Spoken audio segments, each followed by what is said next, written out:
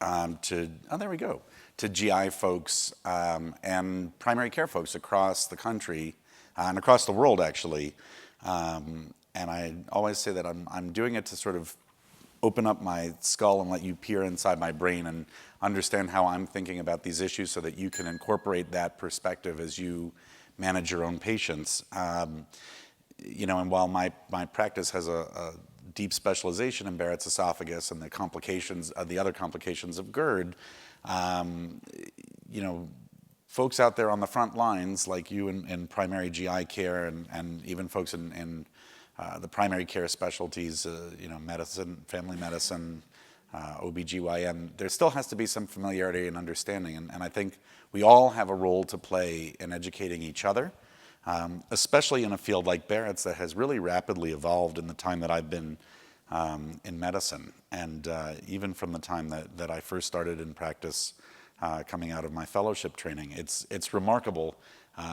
Everything I'm going to show you today actually is new since I was in fellowship, which is now longer and longer, more and more in the distant past, but not that long ago. So it's really remarkable the pace of things. And while this is not a CME talk, my employer makes sure that you know that I do have some consulting relationships. They will not affect the quantity and the quality of this talk. I selected everything and this is the same stuff I give in a grand rounds and gave last week in a grand rounds. So I want you to know that I intend to share with you my perspective on everything, but the fact is that part of being able to be on the front, the cutting edge, is to work with the companies that do it. And I think that's something that in the AFS that we've really valued is that partnership with our industry colleagues. So as a reminder, what is Barrett's esophagus? Barrett's esophagus is essentially the body's strategy to mitigate the damage and the effects of ongoing uncontrolled reflux disease, gastroesophageal reflux disease. It's a replacement of the normal stratified squamous epithelium that lines the tubular esophagus with cells that look like they were plucked right out of the small intestine. And why is that? Well, the fact is the esophagus wants to be empty 99% of the time, and just those cells are just supposed to feel air. And when they feel things more frequently than that time that you're just swallowing the bolus down into the stomach, they get irritated. And in particular, stratified squamous epithelium gets really unhappy. And what do? You get erosive esophagitis, you get ulcerations, you get scarring, you get fibrosis. And ultimately, what you get in about 10% of patients with reflux disease is a conversion of those cells to specialized intestinal or goblet cell metaplasia, because those cells are used to seeing acid and bile and old food and digestive juices and anything else you've put down the gullet, right? They're totally comfortable with that, and so you move it. The problem is, and the real reason that we're all here is because when you put cells in a place in the body that they're not supposed to be, they lose the regulatory milieu. The cell cycle checks and balances are not there the same way, right? And so that metaplastic process is by itself dangerous, and we'll talk about that in a second. Now, the best epidemiologic study we have about Barrett's is from a guy named Renkainen, who randomly scoped 1,000 adults and found that 16 out of the 1,000, 1.6%, have Barrett's. And you know, you go to Whole Foods. You guys have Whole Foods out here, right? Nice and wholesome, right? There's a celiac aisle. That's 1% of the population. There's no Barrett's aisle, but it's even more people, all right? But the problem, and there's no GERD aisle either, and that's about 1/3 of the population, right? But the problem is that we don't know who the vast majority of people with reflux are, or with Barrett's are, and that's highlighted by the circles that we have there, right? The upper circle. He gave a symptom questionnaire to everybody that he endoscoped during the study. Nearly half of the patients who had enough reflux that they had developed Barrett's had no symptoms that they checked on the symptom questionnaire. So this is really a silent disease. It has no symptoms of its own. And we say, oh, well, it's a reflux-related disease. True, that's the pathophysiology. We just went over that. But if half the time, almost half the time, you've got enough reflux going on, you can get Barrett's from it, but you don't have any idea because you don't know that you don't have any symptoms, you don't connect those symptoms to reflux. This is a real problem, and the reason why it's a problem is because in the epidemic of obesity that we have, we're seeing more and more of this Barrett's condition, and the Barrett's is a problem because it's precancerous. Because when you change in that metaplastic environment, you lose that regulatory milieu and the checks and balances of cell division and reproduction, right? You get a condition where you can get uncontrolled cell growth and replication. And what is uncontrolled cell growth and replication? We all learned this in medical school. It's cancer, right? And in this case, it's adenocarcinoma of the esophagus. And the rates out there of progression from non-dysplastic Barrett's to cancer is about 0.3 to 0.5% per year. So if 997 out of 1,000 people in a year aren't going to go to cancer, that's great. But you don't want to be one of those 3, right? I mean, it's a pretty bad downside if you're the unlucky one, or 3 in this case, right? And so we have to think about what can we do to manage this disease better so that none of those 3 to 5 people in 1,000 get to cancer, because once they do, their survival is terrible, 20% at 5 years, probably, and historically less than that. Our chemotherapy's gotten better, our surgical techniques have gotten better, we've got endoscopic eradication therapy that's gotten better, but the fact is that this disease, for the most part, is presenting at a point where we cannot solve it, we cannot fix it. We can palliate it, we can extend, but we can't fix. So we've got to get there earlier in the life cycle if we can. And we know that for most patients, there's a regular progression from non-dysplastic disease through low and high-grade dysplasia into cancer, right? And Dick Samplanner, God rest his soul, he passed away earlier this year, a real forefather in Barrett's. In the ACG Barrett's guideline now, over 20 years ago, he showed us, he reminded us that once dysplasia is present, the horse is out of the barn, the train has left the station, you pick your favorite description, we're in trouble, right? So we know that developing dysplasia is a tremendous marker historically for us of how we decide if this disease is scary enough that we need to do something about it, right? So we know that we've got a precancerous disease. We know that so far, well, the way we've been able to look at it and find it and make a diagnosis of it is to do an endoscopy, take a biopsy, right? Prove that you've got those specialized intestinal metaplasia cells, the goblet cell metaplasia cells present to make the diagnosis. But if we had to scope everybody out there, because this is not really well connected to symptoms, as we showed from the Renkainen study, right? We're going to throw an endoscope down everybody. That's a tremendous amount of resources. It doesn't mean that we couldn't and shouldn't do it. Dr. Katz raised a very eloquent point in the plenary session a couple days ago about it.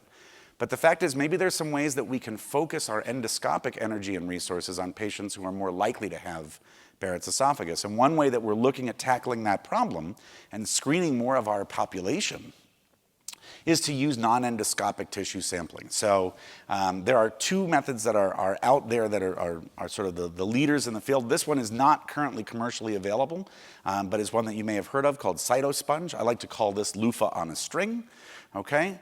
It's basically a coarse a sponge, mesh sponge, that's inside a gelatin capsule, right? You swallow the capsule, it's got a string attached to it, you give it 5 to 10 minutes, the capsule melts away, the loofah opens up, you pull it up through the esophagus and grab some cells, and then you cut it off, you spin down the cells, and you look for something called trefoil factor 3. Ironically, found by my current boss, Dr. Bruce Sands, who is a Crohn's and colitis expert, for those of you who have ever seen him before.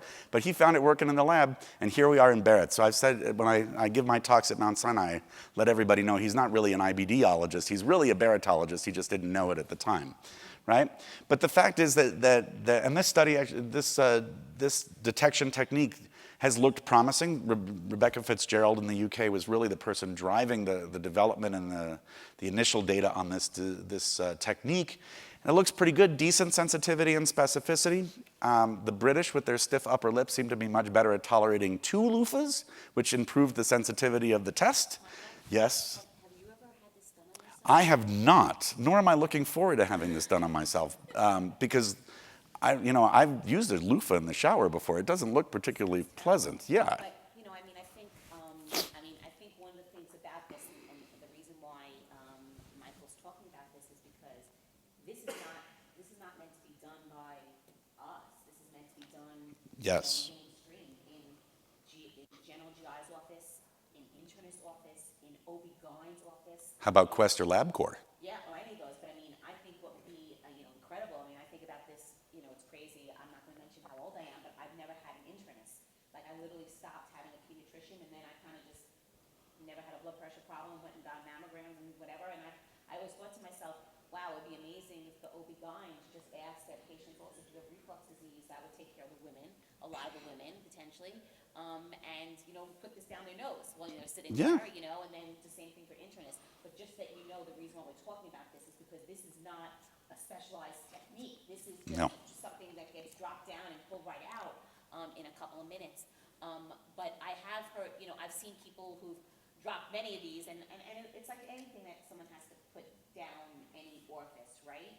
You have to talk to people, keep them calm and stuff like that. There are gonna be some people who can do it, there are gonna be some people who can't. The same way, like, some people are terrible just getting their teeth clean, like, they just can't tolerate getting their teeth clean. Yeah. But I just wanted to, stop for a second, just to give you a sense, the reason why we're talking about this is because this is done mainstream. This could be done by a van that goes into neighborhoods and just does the same thing. Yeah, and I think in the future, again, being able to do a test like this, if we can get reasonable accuracy of the test, and then when the people that we bring into scope are the ones who had a positive test, I mean, it's like if we had a test, we're getting there, but if we had a test that could pretty accurately tell us whether or not there's going to be a polyp in a colonoscopy, and we only had to do screening colonoscopies on the people who we were 90% sure would have a polyp in it, we're going to feel a lot better about filling our day with those cases than the random person who just happened to turn 45. Like, for those of you who've heard of like Cologuard, right? Yep. So, like, Cologuard is the classic thing that's done, obviously, consumer, it gets sent to them in their home, and, just poop into a box and send it to us, and then of those people that have a positive Cologuard, those are the ones who get a screening colonoscopy. This is a little bit more invasive, but obviously it's a similar type of thing. Absolutely, and I'm going to move off of this one now because I feel like I need to go take a shower and loofah off, but also because this is not actually commercially available right now. But this one is, and it is something you could put into your practice or work with your referring primary care doctors for them to do. And it's something called EsoGuard and EsoCheck. And this is a balloon-based device that was developed by Amitabh Chak in Ohio. And is now commercially available. And basically it works in a similar way. It's trying to grab cells from the distal esophagus. But because it's on a balloon-based device where the catheter, the string that you're swallowing is actually a catheter to allow air to go in and out, you can actually blow up the balloon and then collapse the balloon so that the balloon is inflated and the little ribbons along the side of the balloon are collecting the cells at your target site. So you open up the balloon once it's in the stomach, you pull it back through the distal esophagus, and then you deflate the balloon, it invaginates on itself, protecting the cells that you've collected from contamination in the upper esophagus or into the oropharynx and the hypopharynx. And then those cells can be tested for methylation of two markers, methylation on two genes, CCNA1 and vimentin. And in fact, the data shows that we've got about a 90% or even better accuracy with using this. And so this has now got FDA approval and it is commercially available. The EsoGuard part is the balloon, and EsoCheck, do I have that right? Do I flip it? EsoCheck is the balloon and EsoGuard is the testing for the methylation on those two genes. And so you'll hear those names kind of interspersed. And you can see that the balloon, when it's invaginated on itself, is smaller than the size of a vitamin, as Dr. Lister likes to point out. And he is the expert. He has swallowed it. I have not swallowed it. What's it like? Well, I was the first person in Arkansas to have this done, and it was early on a few years ago. And the company really hadn't perfected the delivery technique yet. And, I swallowed. Were you tied down when you did it, or were you like sitting, like? No, I was sitting. Okay. Would that be hog-tied if we're in Arkansas? This is a versionary answer. Tube in the nose was uncomfortable. No, I want to hear the whole, I want to hear the real deal, because the truth is, It's actually mouth, not nose, correct? yes, ma'am. It's Because mouth. one of the things that's sort of interesting is like when you sit in meetings and they say you do this, and I'm like, but really, like, what does it feel like? And then it's not uncommon for the person who's talking about it to never had it done to Yep. themselves. So let's this hear it. one, I swallow handfuls of pills in the morning, vitamins and supplements. And so I swallowed this thing, and I'm sitting here, and unfortunately, there's a video of this that went around the entire company, and I couldn't go into a national meeting without. Check YouTube. Just check YouTube, guys. It's okay. So I was sitting there, and as the balloon got to the gag zone, I'm sitting there, and I'm like, why can I not get this thing down? And then I realized that I had the little catheter firmly grasped between my incisors, and was holding it there. So I opened my mouth, I said, Dan, you're an idiot, swallow, and it went right down. A little discomfort as it pulled back, because it's kind of like a pap smear. You know, it is. Because he's had one of those too. Same nonsense that happened. Okay. It's just like childbirth. It's just like childbirth. You chose it like a PSA test. No, it's like a pap smear. It's amazing. I'm not just telling you that. They stand in front of the room and they talk about things that they really have no idea about. But that's okay. Keep going. I'm loving the story. But Love no, the story. you could feel that it had collected cells. You could have, there was a little bit of scratchiness in my distal esophagus, but after that, it was fine. And I will tell you, we use this in our practice commonly. So as a rural general surgeon, I'm the area gastroenterologist, so I do all the screening colonoscopy. And when the people come into my office for their pre-visit, you know, on the review of systems, if they check reflux, or I ask them, have you ever taken Prilosec or ever taken reflux medicine? If they say yes, I say, well, while you're here, we can check you and see if we need to do an upper scope at the same time we do the colonoscopy. And it takes my nurse practitioner about 2 minutes to do this test in the office. And we get the results back before their colonoscopy. If it's positive, we add an EGD. So Dan, let me ask you this, because I don't have the data up here, but I've seen it just so that you could share it with our colleagues here. Of those patients that have a positive EsoCheck, EsoGuard, that you bring in that scenario, how many of them have Barrett's when you actually do the endoscopy? So the data says about 40%. Yeah, but I know your data is different. My data is different. So unlike the guidelines, I will biopsy a normal Z-line, especially when I have a patient that's had a positive EsoGuard. And over 95% of those patients will have ultra short segment Barrett's. And Stu Speckler published. You didn't know you were getting involved in this, did you, Stu? That while we ignore those people in the guidelines, we maybe shouldn't, because there is a malignant potential in that very short segment of Barrett's. Even though by definition it's not Barrett's, it's a very short segment of goblet cells that aren't supposed to be there. And while the risk of that progressing is low, the number of people that have that worldwide is incredibly high. So there's actually a large cancer risk there. But do you think it's impactful? I mean, so what you're saying is like doing that simple 2-minute test in your office, you believe that you've been able to identify patients that may never been put on for even, they might not have even had an upper endoscopy Yeah, done. they would have never had an upper endoscopy. And I've found people with 10, 12 centimeter segments of Barrett's who said, yeah, I used to take reflux medicine, but I haven't in 10 years. And, you know, that's my big fear as PPIs become over the counter. We have this group of patients that are self-medicating and that we never know that they're taking medicines. And when their symptoms go away because they develop Barrett's, they think they're better.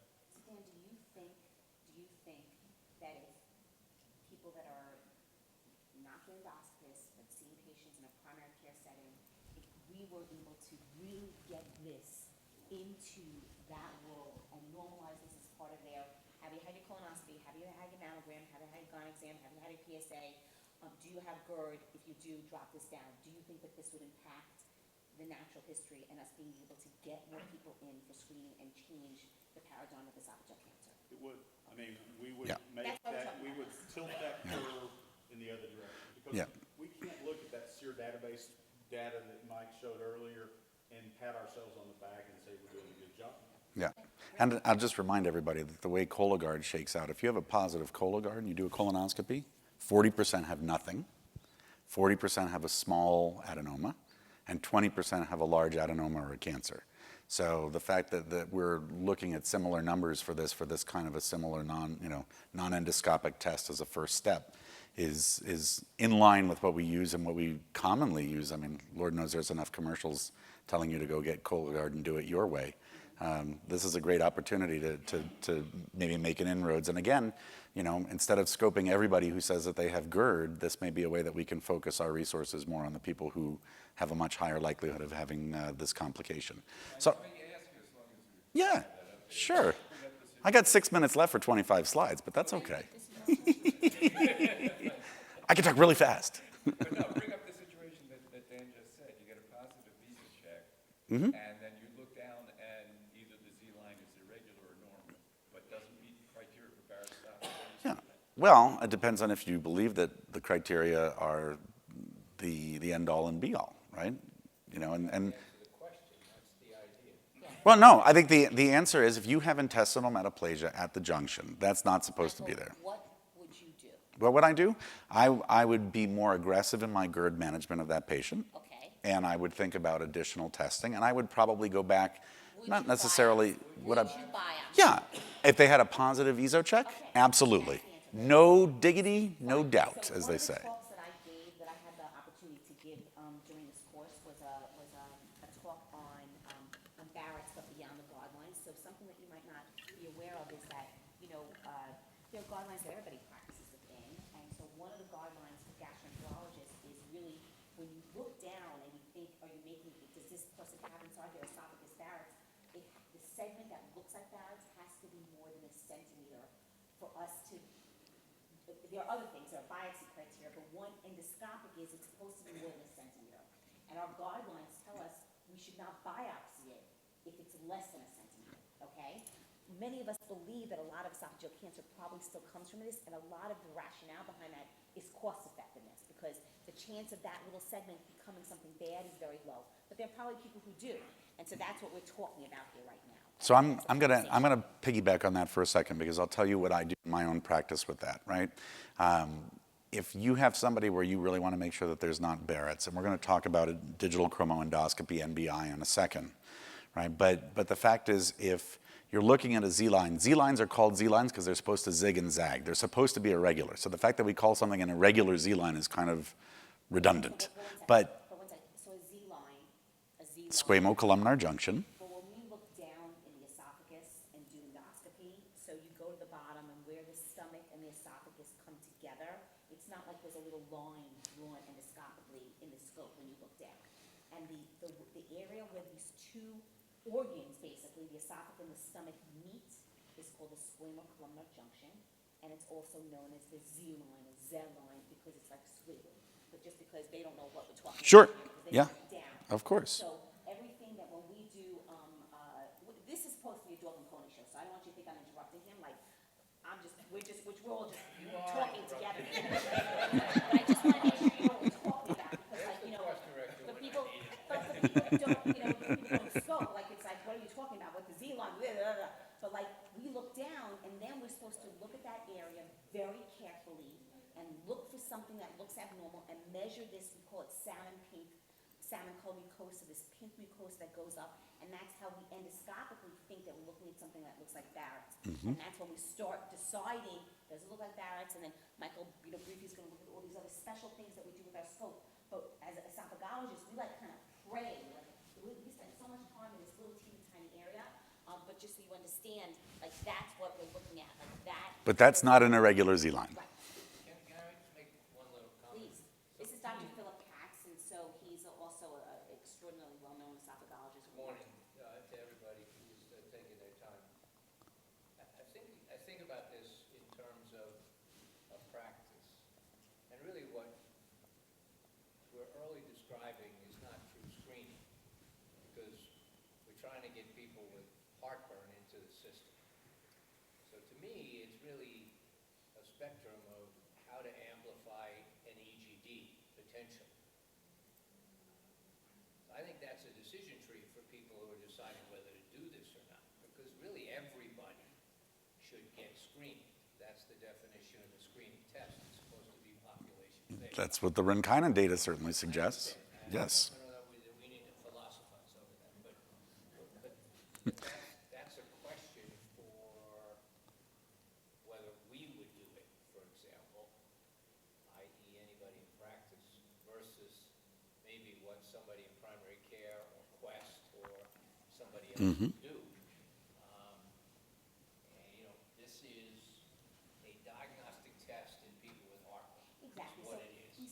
Dr. Cat, what Phil was talking about is that we use the word screening, even though we all know screening is supposed to be an asymptomatic population, right? So when we talk about we're using the term a little bit incorrectly.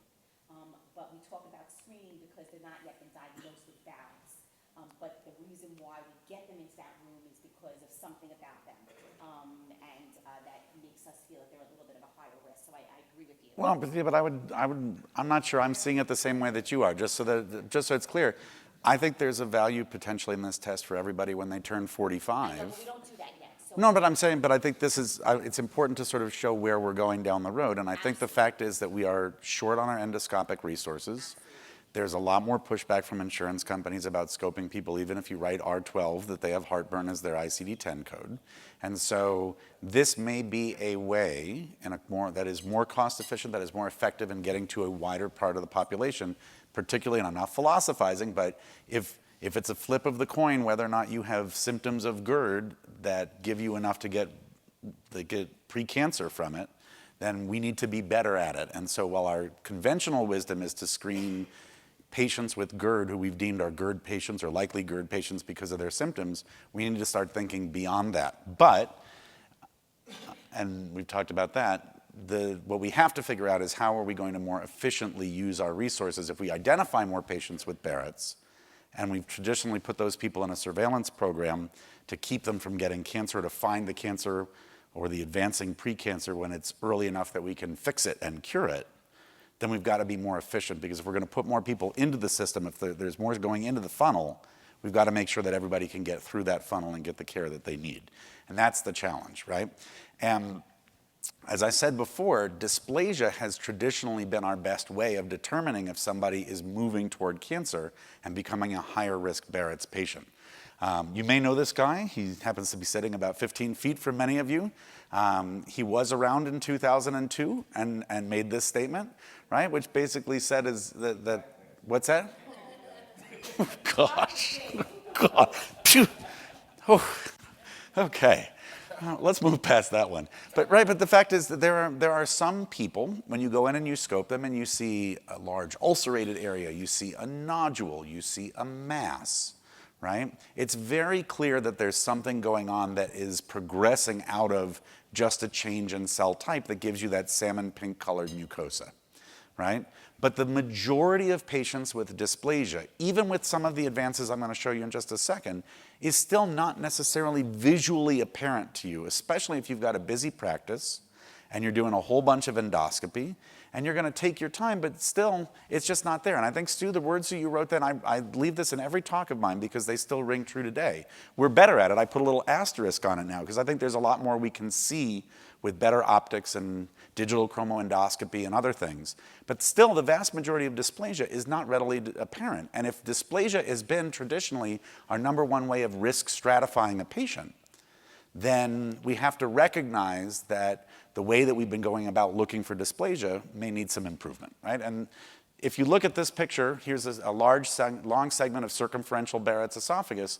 Look where the X's are, right? Those are 4-quadrant biopsies every 1 to 2 centimeters. That's the Seattle protocol. That's what it's in all of our guidelines as the best way to sample. It was not made to be the gold standard for sampling in Barrett's, but it became that because the data showed it found more stuff than just randomly taking a piece here or there, right? But I ask you this, if all of that's precancerous tissue, and I said that was your esophagus, and the only pieces I was going to look for to see if it was moving toward cancer are the spots under the X's. And all the stuff that's not under an X, I'm never going to look at.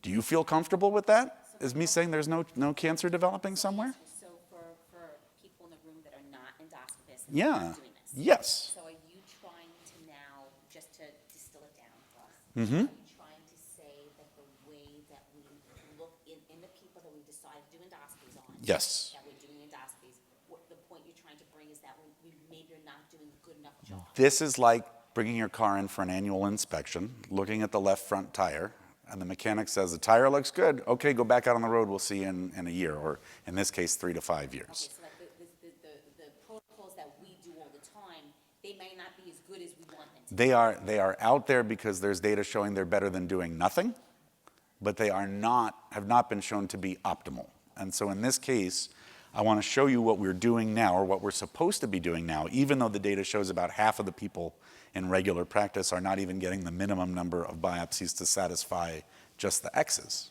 right? But the fact is that even if we do that, we leave 94 to 96% of the precancerous cells unchecked.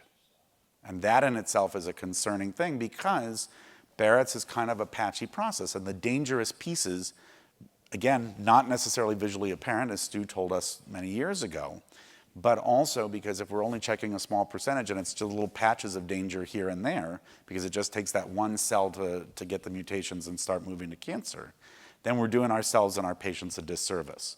So how can we work around that? Well, there are a couple ways that we all can do that for those of you who do endoscopy. One is to take more time.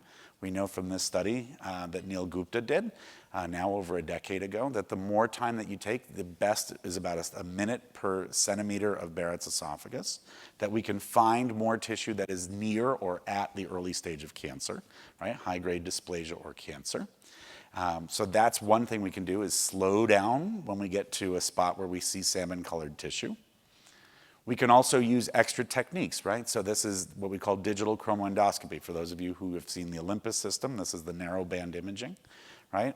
Fujinon and Pentax have their own versions of this in their scopes. It's using special wavelengths of light to bring out with better clarity and focus the vascular pattern and the topography, the surface topography of the Barrett's areas. And we know that that will help your eye to focus in on abnormalities where you should target for a biopsy. And that's one of the big takeaway points here, is if you see something that looks different than the tissue around it, take a separate biopsy of it, write down the position, how far from the incisor teeth, at what point on the clock face you took that biopsy, put it in a separate jar so that we can go back to that area and look at it more if you find something that's more dangerous, right, in terms of the pathology result. So adding the time, adding the special wavelengths of light, which you just click that button on your endoscope and you can do that very quickly, right? We know this is a nice study from Herb Wolfson and Mayo Clinic in Florida, that you're able to find more disease, but also if you use it and everything looks the same and normal, you don't miss the more advanced disease, right? But still, right, half of the annual progressors to high-grade dysplasia or cancer were initially thought to be were found to be non-dysplastic on their biopsies. So that's the vast majority of patients. We don't find any concerning findings. We just see the change in the cell type. But half of the patients who are moving towards cancer are coming from that bucket that we've said is, don't worry about this so much. It's precancerous, but you're probably fine, right?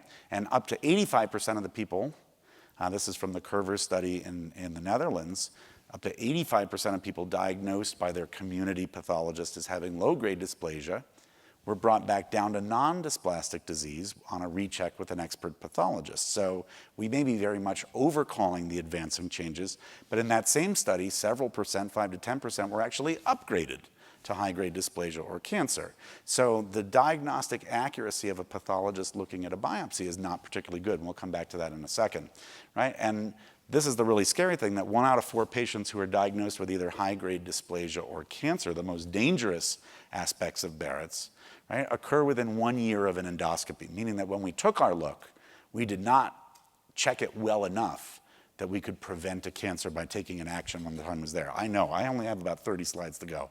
I see you.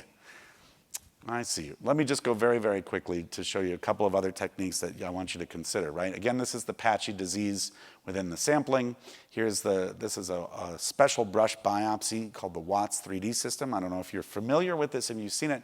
2 very important components to this. You can see a stiff bristled brush, so unlike a cytology brush, this is one that actually grabs microbiopsies down to the level of the lamina propria and then uses an AI neural network to actually evaluate those cells to create 3-dimensional reconstructions of the disease. And I'll just show you the video real quick, the cartoon of how this works, right? What you're doing, if you look at this, compared to where those X's were, you see how the brush is going to collect a lot more tissue across a much higher percentage of the surface area. And then when those cells are collected, they're plated on a slide, and this special computer attached to the microscope is building these 3-dimensional reconstructions, because the architecture of the Barrett's glands can tell us whether or not the disease is moving forward toward cancer, if that dysplasia is occurring. And so you're getting these three-dimensional reconstructions as well as some immunohistochemical staining and traditional H&E staining for the pathologist to put together to make a determination as to what's going on.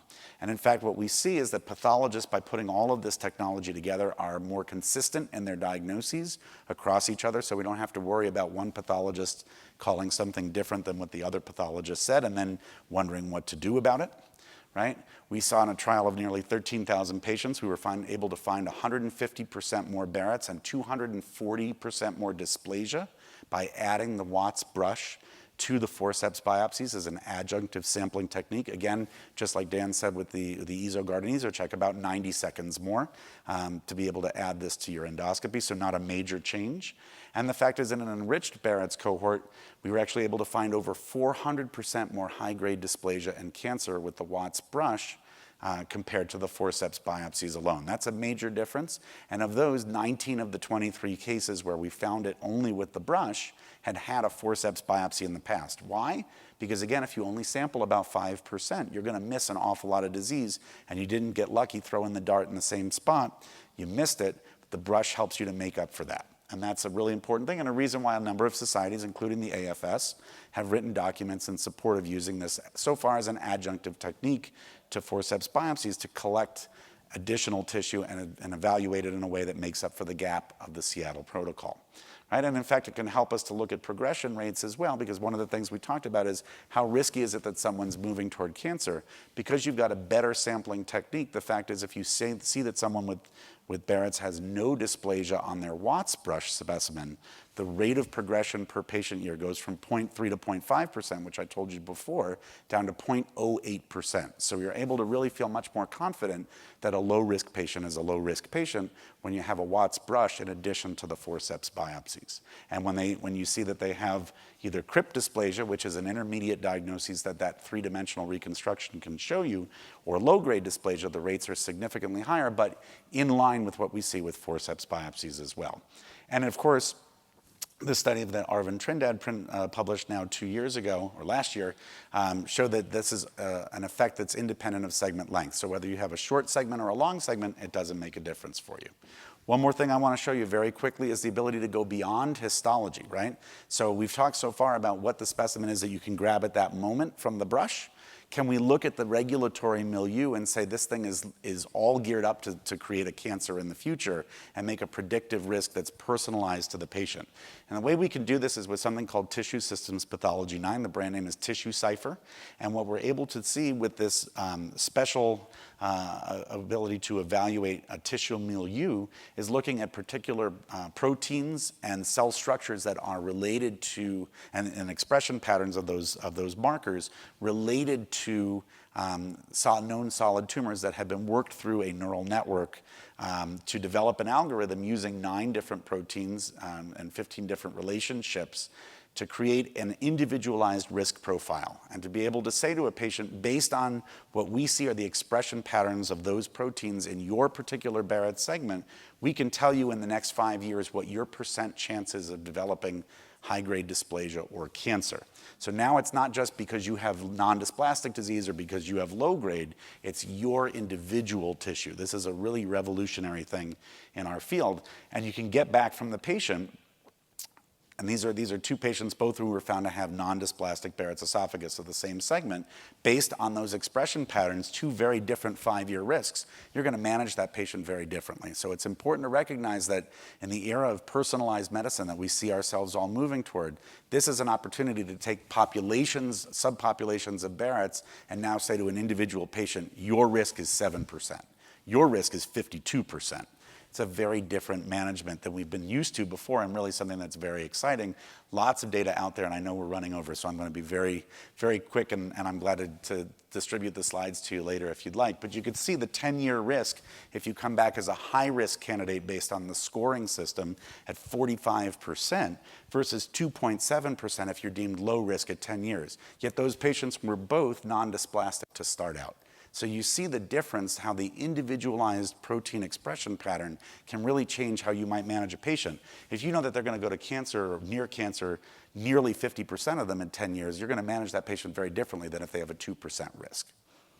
All right, and here's a very nice description of that, looking at standard histology and what our progression rates are versus the high and the low risk tissue cipher scores. And you can see how it separates out the population and individual cases much better for you than if you do it just based on histology alone. So it works in non-dysplastics, it works in women, it works in short segments of disease areas where we typically have had problems. And it's very consistent in that it gives you something that's independent of histology and consistent from one patient to another, which is different than see when you have a pathologist who might have missed a little spot on a slide, and now you're making potentially life and death decisions based on that. So there is another assay that's out there that's similar, but at a much earlier stage of development. And so stay tuned. I'm sure there will be more that will come down the road in the same area. But let me wrap it up very quickly. We're seeing more and more Barrett's. It's coming in younger and younger people. Which is very concerning. We know that endoscopically our resources are strained to be able to put a scope down everyone, which is our traditional way of making the diagnosis. So if we can use a non-endoscopic screening method to identify higher risk patients, that would be great. And then once we identified who they are, we've got to be more and effective in how we risk stratify them so we can spend our endoscopic time and our resources on the patients who are at risk of progression, and let those who are lower risk potentially wait longer and not have to come back quite as often for endoscopy and potentially intervention that they don't need. So it's a very exciting time, and I hope that you'll continue to come and learn from us and learn more about the disease as we go forward. And I will finish right there and say just thank you guys very much for having me. Really excited to be part of the course. Okay, thank you, Dr. Smith. We'll probably do Dr. Smuggler's talk Yep, next, and then absolutely. thank you, sir. Mm-hmm. So I have the pleasure of introducing.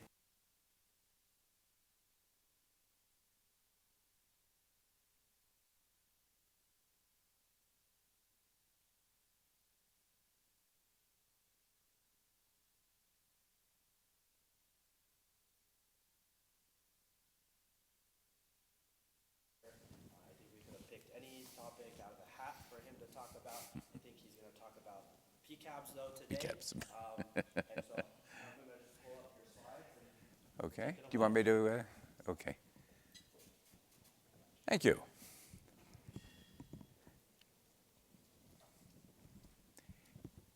Talk amongst yourselves. He realized he doesn't even need slides. He can do it on finger puppets. There we go. Okay. Okay, so what are we talking about? We're talking about control of acid. Okay, so let's focus on that. Where is acid made? It's made in the stomach by the parietal cell. So the principal stimulants of the parietal cell are gastrin, histamine, and acetylcholine. Now, under resting conditions, hydrogen potassium ATPase, which is the proton pump of the parietal cell, is stored in these tubulovesicles. When it's in this resting state, that hydrogen potassium ATPase has no access to the lumen. The hormone gastrin gets carried in the blood, and it can bind its CCK2 receptor on the parietal cell to increase calcium within the cell. That gastrin also can bind the CCK2 receptor on nearby enterochromaffin-like cells. They make histamine, release the histamine that activates the H2 receptor to activate adenylate cyclase to convert ATP into cyclic AMP. Okay? And finally, you have your nearby neurons that can secrete acetylcholine to bind that M3 receptor to also increase intracellular calcium. So that's the way these three stimulants work. That increase in calcium and cyclic AMP causes those tubulovesicles to fuse with the canalicular membrane. And now that gives the protein, that hydrogen potassium ATPase, access to the lumen, to the canalicular lumen. All right. Now, hydrogen ion within the cell, remember from chemistry, hydrogen ions are protons, right? It's just a raw proton. It can exchange with potassium within the cell. That's what the proton pump does. It exchanges for potassium in the lumen, exchanges its hydrogen.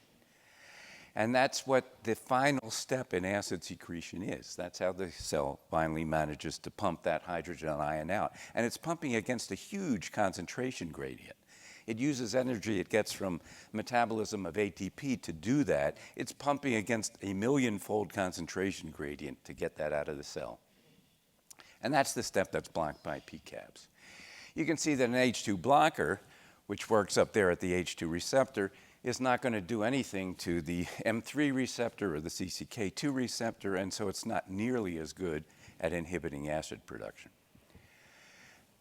So a little bit about the PPIs and their pharmacokinetics. It's a little bit, I think, ironic that these things that are so good at stopping the stomach from making acid can be degraded by acid, okay? So they're very acid labile. And because of that, you have to protect them from being degraded by the acid in the stomach. So they're all formulated with an acid-resistant enteric coat, but that coat delays their release and the absorption and onset of action. They're also all prodrugs. They have to be activated by acid made in the parietal cell. They're not ready to bind with that hydrogen potassium ATPase. They have to be activated. So, for example, omeprazole within the parietal cell canaliculus, okay, it needs the acid that's made in the canaliculus. It's converted into a sulfenamide, and the sulfur group in that sulfenamide can bind with the sulfur group in the hydrogen potassium ATPase, form a covalent bond. And once it does that, that totally inactivates. That proton pump is dead now. It's covalently bound to that proton pump. It can't do anything else. So that PPI is membrane permeable, okay, until it's protonated, so it crosses the membrane, and then it crosses the other membrane into the canaliculus. And now, if that cell is making acid, now you activate that PPI, okay? And that PPI then can covalently bind to the hydrogen potassium ATPase, and now those hydrogen potassium ATPases are dead. So inactive pumps, remember, they're stored within tubular vesicles. They have no access to that gastric lumen. But the PPI is activated by acid in the canaliculi. They're accessible only to activated proton pumps, because only the activated pumps are accessible, right? So proton pumps are activated primarily by meals. So again, only actively secreting proton pumps are affected by the PPIs. When we're fasting, only about 5% of our proton pumps are actively secreting acid. But when we eat with meals, 60 to 70%. So we tell our patients, take your PPIs 36 to 60 minutes before a meal so that PPI is in the blood and ready to get into the parietal cell when these pumps are active. Now, the PPIs have a short half-life. For omeprazole, it's around 90 minutes. Stomach's constantly making more pumps. So it takes some 3 to 5 days to reach steady state inhibition.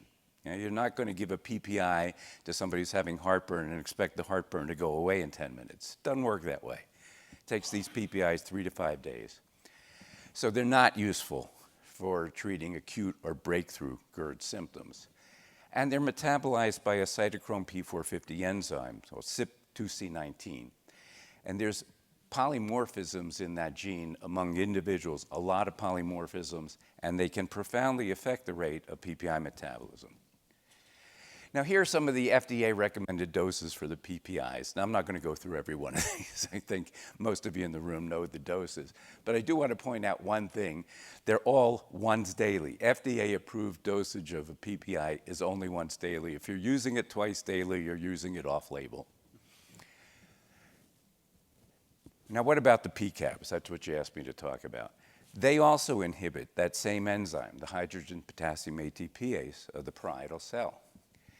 Now, they've been available for use in some Asian countries for some time now.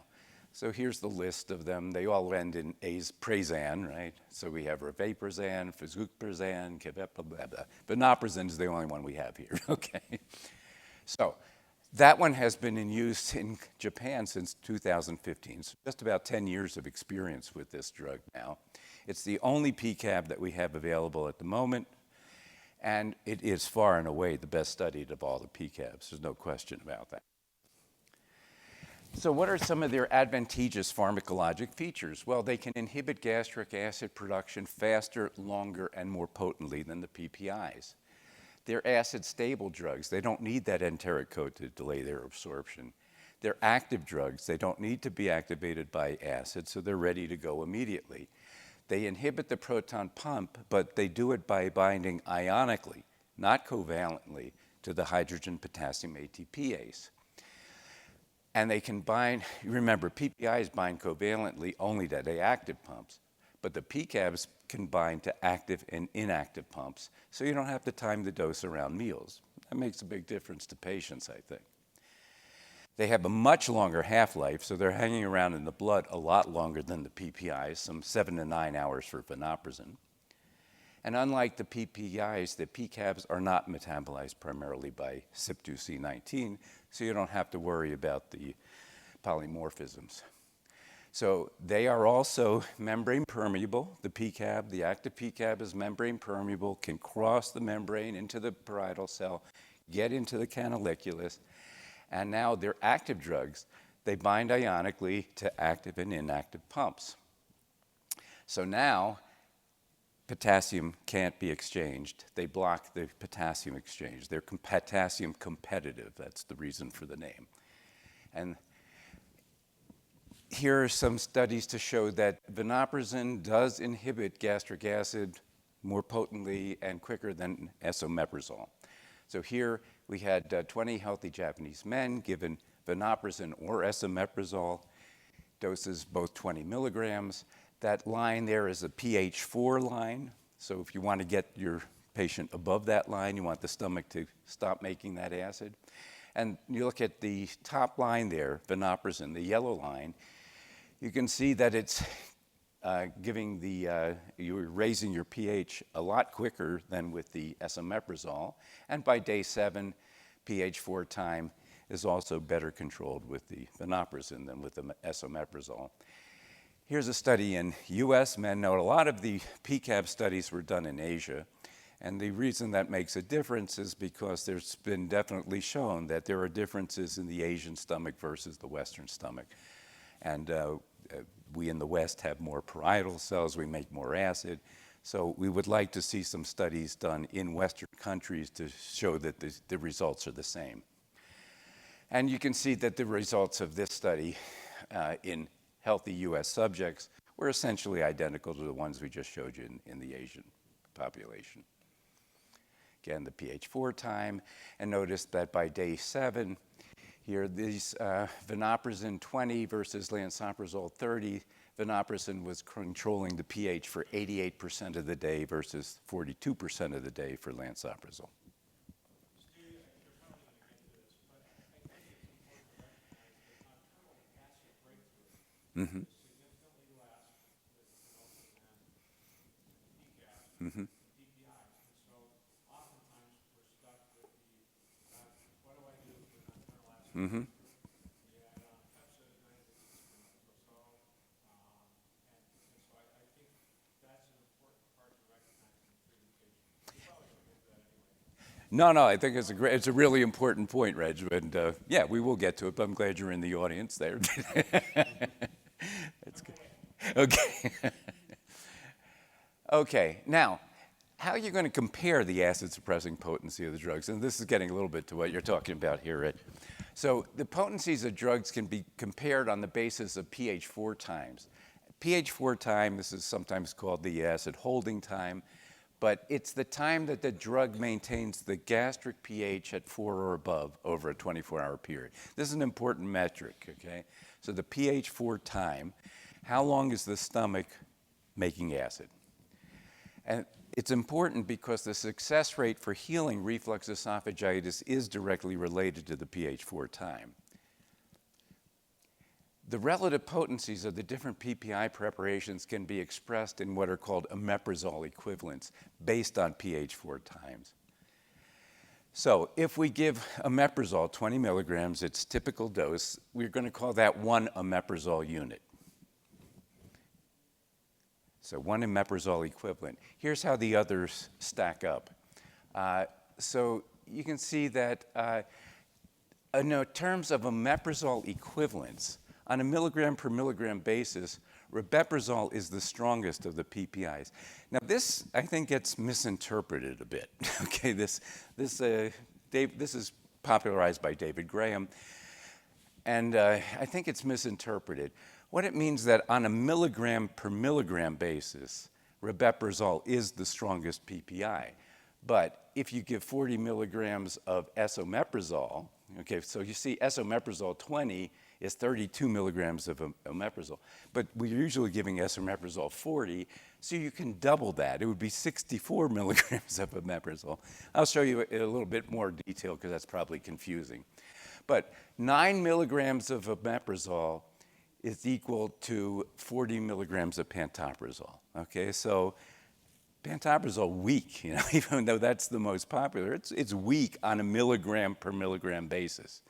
Now, for clinical purposes in healing esophagitis, in general, it doesn't make that much difference.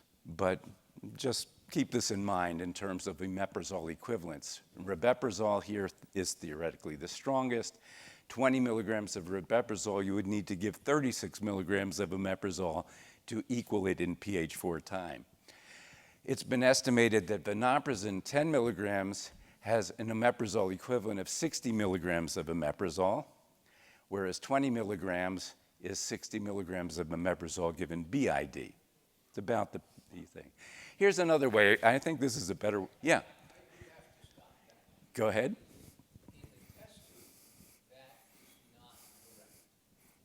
So 60 milligrams of omeprazole twice a day will be no better than 40 twice a day, which may not be better than 20 twice a day. Yeah.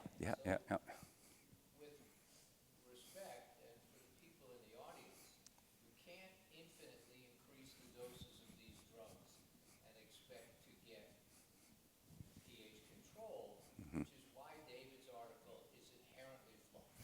I agree with that entirely, and that's why I think this is a better way to look at it. That's why I'm putting this up here, because you're absolutely right. This is what's written, this is in print, okay, but I agree.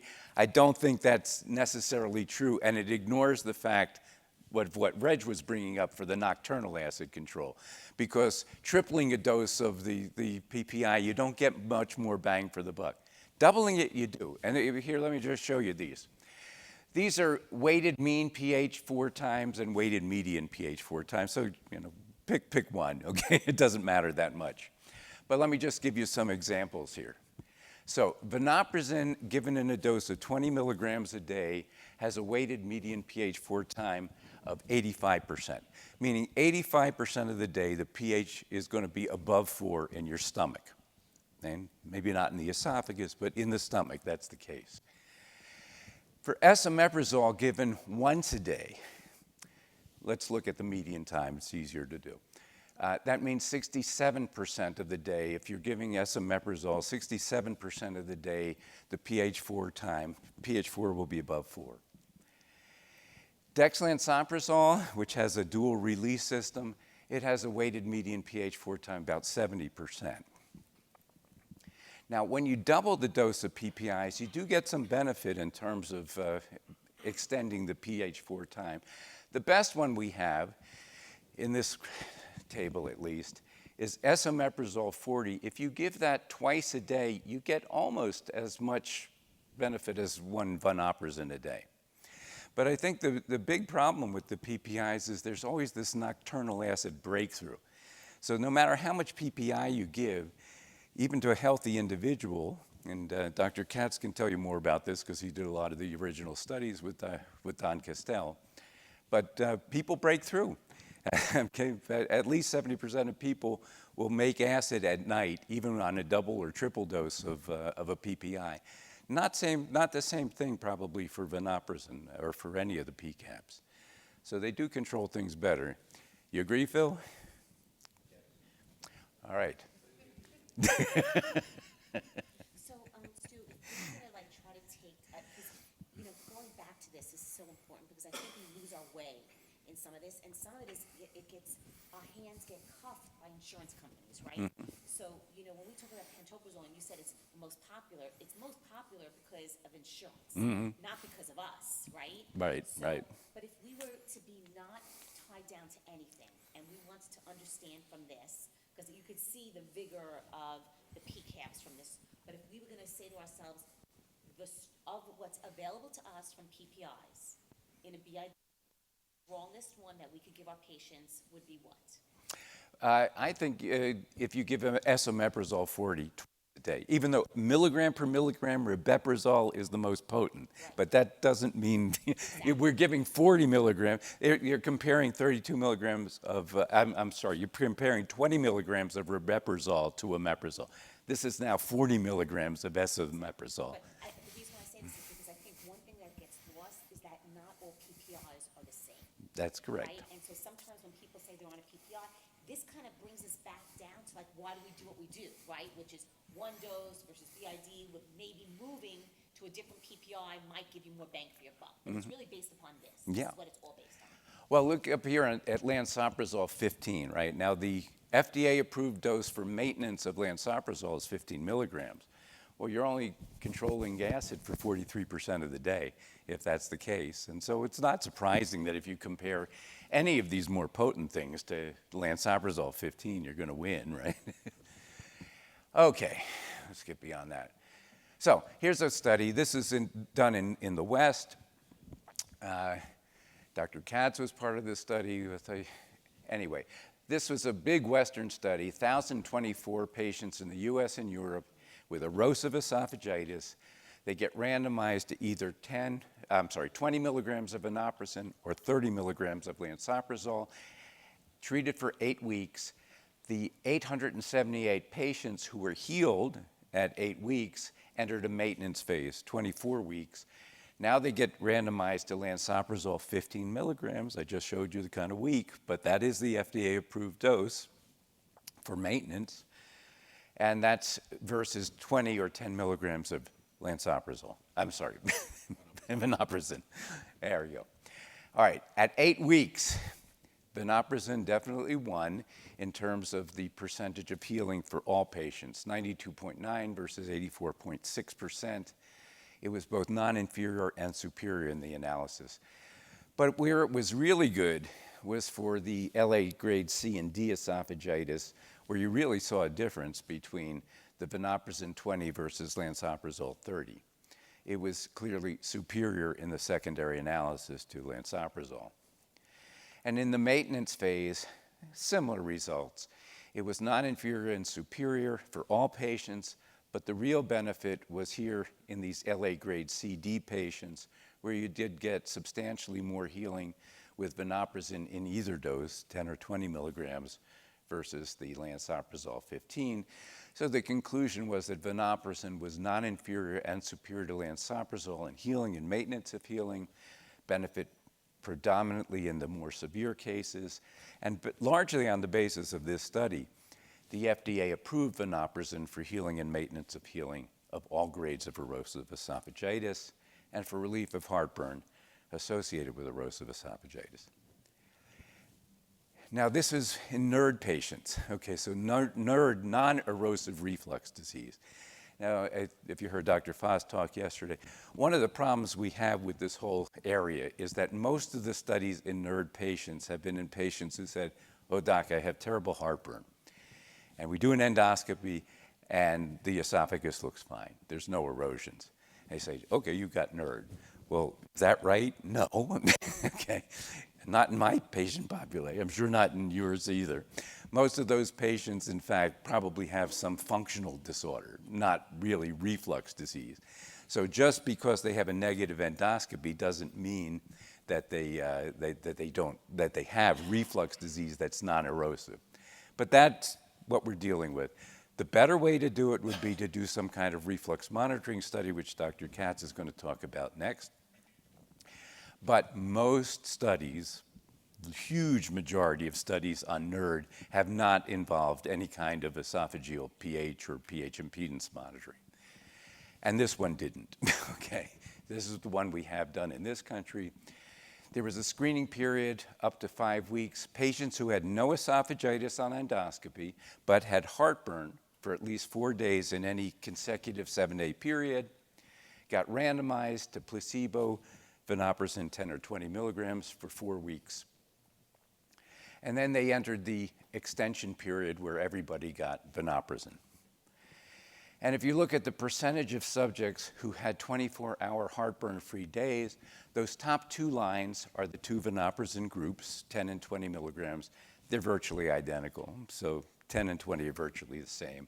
That bottom black line is placebo, and you can see that vonoprazan 10 milligrams versus placebo, about 45% of patients had heartburn-free days on vonoprazan, 28% with placebo, significant difference, and that benefit persisted during that 20-week extension period. Now remember, the placebo patients in the placebo-controlled period got randomized into vonoprazan during the extension period, and very shortly after they did, they joined the vonoprazan groups. So vonoprazan reduced heartburn symptoms in the NERD patients. Benefit appeared as early as day 1, and it persisted during the 20-week extension. And largely on the basis of this study, the FDA just approved vonoprazan for relief of heartburn associated with NERD. And finally, because the PCABs work so quickly, unlike the PPIs, the PCABs inhibit acid production very quickly, they can be used for on-demand. This study had the same screening period that we just talked about. Patients had no esophagitis on endoscopy. They had a run-in period where they all got vonoprazan. And then patients who were compliant with the dosage and had no heartburn, so the vonoprazan got rid of their heartburn, then get randomized to on-demand. So on-demand, they either got vonoprazan in doses of 10, 20, or 40 milligrams, or placebo. And again, only on-demand for heartburn. And here are the results. So the x-axis, time after study drug consumption, you can see half hour, 1 hour, up to 3 hours. And then the y-axis is percent of heartburn episodes relieved. The primary endpoint's there at 3 hours, and you can see the difference between vonoprazan 10, 20, and 40, all significantly better than placebo for relieving heartburn within an hour. But vonoprazan also provided complete relief of heartburn significantly more often than placebo, as early as 1 hour after administration. So it could be used for on-demand treatment. Now, I think the obvious argument here is, well, you need it on demand, why don't you just take an antacid? And okay, I can't argue that point. However, if you want to take a pill instead, this does work very well. Okay, so here we have 2 highly effective classes of drugs. The PPIs have been our mainstay of treatment for 30 years. Vonoprazan's available for less than 1. PPIs are available over the counter, PCABs aren't. At least at the moment, PPIs are less expensive than a PCAB. And so for all these reasons, PPIs, I think, are likely to remain the first-line medication for most GERD patients for some time to come. But the AFS has recently convened a panel of experts to come up with a white paper statement on when should we use these drugs, and many of the people in this room are part of that. But these are some hot off the presses indications from the voting from the expert panel. The expert panel agreed that both vonoprazan and PPIs are effective for healing and maintenance of healing of all grades of erosive esophagitis. For the healing and maintenance of healing of erosive esophagitis, since they're both, we have excellent studies documenting efficacy for both, how do you choose? The choice between vonoprazan or a PPI should be based on considerations of known allergies to or adverse events with individual agents, the severity of the erosive esophagitis you're dealing with, have to consider cost and patient preferences. But for the healing and maintenance of healing of Los Angeles grade C or D esophagitis, vonoprazan may be superior to a PPI given in conventional once-daily dosage. Personally, I think vonoprazan is the drug of choice if you have a C or D esophagitis. I really do think that. Now, for patients with proven GERD whose symptoms or erosive esophagitis persist despite PPI treatment, a trial of vonoprazan may be considered. There are studies available on this point. None of them are randomized controlled trials, but the panel felt that this was a reasonable indication. Now, the special situations for which we don't have studies, here vonoprazan might be considered for situations in which acid suppression needed is greater than that achieved by PPIs, even in twice-daily dosage. And now this is going to get to Reg's point earlier on. Patients undergoing endoscopic eradication therapy for Barrett's esophagus whose intestinal metaplasia persists despite PPI treatment. As Dr. Katz pointed out, no matter how much PPI you give, you're not going to get your pH in the stomach up above 80%, really with just about anything, okay? So the best you're going to do with the PPI is to get it up around 80, maybe 85%.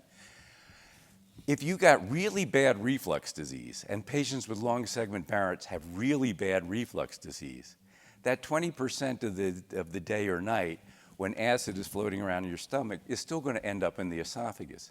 So you still may not normalize acid reflux in your bad Barrett's patients, right? So here's where I think vonoprazan really has a chance to make a difference. No studies on this yet, but I think it would do better than a PPI in this particular instance. Patients with severe esophagitis due to scleroderma or achalasia treated by myotomy, that's Heller or Poem, when we treat achalasia, essentially we turn achalasia into scleroderma, right? You take an esophagus that has a tight sphincter, now we loosen up the sphincter with a myotomy, and they have no peristalsis, same as a scleroderma patient. So we make scleroderma out of achalasia. And sometimes that can be very difficult to treat. Most time it's not, by the way. I think that gets a little overemphasized as to how bad this is. But occasionally it's really terrible. So that's another indication. And then these patients with interstitial lung disease and a lung transplant, where if they're aspirating acid, you can really do some bad damage to the lungs. So maybe another situation. Some practical, I'm going to end with the practical prescribing information. One thing I hear from a lot of people is that, oh, gee, my pharmacy doesn't carry vonoprazan. How do I get it? Well, it's really not true that your pharmacy doesn't carry it. Your pharmacy may not have it on the shelf, but it's available to any pharmacy in the United States. The reason your pharmacy might not like having it on the shelf is, I didn't know this, but I learned this from talking to some of the senior drug company representatives. Pharmacies don't like to dispense branded drugs. They actually lose money often on dispensing branded drugs. So they don't like to carry it. So they may not be anxious to have it on their shelves, but they can get it. BlinkRx is an online pharmacy. I have no financial or any other interest in BlinkRx, but I can tell you that they are available.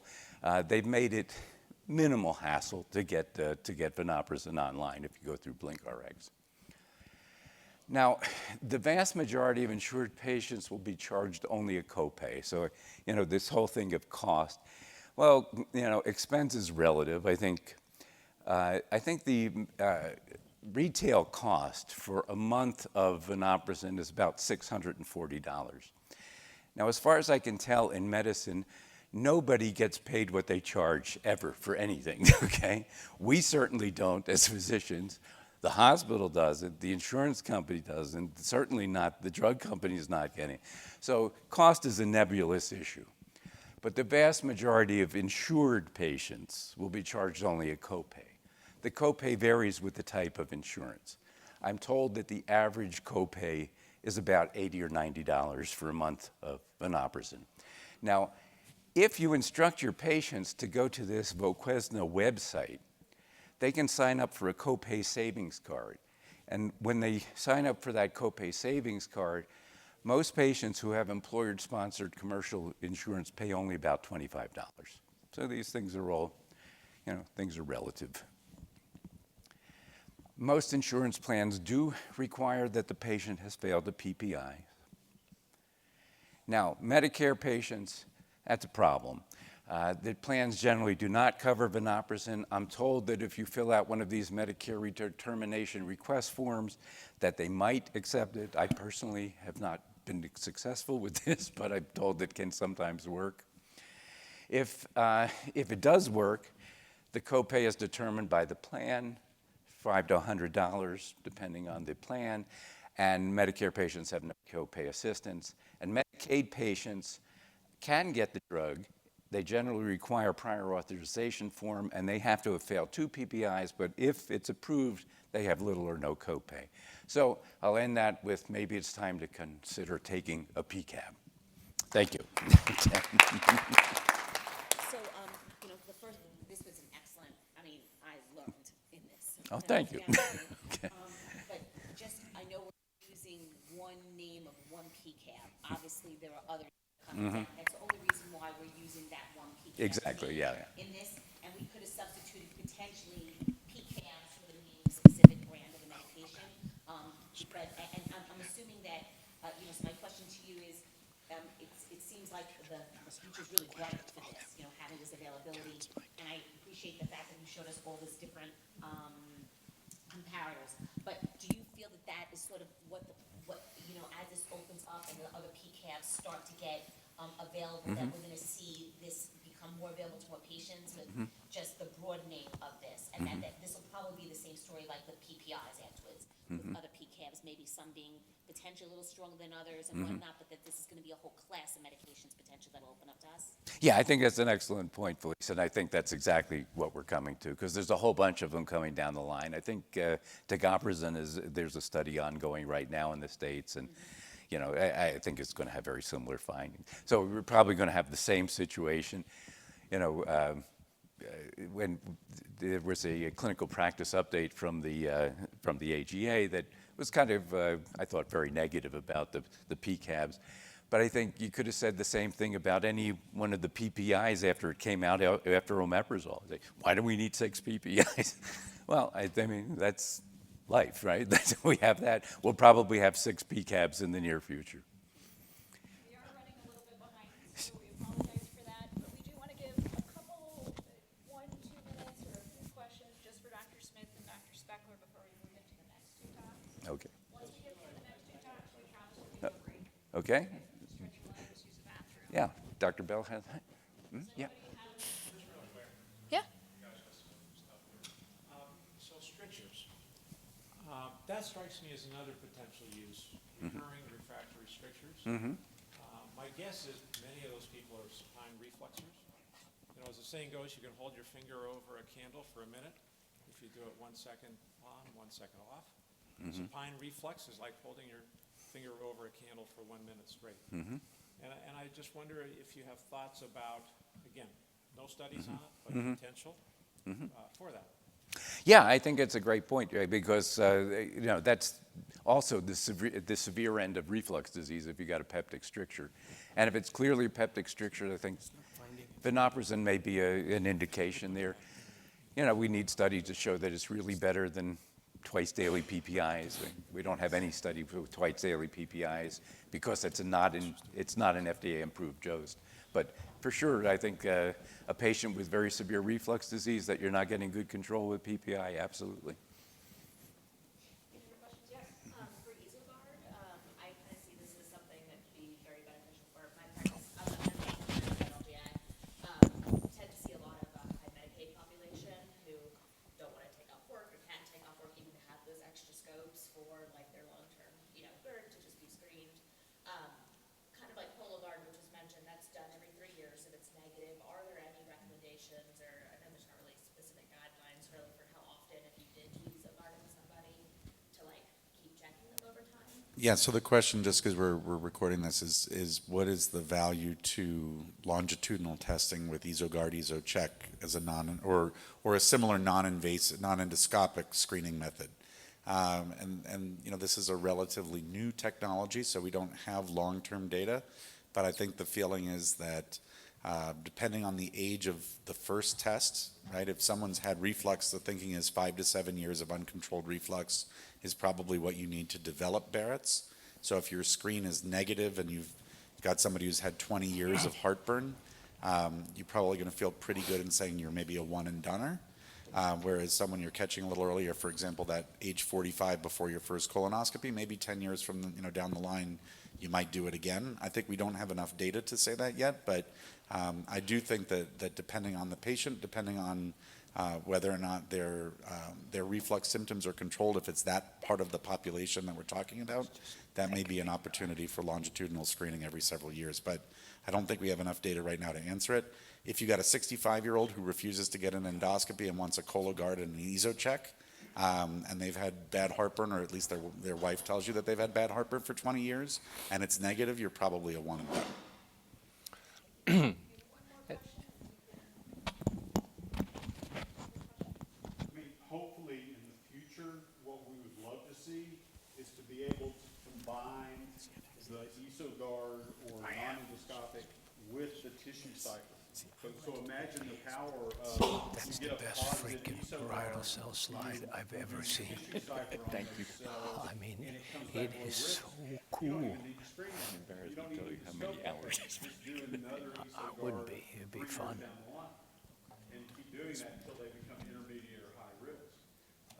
We're not there yet, but I think that's something that we would love to see in the future, because then you are only scoping the people who really need to be scoped. Are insurance companies covering that? Are you getting by with an asymptomatic patient with a positive ESO check? Yeah, because it's kind of like a Cologuard. If it comes back positive, then you have a reason to do an EGD. Right now, some insurance companies are covering EsoGuard and some are not. And the company, basically, if the insurance is not paying for it, they're not going after the patient. So the patient, at this point in time, because they know that they're out of network with so many insurance companies, they're not going after to collect from the patient. So at this point, it's no cost to the patient. And if there was an issue like afterwards, just that for the endoscopy, usually it's like a peer-to-peer review afterwards to discuss it, and then there's like not an issue. But I think these are all, so I really appreciate The converse, however, is after the company stops paying for it, it'll be a problem because it'll be viewed as experimental, because screening for Barrett's is not an approved guideline recommendation, except in certain cohorts. So it will be a problem and needs to be fixed up front, actually. Everybody has heartburn at least once a month. That's a different issue. That's a different issue, and that's a whole different kettle of fish. Well, so Yeah.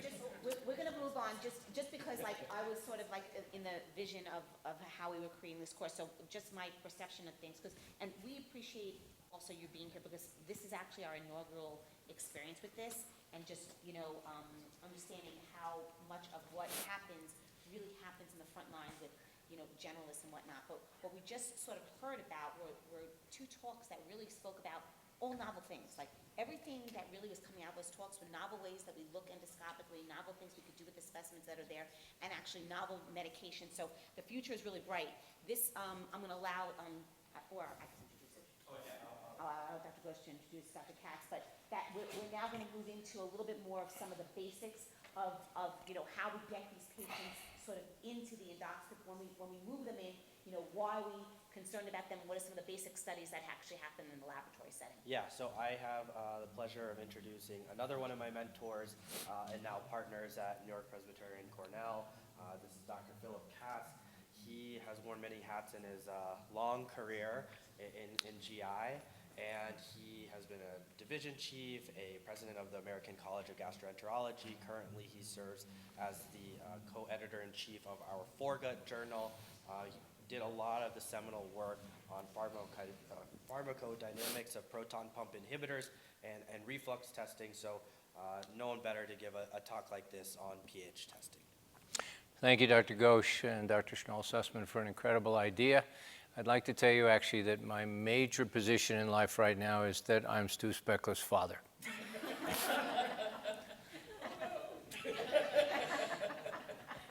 So that 202 stuff goes back to 1985. It's a long journey.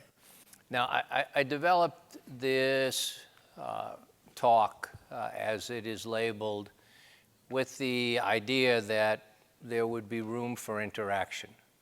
It's kind of why I brought my chair, not because I can't stand up for an hour but because it's sometimes more comfortable and more intimate. So if I sit down, it's for that purpose. Because this is being recorded, I'll be a little bit formal. I'll also say that there's not a lot of data in this talk. It is a little bit more of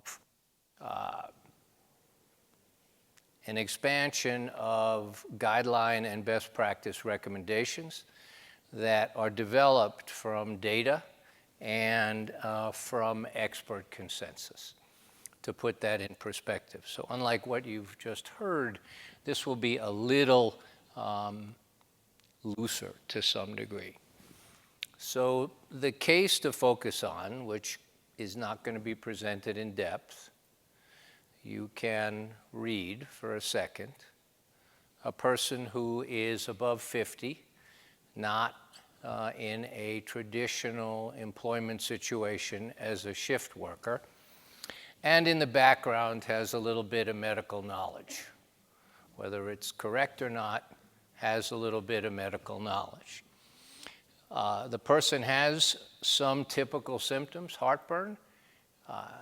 It's not perfect in that it's not always postprandial, and that there's some chest pain, a little bit overweight, maybe a more common BMI today, but nevertheless technically overweight, and has been basically self-treating through a prescription, but in a perfect situation is not taking it the way Dr. Speckler outlined would be optimal, and has never had an EGD. And just to make it a little bit interesting, which is true, the patient has some dysphagia once a month. Now, this person came to the office saying that I want to improve my GERD. Now, the main point of that is that that one's relatively easy, but this person doesn't know they have GERD. They think they have GERD, and someone may have told them they have GERD, but they don't have GERD by any definition. So this is a Hill 2, Hill 3, AFS grade 2, but the retroflex view is not a tight valve. And this is a forward view of the endoscopy. There is a single erosion pointed out in blue, and maybe one at the bottom. Don't nitpick the slide, but I called this a grade A, okay? I didn't argue whether the top of the gastric folds were at those bumps, because I realized when I put this up, there are going to be some experts in the room and would torture me. But I called this grade A esophagitis with no truly measurable axial hiatal hernia. You could have called it a 0.5 centimeter, maybe 1, and a Hill valve or an AFS grade that was not normal. So in the world that we live in, this may be GERD, but it is not definitive or actionable based on most of the consensus. So the guideline definition in the latest ACG guidelines, which 3 of us in this room wrote, and after being beat up by the multiple reviewers who are nameless, actually they have names, we just don't know who they were, although we did do some guessing, basically use this definition of GERD, which much to my chagrin has not been widely adopted, but I think is a clean discussion of what reflux is.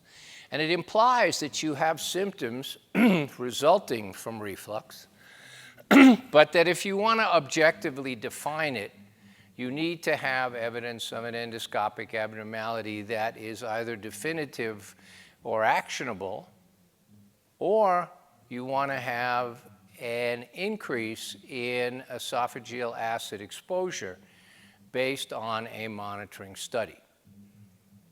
Now, the bias is that grade A esophagitis can be seen in enough normal people and/or does not have sufficient abnormal pH results not to be considered definitive, Dr. Katz, which is why I put up an A so that we can move through the talk. Yes, I just want to and I'm not rushing you. pretend that we don't hear the music or whatever, but we would appreciate if you were like beatbox for us to that music. We have them like, GERD.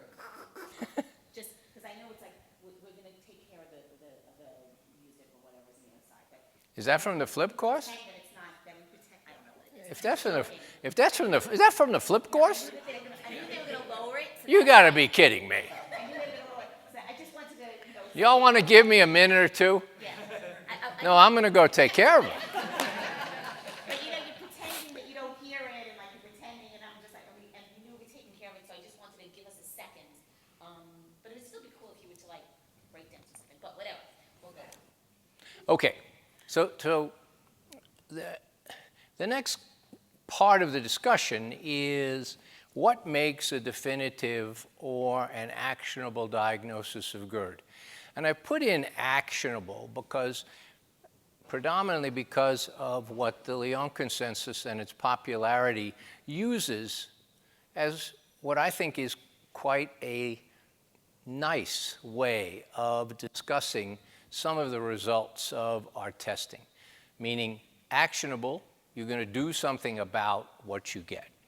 So symptoms are variably sensitive and specific for either abnormal endoscopic findings or an abnormal reflux monitoring test, which I'll get to in a moment.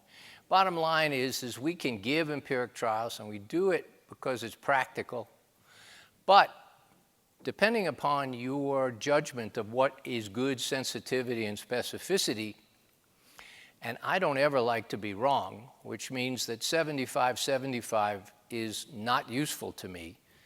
That's what symptoms are. So they're fine, but they're not specific or sensitive. That's why empiric trials are sufficient, but you don't get a definitive diagnosis. And it does limit your ability to comfortably manage people long term.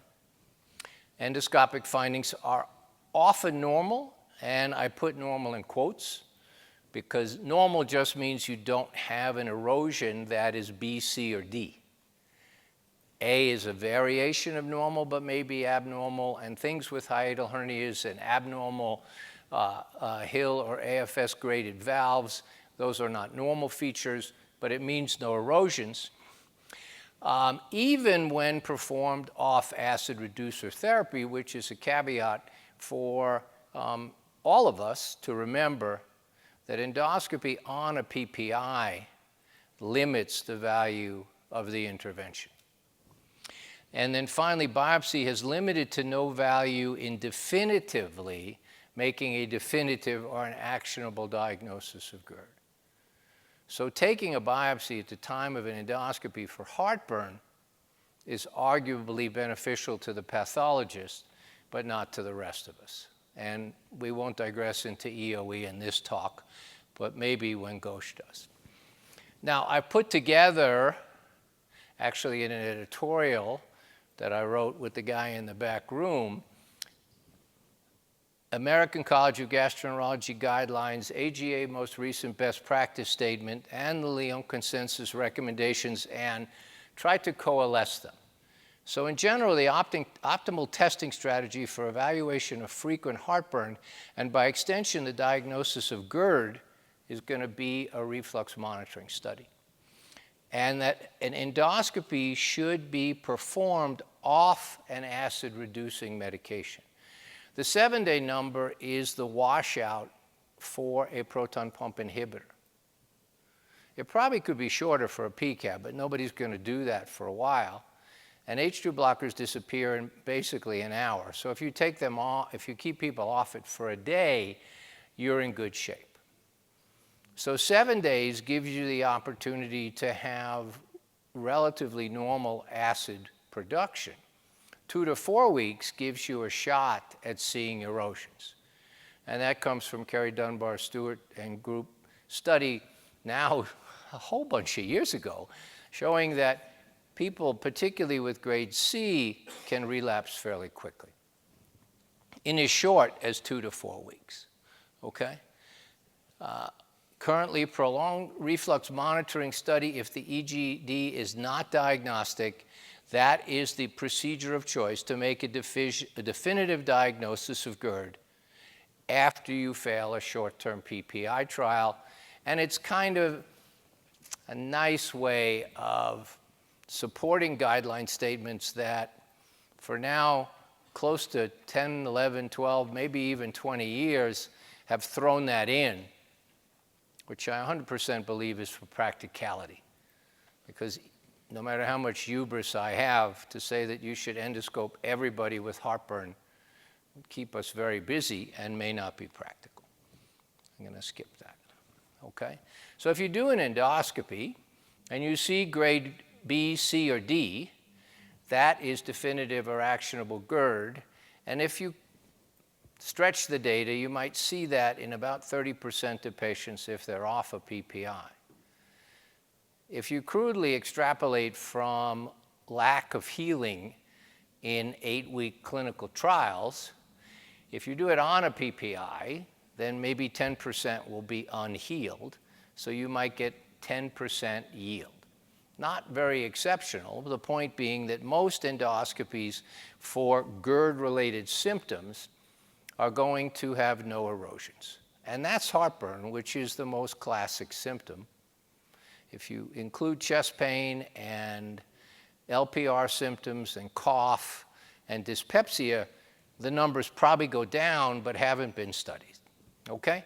So combine EGD with those of a 96-hour telemetry capsule study, and you can make a diagnosis or eliminate GERD from the diagnosis.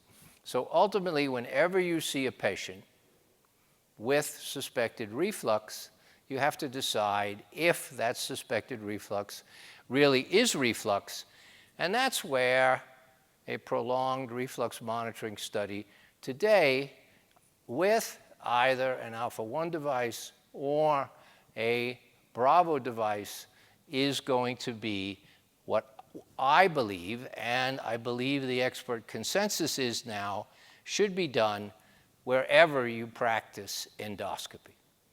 And putting those two together is what I believe is the way to think about wireless pH monitoring. So, who is in that crew? And I've just thought about this from my practice. I've got GERD. I see a bunch of people like that. You all probably do too. And I always tell them, how do you know? And that starts usually a tremendous discussion. I have 40 minutes for new patients. I can usually not divert myself so much that I can't finish the discussion. But usually those are self-treated people. They changed their diet. They've eliminated everything they like. They haven't lost any weight, and they still aren't better, but they've never been evaluated. My ENT sent me because my LPR is not improving. Now, I just kind of messed that up, but it's very often a symptom that is independent of heartburn. They've been on an acid reducer diet, an acid watcher diet. They've probably taken proton pump inhibitors, never had a workup. I needed a GI because I have cough or chronic interstitial pneumonia or IPF. Really may or may not have GERD symptoms. I've been treated for GERD and it's not working. That's the biggest bulk of people. A primary care provider puts the patient on a PPI, follows older guidelines, switching the PPI when it didn't work, doubling the PPI, finding a third PPI, and that's not an unusual situation. And again, I have GERD, but I'm not getting better. So the underlying theme, and it is probably the case in your practices too, is that somebody's been told they have a disease that's never been proven. And then the bigger group of, my PPI is pretty good, but I want information on when I can stop it because I don't want to get a hip fracture or get demented. Those are the two biggest ones in my practice. Felice, yours, similar? Gentlemen, ladies, I mean, you all know what you get and what conversations you have, okay? So they don't get real subtle about kidney disease unless they already know they have it. Very few people come in and ask if I should take my PPI when I go to Mexico or to a third world country. Nevertheless, it's the chronic bone business. Started in 2006 or 7, and it won't go away. Even though, by the way, it's not correct. But nevertheless, that's on the list, and many of these people have never had a diagnosis. So part of the discussion might include, are you sure you have GERD? Have you ever been endoscoped? Look for Barrett's, look for erosions, okay? So said another way, new patients, symptoms not responsive to empiric acid reducer, PPI responder who relapses when attempting to wean or stop, an acid reducer non-responder, today that would be a BID PPI, hopefully taken optimally, never evaluated or with previous normal EGD. We're going to see a rapid shift to non-responders to vonoprazan because people in practice will use this inappropriately, in my opinion, as first-line empiric trial, and it won't work in the people who don't have GERD, just like the PPIs don't work in people who don't have GERD. So that's going to be on the list, and as you might surmise, I'm going to use the term acid reducer now whenever I give talks, not patients on a PPI. Proven GERD incompletely responded to optimized PPI or a PCAB, usually not an indication for an off-therapy wireless pH study, but nevertheless potentially in the mix. And since I'm only talking about wireless pH today, we could talk about catheters. And then any atypical symptom, I believe should have a workup. No more empiric therapy for that group if you're on the front line. Get GERD on or off the table and leave out the morass that you are stuck with right now in a private practice when the patient has been diluted. So ultimately, any symptom presentation suspected to be GERD related without a diagnosis in whom an endoscopy is planned needs a wireless pH study. The why, I've already alluded to that as part of this discussion. Endoscopy alone is not sufficient to make or rule out a diagnosis of GERD. I have no major objection to putting patients on medication who have what I call FDA NERD, meaning you looked, you didn't see anything horrible, with the understanding that it would be, in my mind, ideal not to tell the patient that they have reflux disease, but nevertheless, it doesn't make a diagnosis of non-erosive reflux disease. The absence of an objective diagnosis really does make long-term management difficult, because the reality is that people do not want to take these drugs indefinitely, and they shouldn't if they don't need them.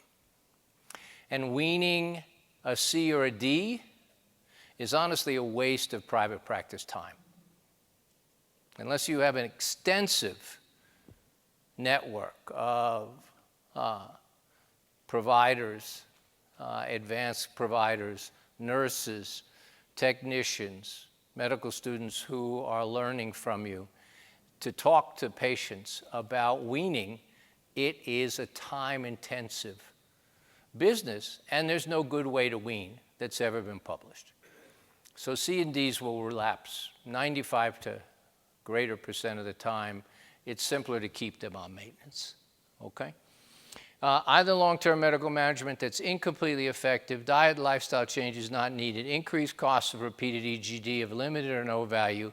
You find out what they have at the index endoscopy or what they don't have, and then you can branch off into management of functional disease, doing further physiologic evaluations to look for motility abnormalities, but take GERD off the table, because I believe patients like to know what they have.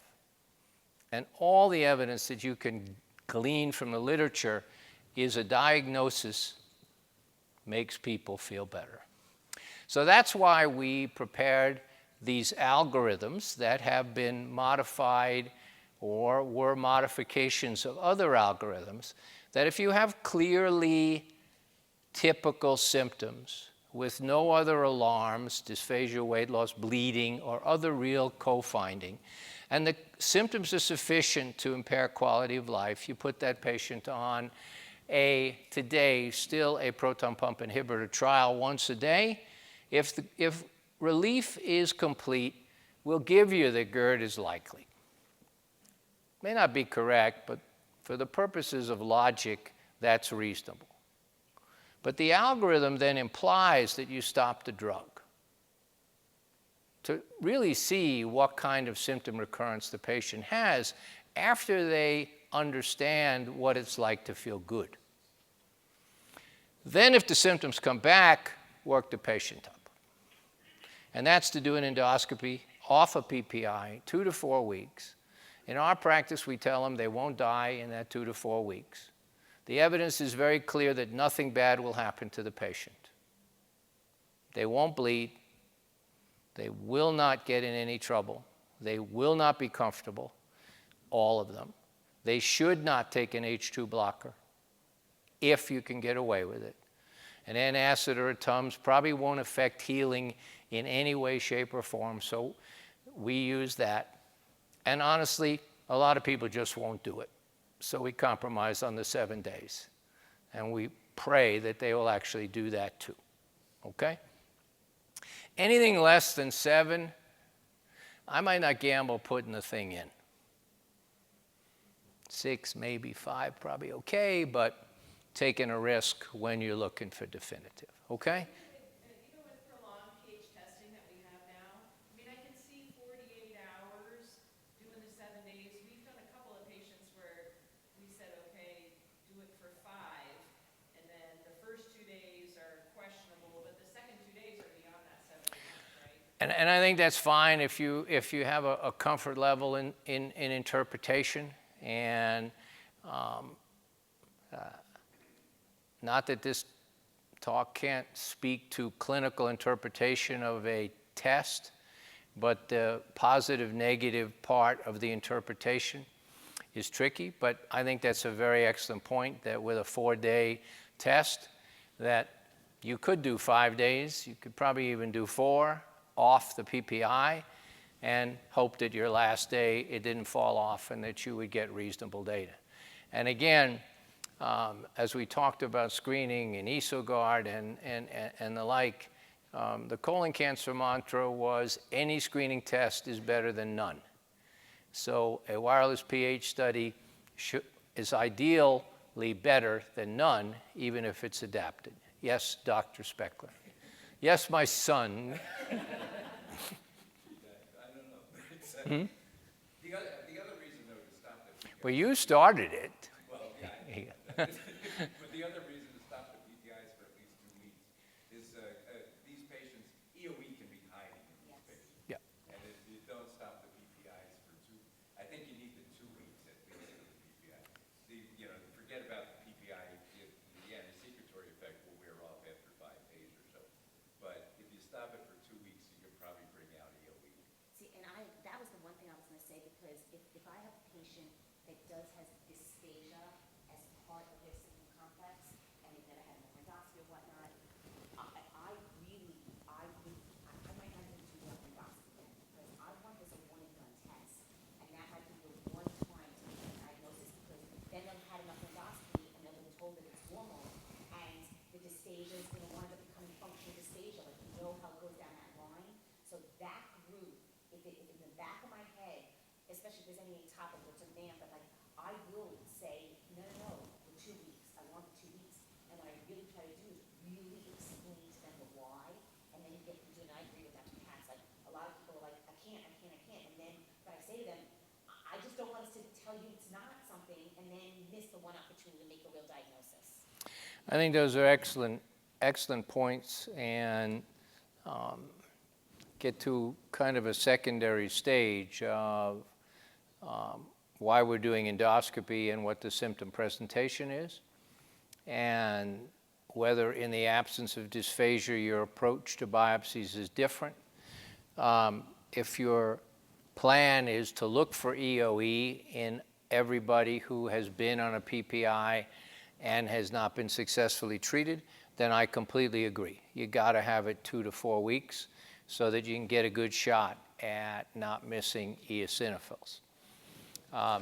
So I don't think we should discuss now whether EOE and heartburn go together, but that's another discussion.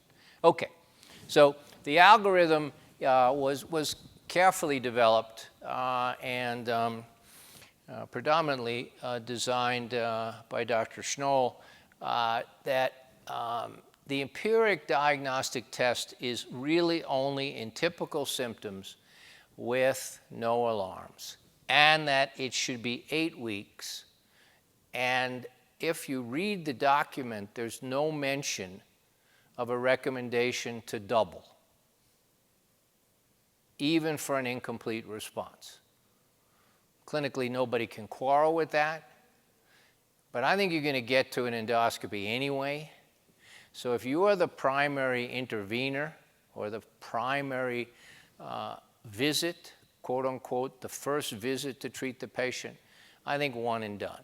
And if you have a referral network in which you can communicate, you'd like to see them sooner than later. And I put up the refractory GERD person as well, because the approach is actually relatively similar in that the practical acquiescence to a high-dose proton pump inhibitor trial, when we wrote the guidelines, there were no PCABs. Whether there's a replacement or not, I don't want to actually discuss at this point in time. But once again, you go down that same kind of algorithm to where you do an endoscopy off PPI in your unproven patients who have been on PPIs for a long time, and even the ones who ultimately are successful when you optimize. And again, if you read carefully Stewart's multi-center from the VA on refractory GERD, there are a fair number of people, even in the VA I'm impressed, who when they optimized their PPI felt better and went away, or at least were excluded from the trial. So that's also prima facie evidence that optimizing a PPI is intellectually logical and actually works in the human test tube.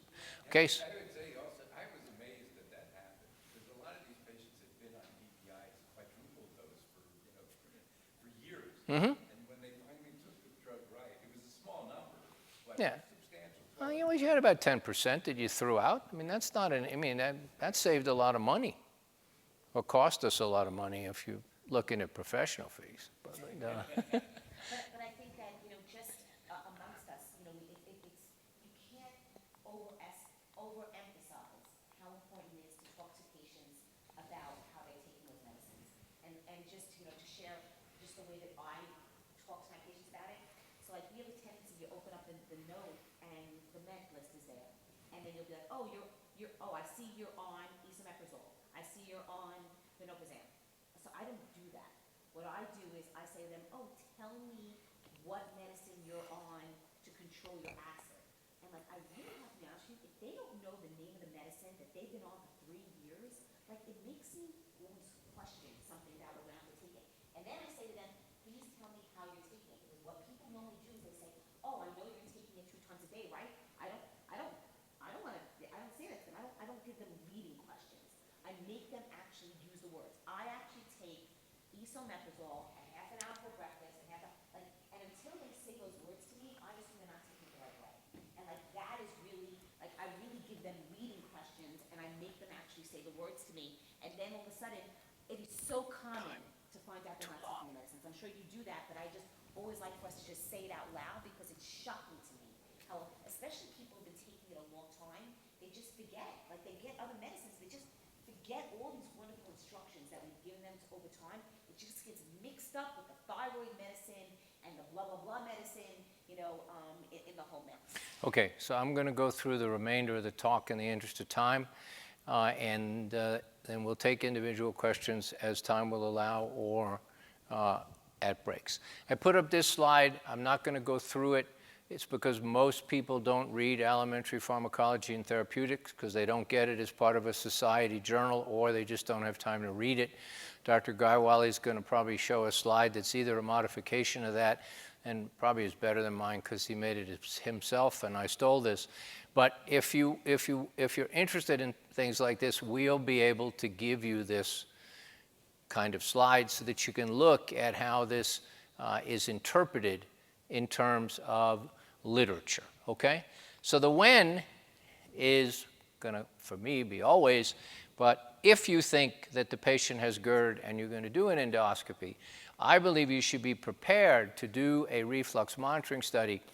And as you determine, those of you who don't do this, whether to buy this, okay? I'm not gonna talk about upfront costs and insurance coverage, but on the assumption that there is financial reason, or at least sufficient to do it, they're both calibration free, so you don't have to take them out of the package. You don't waste them if you see erosions, or if for some other reason you don't have to think about that. If they're nickel allergic, there is an alternative. So almost anyone can physically handle this. I brought an introducer and a recorder if anybody wants to look at them. And I honestly get these done in less than 2 minutes with a 30 to 40 second time before deployment. Now, it's going to take other people a little longer because you may not have a system held up. Some of our nurses insist on wasting them and pulling them out of the capsules. I don't argue with that, but it really does take less than 3 minutes to do this, and the patient can have a normal life when they're doing a test. With conversations about discomfort and the like, nobody died from a Bravo and won't from an Alpha 1, and I've taken out 2 since 2006 for pain. And I probably could have argued with those 2, but the fellow called me, and it was almost too late to tell him forget about it, okay? Normal diet, activity, effective snapshot. So summary quickly, an ideal test, good cost effectiveness data if you care about it, and a way of making a diagnosis that I believe is eminently straightforward in a busy practice with minimal thought. And you're all welcome to appeal to us for some of our instruction sheets. There's a video now that will tell patients what they can expect. I don't know if we're allowed to use it, but if we can, we'll be willing to share that with you as well. Thanks for my timekeeper recommendation there. If there's time for questions, I'll take them. Otherwise, we'll have a break or whatever is next, or Prakash will go. Maybe Prakash should go, and then we can do this as a group. We'll do questions together after Prash's talk. Okay. Do questions, let you use the bathroom for 5 minutes, and come back for the remainder of the program. Does that sound okay? All right. Let me get your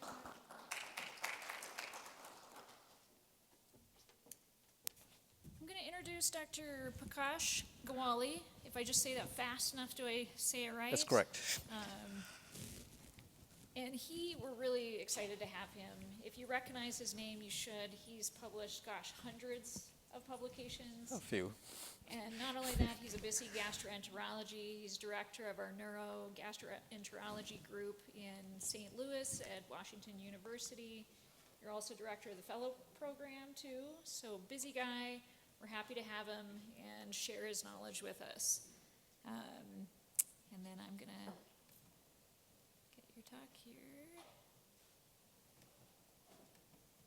Let's see.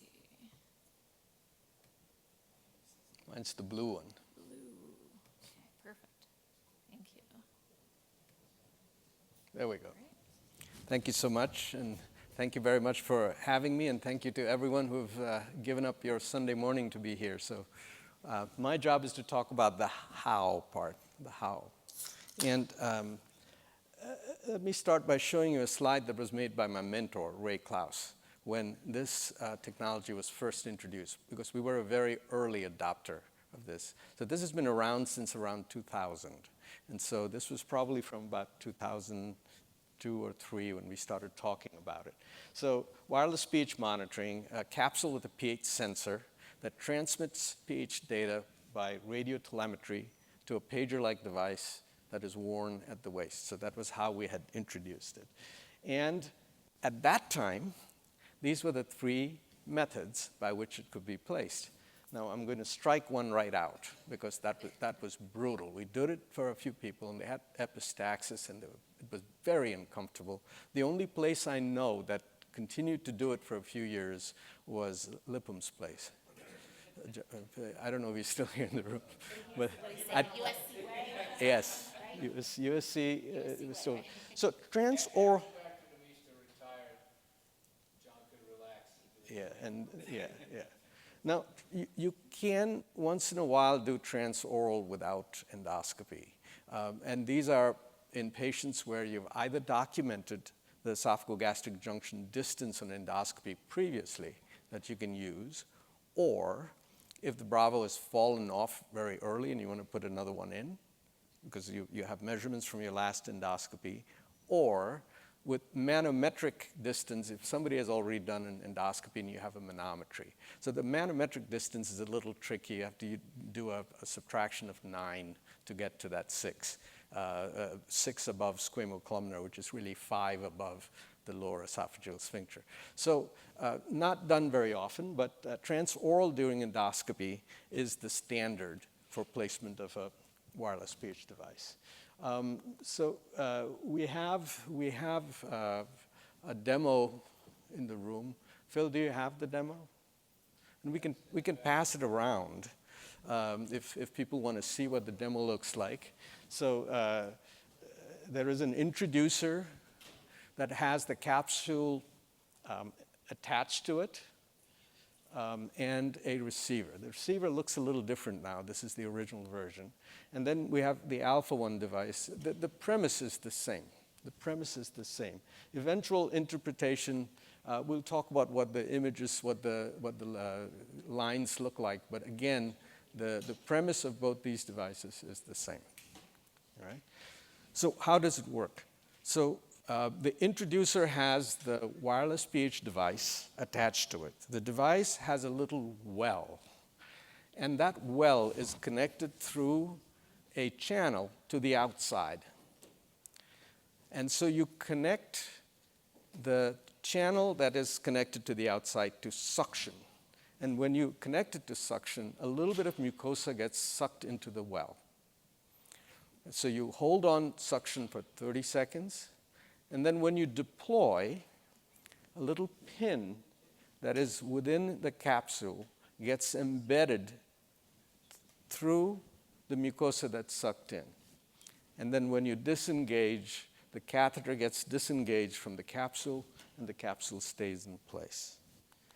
And that's what it looks like when it's attached. All right? That's what it's looked like when it's attached. The advantages, as Dr. Katz said, the patient can go about doing their normal activities. An important point is that the capsule has a fixed relationship to the esophagogastric junction. That is important because with a catheter dangling in the esophagus, the fixation is to the nose when we do catheter-based pH and pH impedance, which means that the esophagus can shorten around the catheter and the tip of the catheter can dip into the stomach or the hiatus hernia. Whereas with this technology, you do not have that. It's a fixed distance to the squamocolumnar junction. And the reason we put it 6 centimeters above the squamocolumnar junction is because the lower esophageal sphincter is not at the squamocolumnar junction. It's a little higher than that. So doing 6 centimeters brings it closer to what we traditionally use as the site of pH recording, which is 5 centimeters above the upper margin of the lower esophageal sphincter, so that the data across the board, the AET data, acid exposure time data from pH studies, can work with the wireless pH probe as well. Now the disadvantage, and I will show you images later on, disadvantage is that it is a single recording site. You have one site. If you have a particularly driven patient, they can totally manipulate your result by drinking acidic substances throughout the day. All right? There are some ways to sort that out, but this can totally be manipulated by somebody who drinks acidic substances throughout the day. The other confounder is if there is a condition that the patient has where if a little bit of acid makes it to the distal esophagus, it's going to stay there forever. Forever, as in minutes to hours. And that condition is achalasia. So if for whatever reason you've missed achalasia and you've placed a wireless pH device, it may look like they have horrible reflux when they truly haven't. And hopefully that evaluation, at the endoscopy point, you've actually figured out that the patient has a dilated esophagus with food and you're not going to place a wireless pH device. I have read a few that others have placed, which actually looks quite dramatic if you don't have the backstory. It can dislodge, and I will talk about a couple of tricks to prevent that. It can fall off early, and it's very, very important to recognize that. Very, very important to recognize that it has fallen off, because when it falls off, it falls into the stomach, which is acidic, and it's going to look like a prolonged reflux episode, right? Higher expense, again, we're not going to go into the cost elements, but it is a very, very useful tool. And in 2024, it's much, much easier to get it approved than it was earlier. All right? So Phil has already talked about this. Refractory heartburn is different from refractory GERD. Refractory GERD means that you have proven that the patient's continuing symptoms are from acid reflux that is not controlled with whatever you're doing to treat the reflux disease, right? So the implications are that symptoms are from inadequate management of reflux. Whereas refractory heartburn, you can replace that with any symptom you're evaluating. Refractory regurgitation, refractory chest pain, refractory globus, refractory hoarseness. That means that the patient's symptom hasn't gotten better. You don't know if they have reflux disease. That is an appropriate patient for wireless pH testing. And another point that I'd like to make is anyone who knows how to endoscope a patient can place this device. This is meant for the masses. It's not meant for the mysterious few who read manometry and do all kinds of weird things. This is meant for everybody else. All right? So, when is reflux monitoring necessary? Phil has already gone through most of this. But when symptoms persist, if you're going to do something permanent to the patient and you want to be absolutely sure you're not missing other issues, symptom reflux correlation sometimes comes up. When patients have chest symptoms that they cannot differentiate between esophageal and cardiac. We always say on the esophageal side, our patients don't die. But sometimes they have chest symptoms that may seem like cardiac to the patient, and the patient may have a concurrent cardiac condition. And sometimes in that setting, it's worth figuring out when the patient has symptoms intermittently what that might be from. And the value of the 96-hour study is many of those patients don't have symptoms every day. So if you were to do a 24-hour study, you may miss the symptom period. You may miss symptoms. So the prolonged study has particular value there. And then the biggest indication in my practice right now, I'm in a tertiary care institution, is to rule out reflux. If the patient's not getting better, you want to tell the patient, you don't have reflux, let's move on, right? So what information does it provide? It rules in or rules out reflux disease. And depending on what your practice looks like, the rule out may be more frequent than the rule in.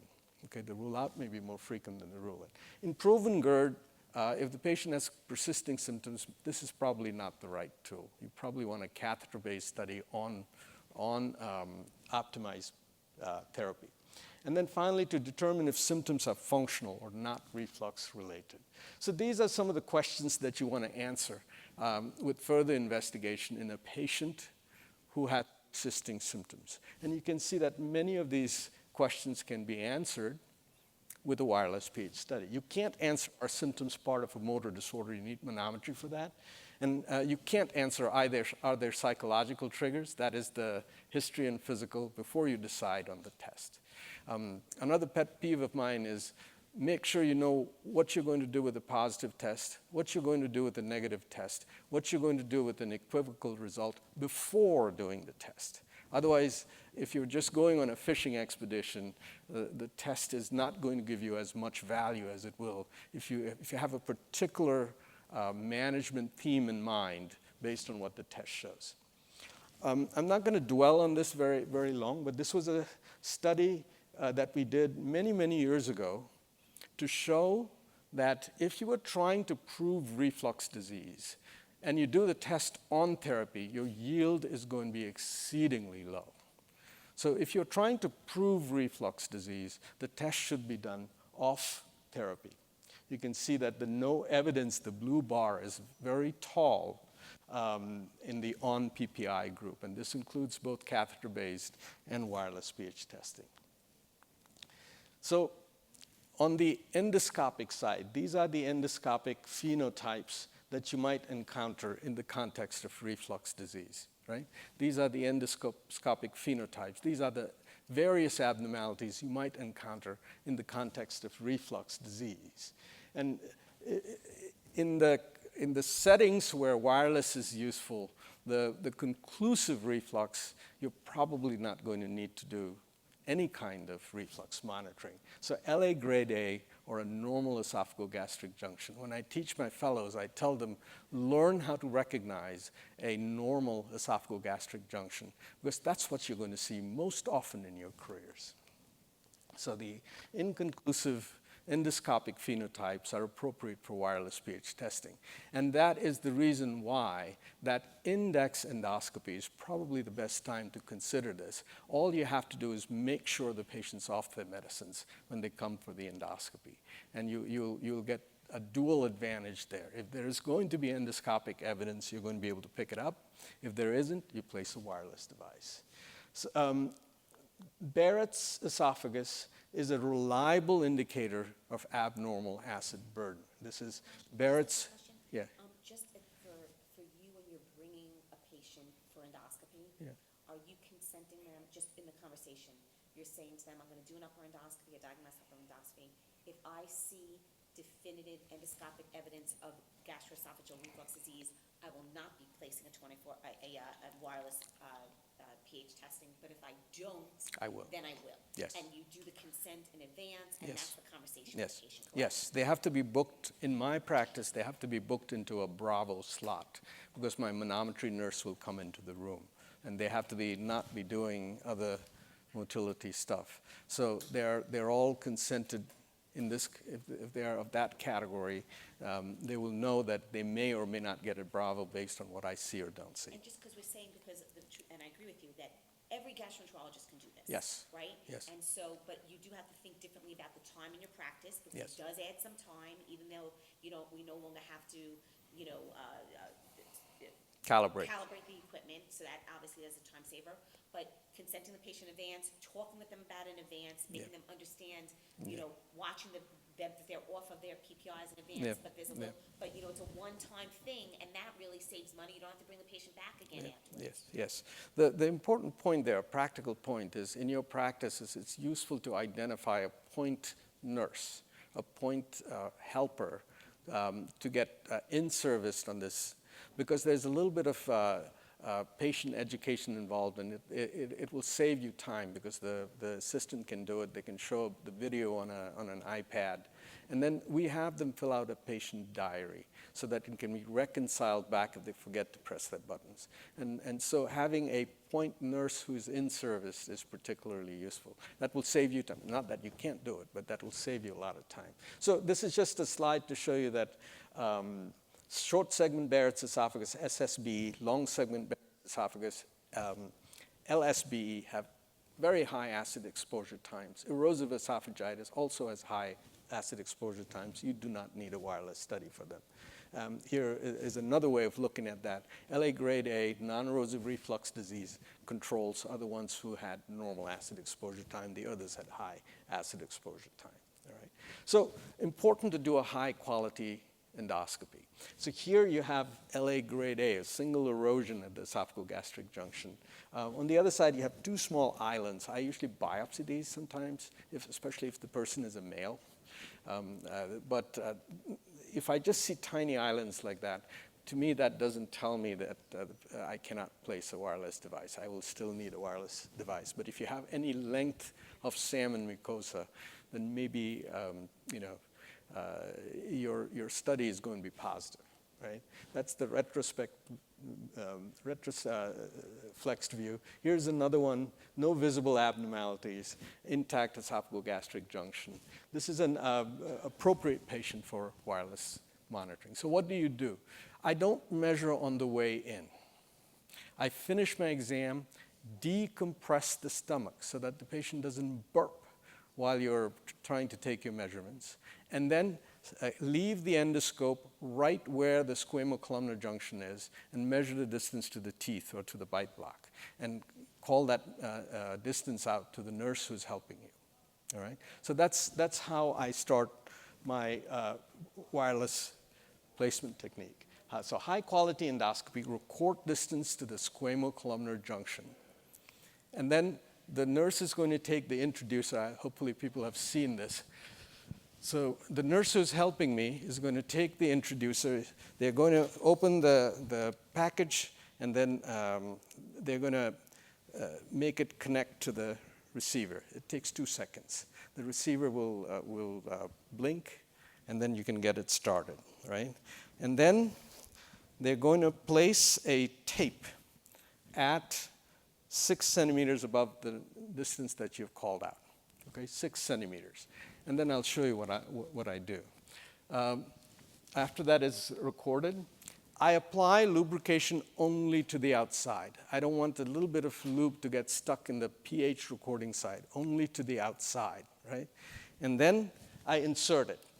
The way to insert this is with the smooth side on top, right in the middle. Remember, the patient's laying on their side, so right in the middle, in the midline, and it goes very smoothly. It'll hit a little bit of resistance at the back of the throat, have the anesthesiologist or whoever else is in the room to lift the chin up, and then it'll go straight down into the esophagus. Once it's inside the esophagus, I stick the scope into the mouth and make sure it's in the esophagus. Because if you use propofol, the airway reflexes are blunted. If the patient has a particularly narrow back of the throat, it may be in the lungs. And that is a disaster if you deploy it in the lungs. Okay? It's a disaster. Apply suction. So there is a port here to apply suction, and the suction device actually comes with the equipment. So we apply suction for 30 seconds. Wait for 30 seconds. If the patient moves, coughs, retches, does anything, your clock starts after they finish, right? So 30 seconds, and then deploy. You deploy at the back. There is a plunger, and then you give a quick twist. I don't do it myself. I have the nurse do it, because it's much easier to have the nurse do it. So the plunger here in, so both of them have some form of release technique. All right? And then you remove the catheter. When you tug the catheter, if there's more than just a little bit of resistance, then you'll have to try to get it to disengage again. And so this has not been used. It looks like the Bravo is still there. So I push it in. I can deploy? I can deploy.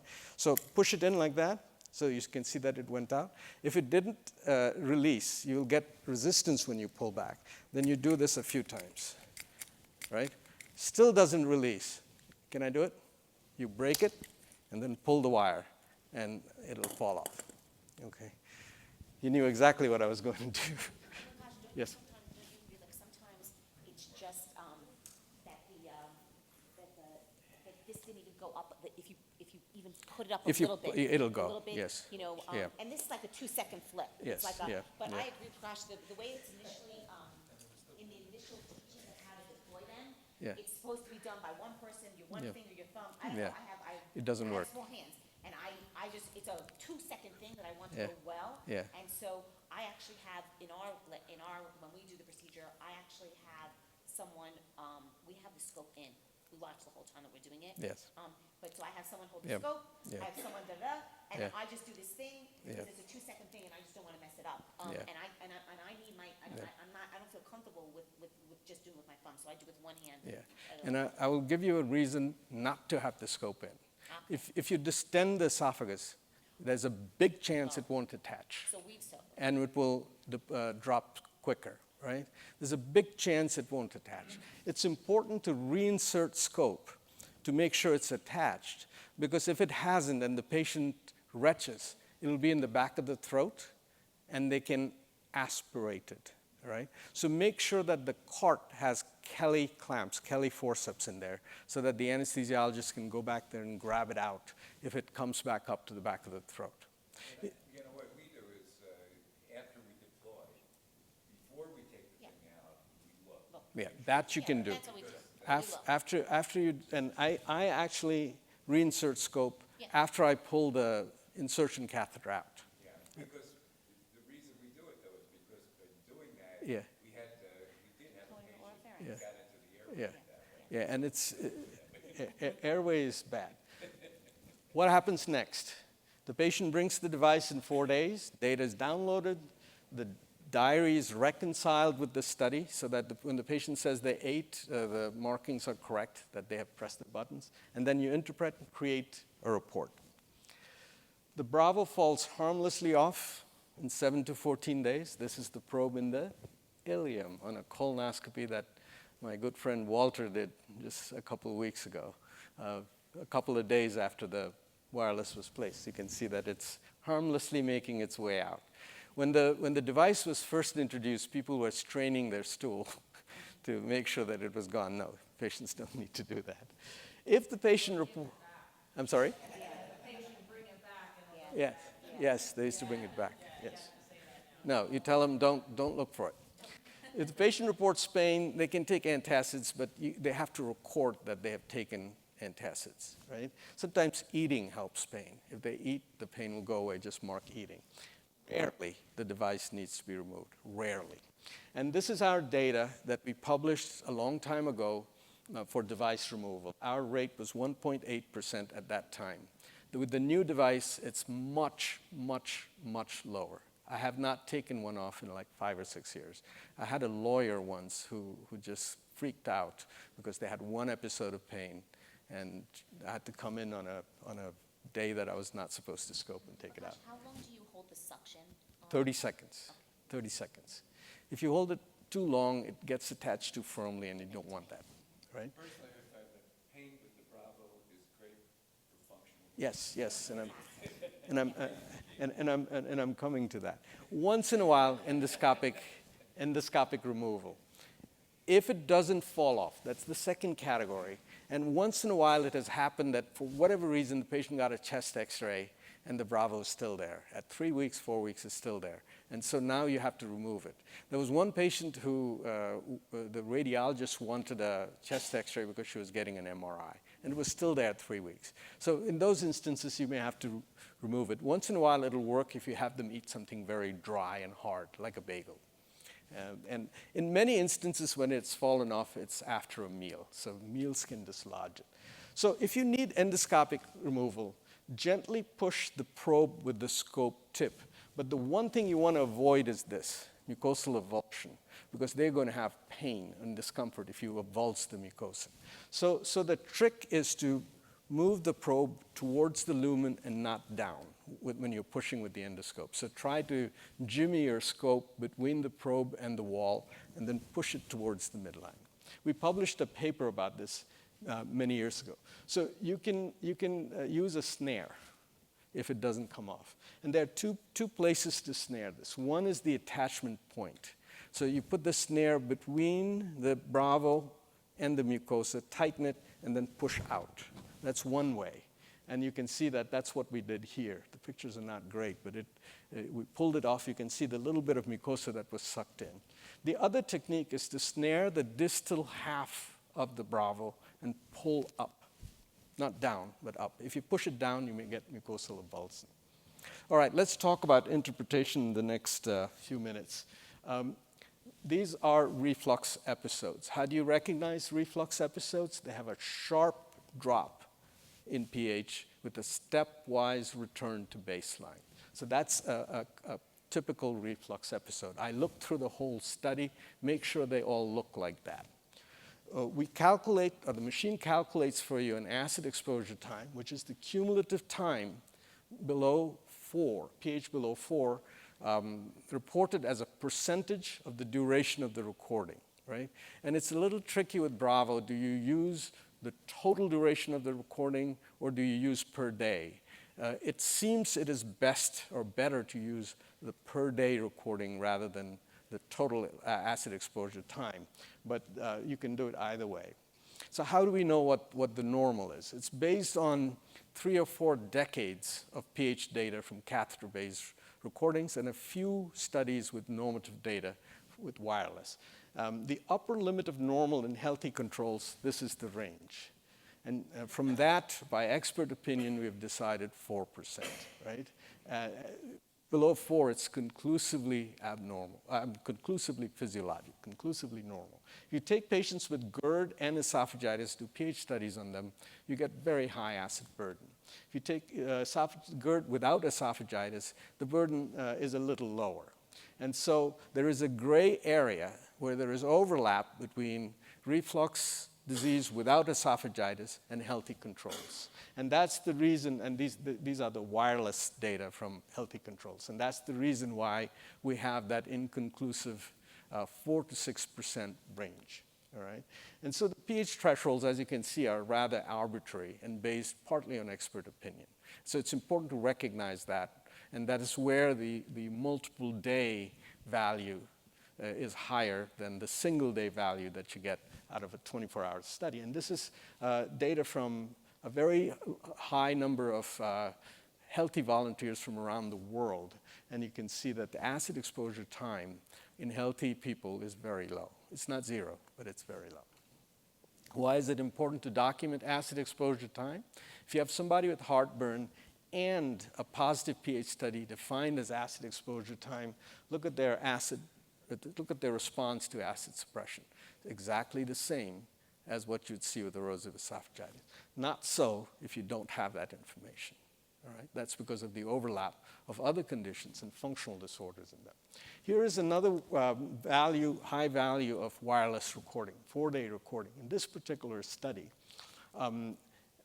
there were 15 patients who had acid burden that would not have been picked up if only day 1 was looked at. So day 1 would be what you would have gotten with a catheter-based study. So they had an abnormal day that was not day 1. And the difference in response, the patients who were diagnosed with non-erosive reflux disease based on one of the other days being positive, had response like I showed with the other graph, other slide, whereas the patients who had normal all 4 days did not respond very well to acid suppression.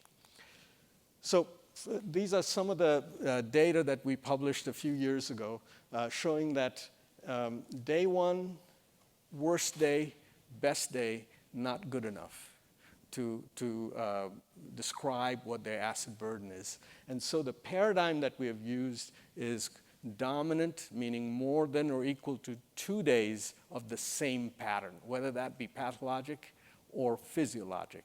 It is very rare, you can see on the right end of these bar graphs, it is very rare that you have a truly discordant study. You do once in a while, truly discordant or inconclusive study. And you can track this, right? You can do tracking.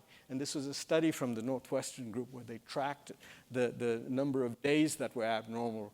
But I will show you an even simpler way of evaluating this. So this was a study that we did a few years ago with the Northwestern group, where both the investigators and the patients were blinded to the results of the pH study. They were taken off PPI. These were all PPI non-responders. We told the patients, if your heartburn is terrible, restart your medicine. But if it isn't, stay off medicine. because the PPI was stopped 10 days before. So of the 100 that completed the study, 66 could not stop their PPI. They had to resume their PPI. The rest of them stayed off. They said, I didn't feel any worse. And there was a significant difference in their symptom burden measured by validated questionnaires and their acid exposure time. So if they had all 4 days with acid exposure time less than 4, the odds of their staying off PPI was 10.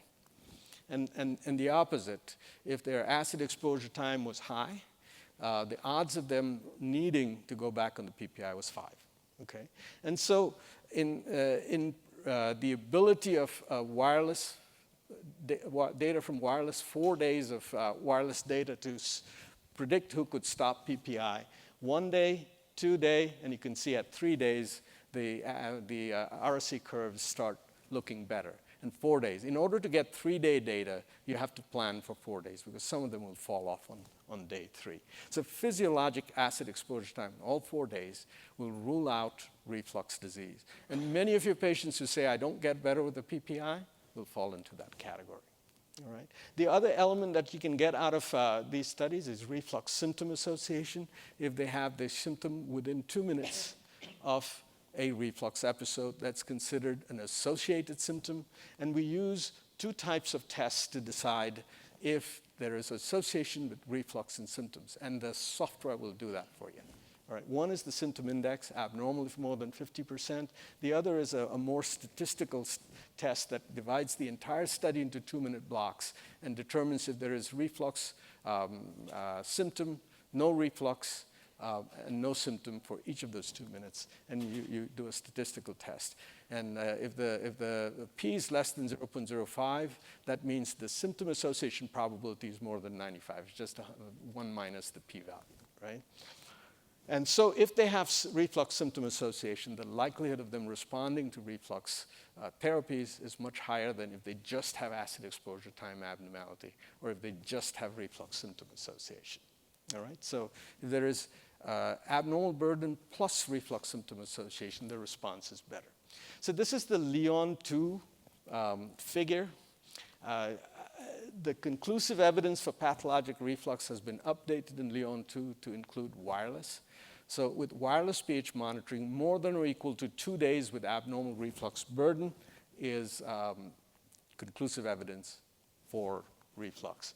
Also important to remember evidence against reflux for wireless. It is 4 days with acid exposure time less than 4%. Everything else is inconclusive or borderline. And when it's borderline, you look at other supportive adjunctive evidence that will sway your decision towards or away from true reflux. And let's look at that. Let's look at the interpretation paradigms for a second. So this is your typical patient. You've done an EGD off PPI and wireless monitoring, so no erosive disease, all 4 days with acid exposure time normal, no GERD, stop PPI, move on. These are functional patients, most likely. They may have other mechanisms for their symptoms. On the other hand, if they have LA, BC, or D, biopsy-proven Barrett's esophagus, or if they had no erosions, no abnormalities on endoscopy, if they have more than 2 days with acid exposure time more than 6, they have GERD. So they need to be optimized in their acid suppression.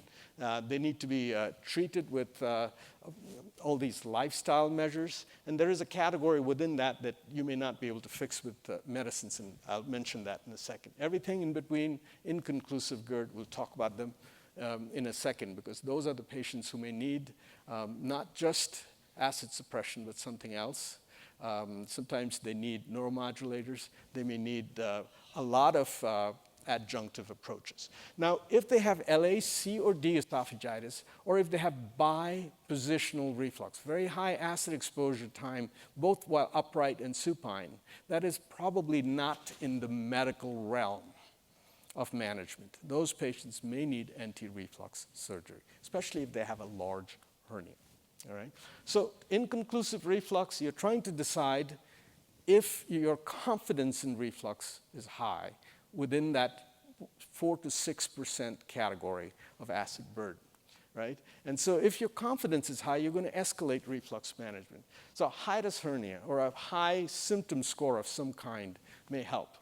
But not all hernias need repair, and the symptom scores haven't been validated as well as they need to. So in 2 or 3 years, we'll have these symptom scores that are more refined. We've just taken the first steps of the Lyon score. The Milan score is based on high-resolution manometry and actually functions quite well. On the other hand, if you have low confidence in true GERD, so no PPI response, intact esophagogastric junction, these are the patients who may have some overlap with disorders of gut-brain interaction. Important to recognize that some of these patients have behavioral symptoms. There may be belchers. Supragastric belching can bring in a little bit of reflux with each belch episode. They may have rumination syndrome, which is very difficult to differentiate from reflux other than with a good history. And then some patients may have hypochlorhydria. You will never catch their reflux with a pH study. They need pH impedance. Some patients have the opposite of reflux, achalasia spectrum disorder. They sound like a reflux, but they don't have them. And so those patients, important to recognize. It's important to personalize treatment to each patient and address their fears. We talked about that earlier. Some patients may come and say, I'm worried about cancer, and you have to somehow reassure them that the likelihood is very small. We'll monitor, things like that. And lifestyle behavioral options, very important. A few pitfalls. So this one looks like a prolonged reflux episode. This has actually fallen off, and it has moved on to the duodenum. How do we know? The pH is much higher. It's 7 in the duodenum, in contrast to the 6s and 5s in the esophagus. Here's another one. Fell off during a meal. A little more difficult to recognize. Stayed in the stomach for a little bit because it was buffered by the meal, and then moved on to the duodenum. So early detachment. Important to look at the study. Don't just look at the report. Look at the study. This is probe placed too low. So if you measure your distance on the way in, it may change on the way out. You got to measure it just before you place it. Probe placed too low. Here's another one. Patient confounded the study because he drank Mountain Dew throughout the day. And the pattern was, it looked like this for particular parts of the day. The night, there was no acid burden. And there were times when in the morning he was not drinking Mountain Dew. So when we confronted him, that was an issue. I'll show you a few. I have 3 minutes left. I'm going to show you a few examples, and then we'll finish. So this is a patient who had acid exposure time, total AT of 1.5%, no days with acid exposure more than 4. The symptom associated probability for heartburn was 100%. So symptoms associated with physiologic reflux. This person has a sensitive esophagus, esophageal hypersensitivity. His acid burden is so low that this person probably could get by without acid suppression, needs a neuromodulator. If that number is near 4, then they probably have overlap between reflux and hypersensitivity, and some of those patients need both. They need acid suppression and reflux management. Here's one with a 2-day study. You can see both days are very high. And acid burden 7.6, 10.6%. This was a patient with bipositional reflux. This was an obese patient. We sent her for bariatric surgery, Roux-en-Y gastric bypass. Here's another one, total acid exposure time 7.2, 3 or 4 days with acid burden that was high. 54 heartburn episodes, so not terribly high, but symptom association positive. This is good evidence for reflux disease. So this is the type of patient where if they have an anatomic disruption, you can go directly to a non-medical management. If they don't have anatomic disruption, acid suppression. Here's another one. This patient has borderline burden on 1 of 4 days. Total acid exposure time was normal, but their symptom was regurgitation. This was a patient with rumination syndrome. Again, you cannot sort it out with a pH study. You need a history for that. The symptom was, I bring food up to my mouth after meals. That is my worst symptom. 3 hours after meals, my symptoms go away. I don't have any problems at night, all right? So how do you report? So if you click that little button up at the top that says report, I don't know if there's a pointer here, that button, you get this kind of summary.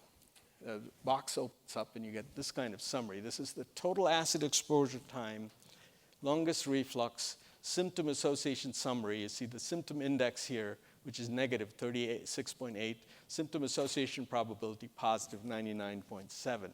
And you get each day data, right? You can actually use this to create a PDF of the report. But I like to make all my pH study reports look the same for the referring physicians. So my catheter-based pH, my catheter-based pH impedance have exactly the same template so that my referring docs know what to expect. So we copy the numbers into this template, and then I write a little bit here, which is my interpretation, and I tell them what to do, essentially. So in summary, this is what you're trying to figure out. And most of your patients will be in this category if they have not responded to PPI. All right? Very good. Thank you very much. Any questions for Dr. Katz or Dr. Galali before we take a quick break? Certainly they'll be here during the break too if you want to ask some questions. Do you, do you ever do any testing where you have someone off of the PPI and then you put them on it, or any of that kind of stuff that you do with what is? Because I know these are things that are out there that people do, so just talking about whether or not that it has any role. It doesn't. I would not do on and off because you cannot get steady state with 1 or 2 doses of PPI, number one. I know the Northwestern group published a study in 2008 with off and on PPI. I give Pandolfino a hard time about it because that was not a very good study. And I would not recommend doing that. If you need to assess if reflux control is adequate, that's a pH impedance study on optimized BID PPI or PCAP. And then could you, No, I just showed you that you need 3 to 5 days for PPIs to get steady state. So that didn't make any sense. Yeah. and then for the acid exposure time where it's profound, do you feel that PCABs may play a role in, because I know you spoke about those people probably require a surgical intervention. Do you feel in the era of PCABs that we may be able to deal with that patient population? We might if you really need to phenotype those patients. It's not as straightforward as just looking at the acid exposure time. If they have a hernia and their issue is they have a reservoir of acid in that hiatus hernia upstream of the diaphragmatic pinch, you're not going to be able to fix them with medical management. Those patients need that hernia repaired. And the younger they are, the more value you get out of repair of that hernia, in my opinion. Reg may have a different opinion, but the analogy that I like to mention is you're better off making your home improvements when you buy the house so that you can enjoy them, rather than when you're getting ready to sell the house to get extra money, right? So if you phenotype a patient who looks like they're going to have a decent-sized hiatus hernia and high burden, I don't muck around with medical management. They're going to get to surgery at some point. I'd rather do it up front. That's just my take on that. Yes, sir? What do you do with patients that have an elevated acid exposure time but no symptom association?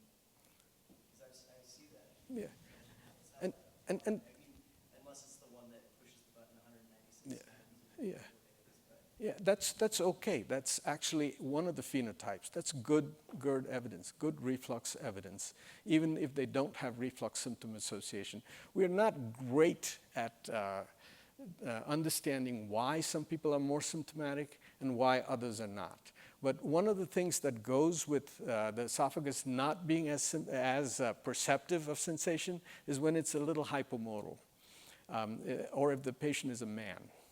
Those are the two predictors for the patient not being very symptomatic. The predictors for patients being very symptomatic are patients with coexisting anxiety, patients with exaggerated motor patterns like hypercontractile or one of these motor patterns that have a little bit of extra esophageal contraction, and women.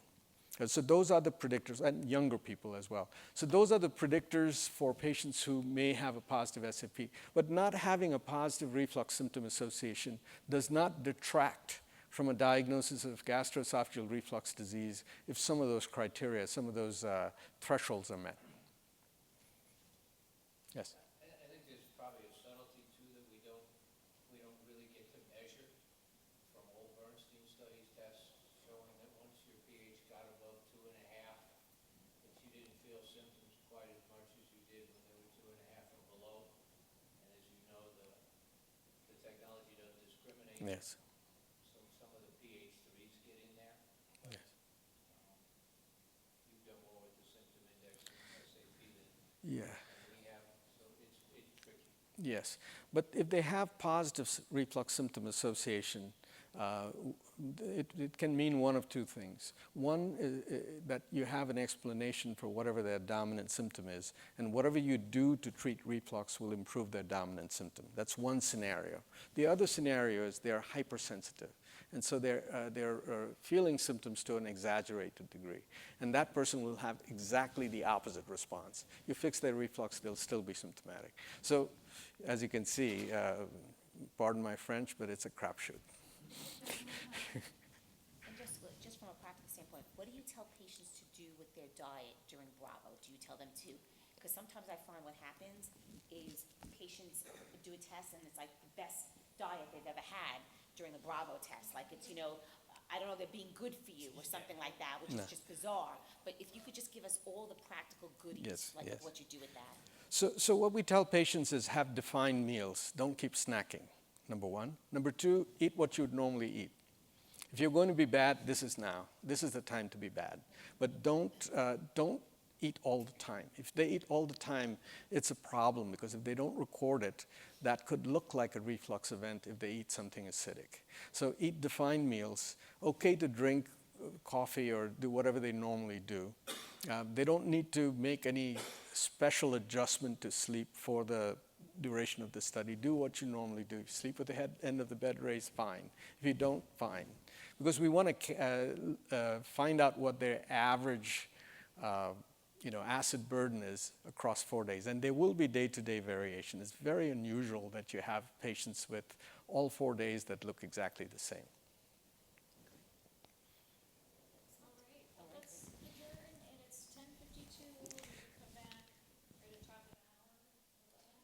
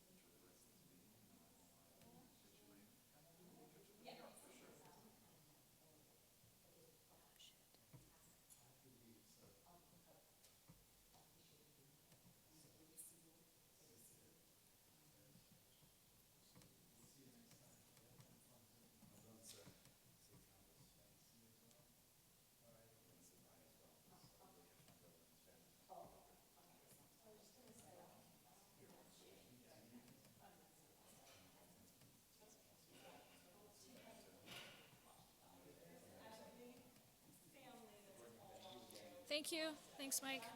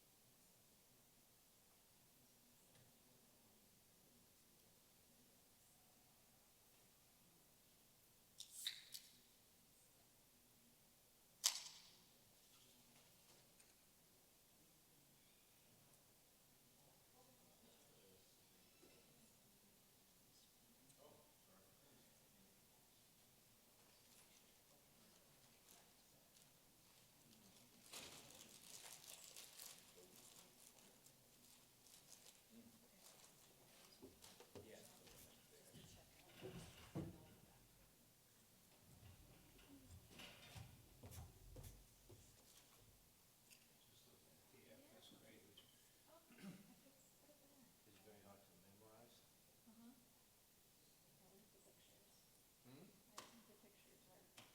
No, the pictures are solid, no question about that, but you're supposed to remember, actually write down the diameter. Becomes problematic. Actually commenting on the flat valve directly present to maps, just looking at it like a hill map and changing it to AFS.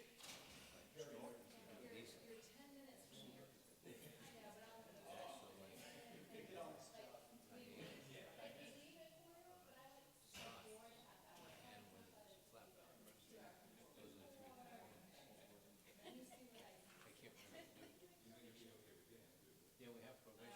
It should be in soon, but I don't know if it's gonna be clean. We'll have to see.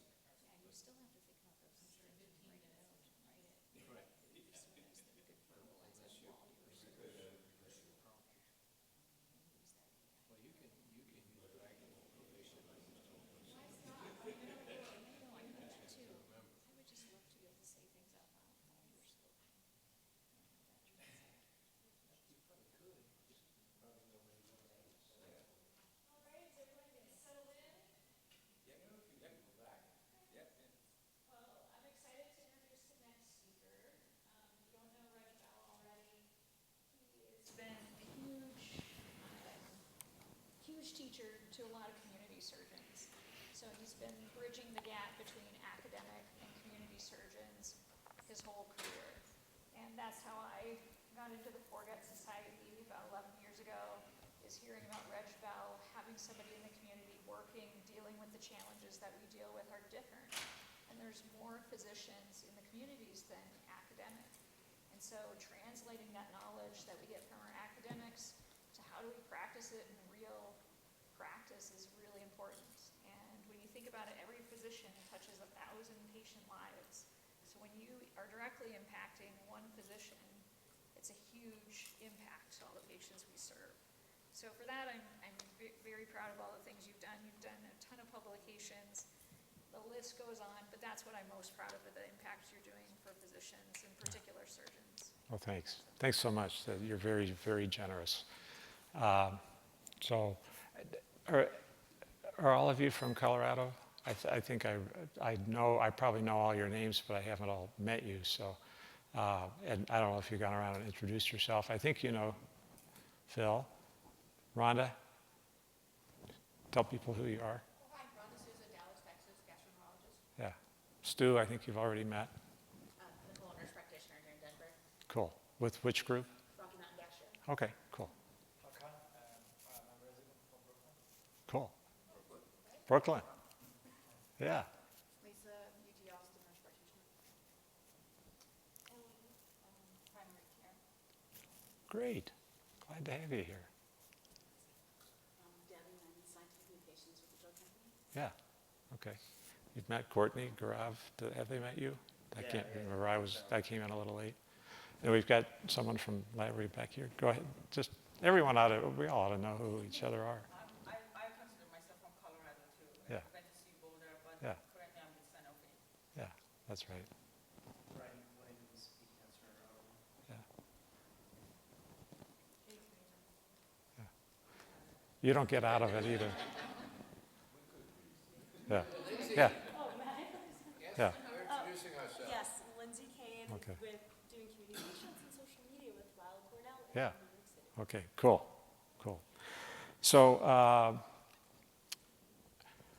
I was asked to talk about kind of evolving concepts in surgery, and I think, I don't have a case to present, but I think, as practitioners of all types, who see patients with GERD, we often see patients and we're looking at sort of trying to understand beyond let's just assume that I'm talking about patients that have objectively confirmed GERD, because that's my first threshold for talking to a patient about surgery. Then the question is, when is surgery the best deal for a patient? What can I tell them about what the options are and what to expect? So I don't know why this is advancing, but anyway, so we went with this, sort of one of the first projects we did with AFS was to say, let's revisit this old Hill grade classification, try to get more objective in terms of how we do an endoscopy. And so with that, that's fine, I'll take care of it. I can advance it for you. No, that's fine, I'll take care of it. It just wants to advance on its own, but if it does, Okay. I'll just click it back. Okay, so we went with sort of trying to understand and measuring the axial length of the hernia, the transverse dimension of the hiatus, whether or not there was a flap valve present. And this involves doing some insufflation of the stomach until we see effacement of the rugal fold. Sometimes we'll actually pull the scope and retroflex back into the hiatus to try to pop it open. But it's so easy for a hiatal hernia to disappear on an endoscopy, but it's really important to measure it. So we have this classification. It's in open access, and actually, thanks to one of our board members, it will be in Provation, not in the not too distant future. The other thing we did is we got together as a sort of a collaborative group, and I'll just have you notice that half of the authors here are gastroenterologists, half are surgeons. But we wanted to address the mechanism of pathologic reflux. And I think this is kind of the key summary from it, is that the dominance of a defective anti-reflux barrier as a primary pathophysiologic determinant of GERD differs widely, and being greater especially for patients with mucosal damage and non-erosive reflux disease with quantitatively abnormal esophageal pH metry versus functional heartburn. The thing that we should have added in there that we didn't is hernia, axial, or anyway, hiatal hernia. And so the other part that we took this from, or went with this, is to recognize that there are a number of different elements to the reflux barrier. And we've known about what I'd call an intrinsic lower esophageal sphincter pressure. We've known about the role of the crural diaphragm. And due to some studies that Felice and Phil Katz have participated in using EndoFlip, it's really helped confirm that the reflex barrier is probably 70 to 80% the crural diaphragm. And that is incredibly important when you start to think about the mechanisms of GERD. It's also a little bit ironic. For years, the surgeons thought we got to reconstruct the LES. And hiatal hernia was great if you fixed it, but not really critical in terms of a sphincteric mechanism. On the other hand, our good gastroenterologists studied mechanisms of reflux and said the hernias are a really big part of it. Now, if we had been smart enough to understand that 30 years ago, I think we would have made a huge difference in terms of the understanding and not pissed off the gastroenterologists with Nissen fundoplications that have side effects. I mean, I think we really blew it back then. So, but anyway, so you've got the crura of the diaphragm, you've got the intrinsic LES, and then we've also got this gastroesophageal flap valve, which consists certainly of the gastric sling fibers and some other constructs that help create sort of a flap valve mechanism that is physiologic. It's not that it closes off when the pressure increases. It just acts as a reflex barrier. So a fairly important sort of concept. And so we sort of described various stages of mechanisms of pathologic reflux. When you have an intact reflex barrier, you have normal crura, no hernia. As you start to develop a hernia, it kind of destroys the flap valve. And that's part of why after you do when you operate, just repairing the hernia alone and not doing anything else really limits our success, because that flap valve has been kind of destroyed in the majority of patients as the stomach has been sort of forcefully herniating up through. And so when we do surgery, we're really trying to do two things, and probably the primary thing is to restore the crural diaphragm. And so that's, I think we've learned to be the most important part of it, and I'm not going to do a lot on how we do that. And then we have an option, various options in terms of how do we restore the flap valve. And the thing that is kind of been performed most commonly has been a Nissen fundoplication. Now, I go back to that earlier statement. So pathologic reflux is due to a barrier defect, and PPIs don't affect that. And as I jokingly say, it's called gastroesophageal reflux disease, not gastroesophageal acid reflux disease, for a reason. Even though PPIs control symptoms in the majority of patients, and I think they're a very safe drug and they work great, it's important to realize that there's a point in time for certain patients when they cross over from it being an acid-mediated disease to being a reflux-mediated disease. And the other thing that we sort of think about is do they have a partial response to meds and they've got some breakthrough symptoms? Or that I have no response to medication at all. What do I do in that situation? Because there's been an old adage that patients who have no response to medication should never be sent for surgery. And that's not exactly true. It's not exactly true. And probably the main population to recognize that is patients that have also some kind of regurgitative symptom. And we did this study using the Lynx device. Patients who had moderate to severe regurgitation on 20 milligrams a day of PPIs were randomized 2-to-1 to BID, 20 milligrams of omeprazole versus Lynx procedure. And we looked at control of moderate to severe regurgitation and also control of heartburn at 6 months. And what we found was that control of the moderate to severe regurgitation, about 80% of patients went to no regurgitative symptoms, and about 10% had mild regurgitation. So about 90% of patients had relief of that after a Lynx procedure, whereas the PPI group, 90% failed to improve on double dose PPIs.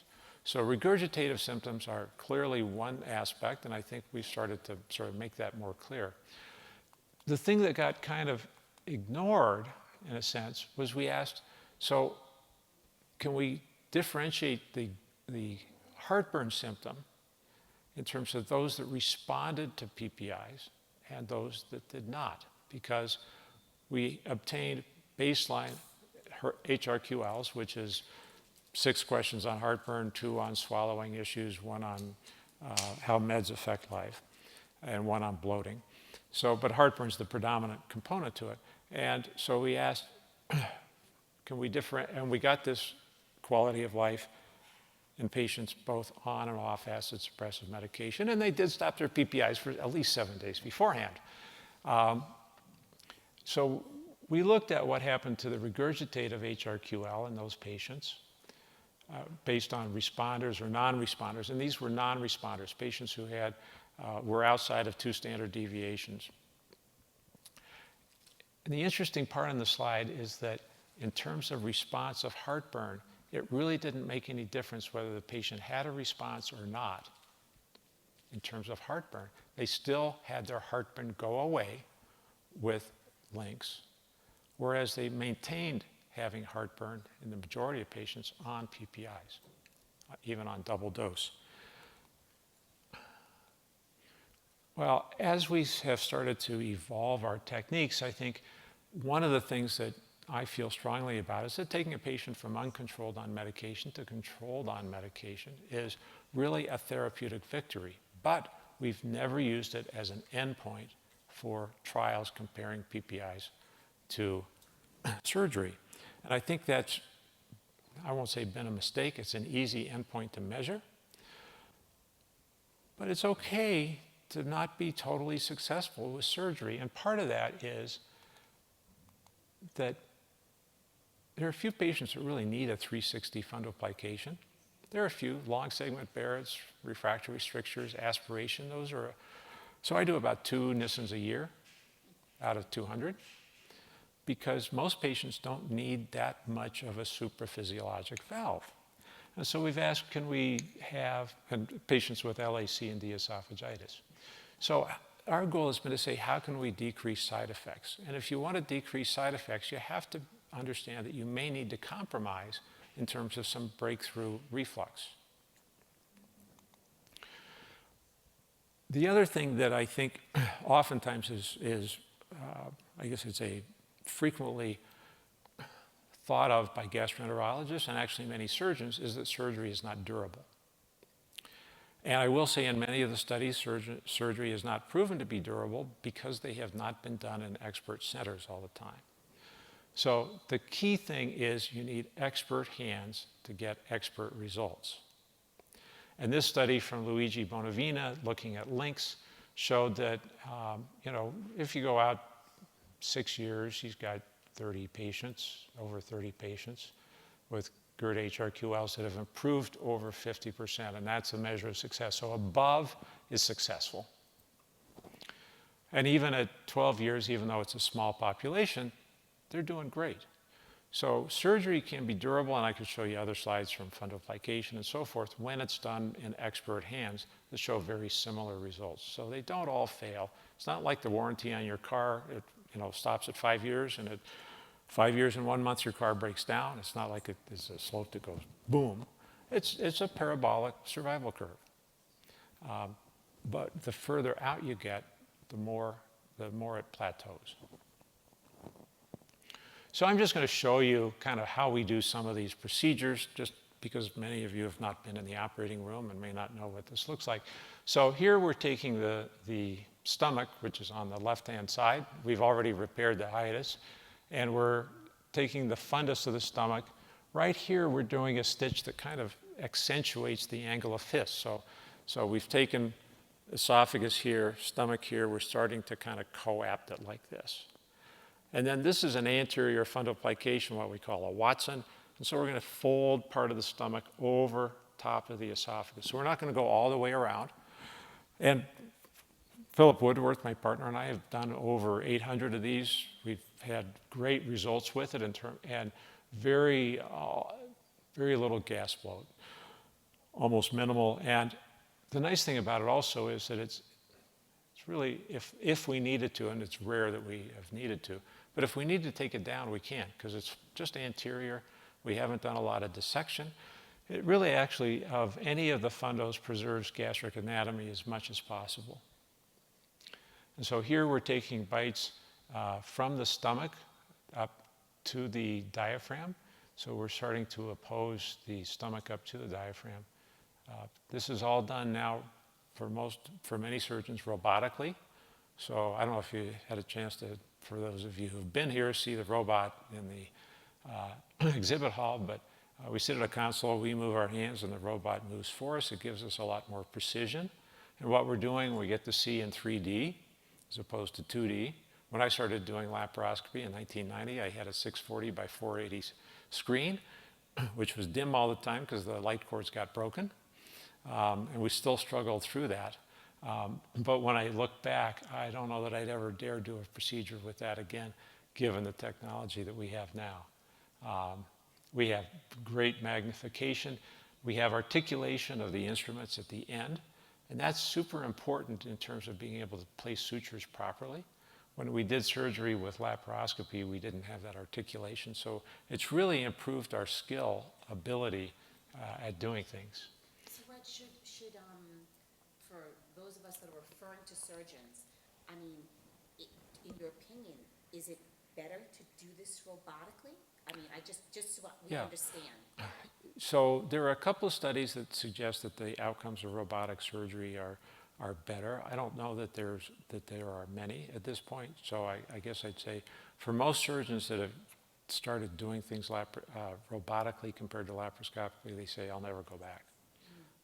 I just won't go back. But it's not a metric that No. we should be looking at in selecting a surgeon No. if they don't do No. it. No, what you want to, I mean, really, if you want to look at how do you select a surgeon, it's volume, volume, volume.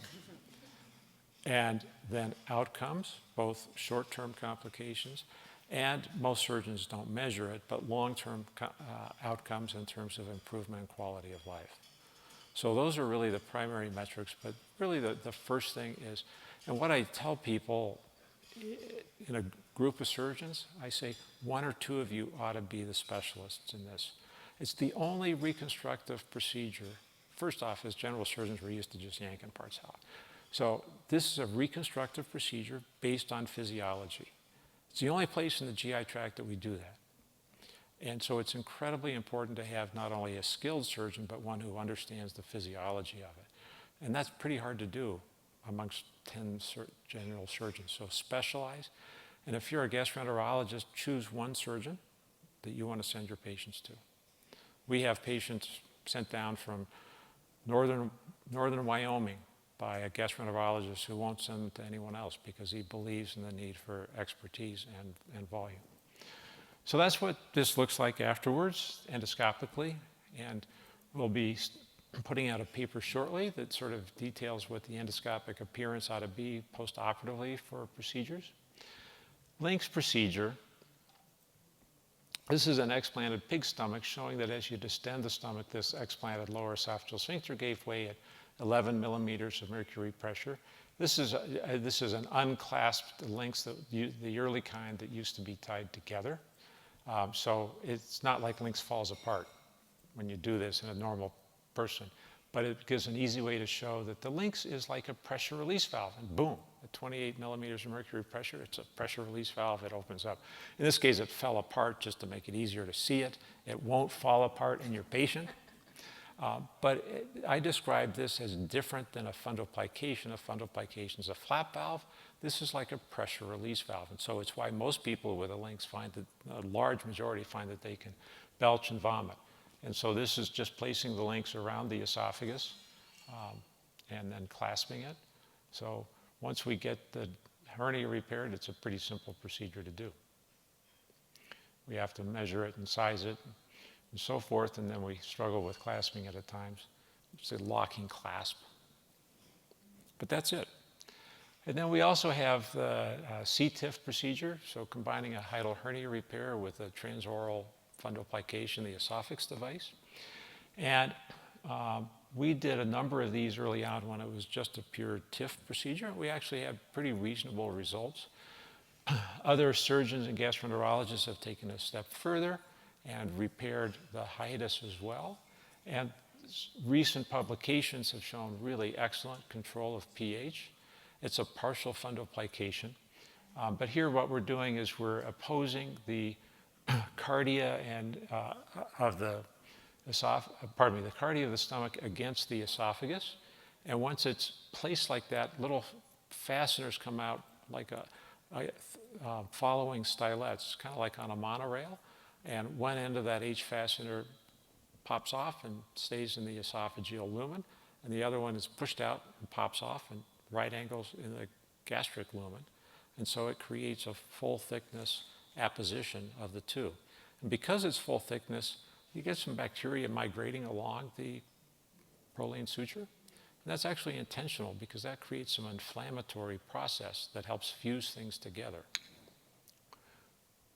So here we're just sort of finishing that off. Takes about 20 minutes to do the procedure. And so the way that it's typically done now is pretty much everyone gets a hernia repair because we've recognized how important it is, even patients that don't have an obvious hernia, to repair the hernia. And then we come in and do this procedure. I mean, I think at the beginning when we used to start talking about this in GI circles, this was an endoscopic procedure. So now it's sort of changing a little bit, right? Because it's now really, you know, if you're going to be repairing the hiatal hernia, it's obviously being done in the OR by a surgeon. So the conversation around our patients probably changed a little bit because this was, you know, obviously when people know, you know, with a good valve and small hiatal hernia, maybe you could still do it the other way. But I think for the GI circles, it was initially being brought in because it was more like minimally invasive endoscopy only done, and now it's really just not that anymore. Yeah, I think what we've learned is that the pure transoral procedures will have a very limited range in terms of applicability because most patients do have a hernia. So hopefully this will get done soon enough that you can see it actually does physically fold the stomach over quite a bit. You've seen a previous picture of a Watson. And as we look at that, that's the final product. It's always edematous, but there's certainly a flap valve there. And then you can see how the stomach has actually been literally folded over like the Watson procedure that we did. And it really does create a great literal fundoplication. Now, this is the most important slide I can show you. It's the hernia that makes a difference. And if we look at the average GERD HRQL postoperatively, the improvement in symptoms afterwards, if patients don't have a hernia, their score averaged out about almost 14. Now, normal is under roughly 6 to 8. Most patients that have surgery have a GERD HRQL. The scale is 0 to 50. Most patients have a score somewhere in the 20 to 30 range, sometimes higher than that. So 14 is really not that great. As we get a bigger and bigger hernia, the results improve. So if you're trying to sort of think about where to send a patient, what to do with a patient, look at the size of the hernia, which goes back to our initial slide that I showed about the AFS classification. The bigger the hernia, the better that patient is going to do. And I just had a video on repairing a hernia, but I'll skip that. So putting it all together, it's the hernia that destroys the reflux barrier. And so if you take away one thing today, find the hernia, measure it, also find an expert surgeon and treat it. You'll have happy patients, and they will be thankful that you sent them on. So thanks very much.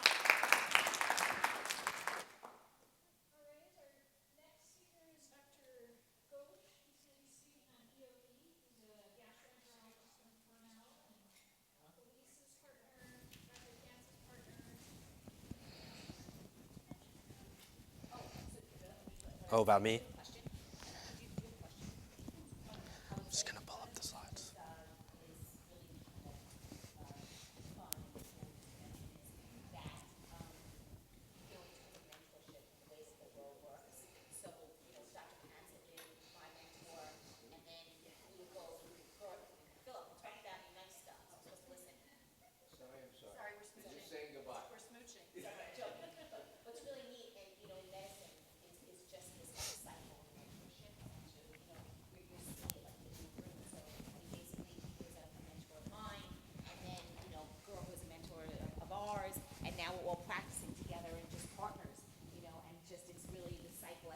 it's really nice in, in medicine, not all fields have like this kind of apprenticeship and then move up model.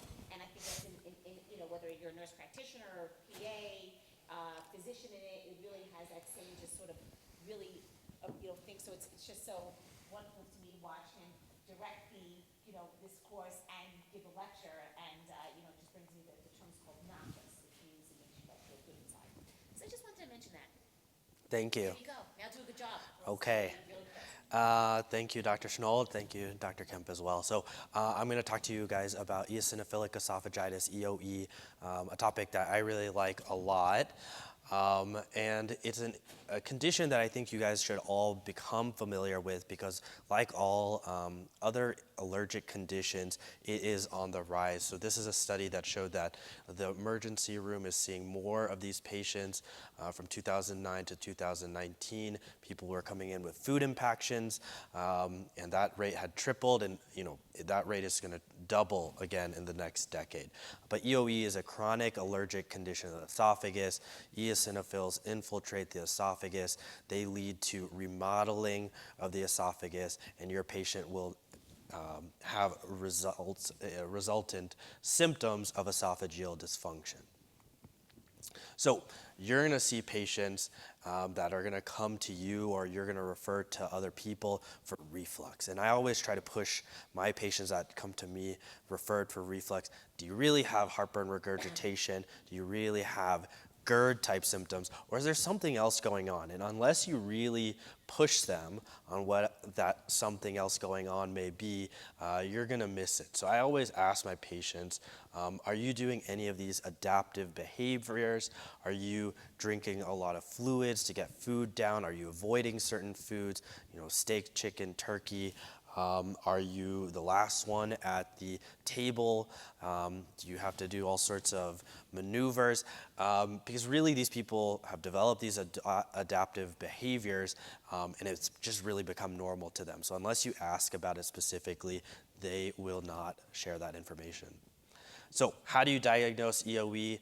Well, a lot of these patients that are going to have these symptoms are going to go for an endoscopy. And Dr. Schnoll and Dr. Speckler had brought this up earlier, but really that's your opportunity to take them off medication, make sure that nothing is being masked.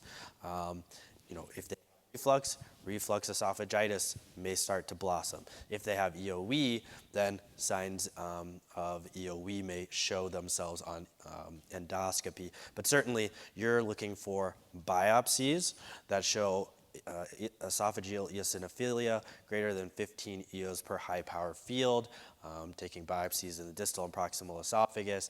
And if there's nothing else, Candida, reflux, that may explain this eosinophilia, then you have a diagnosis of EOE.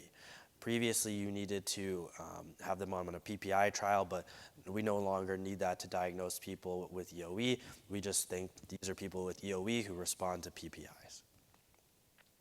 And then at the time of endoscopy, we are looking for these telltale signs of EOE, the so-called EREF score. I just want to briefly mention because I'm going to go through some cases. I want you to be familiar with it. So it stands for edema, so the esophagus is going to lose vascular markings.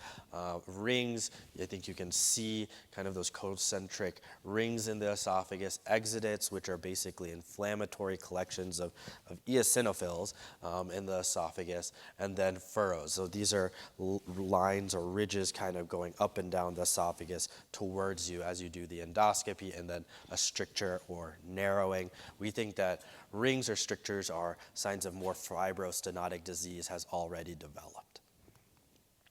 So let's jump into a case.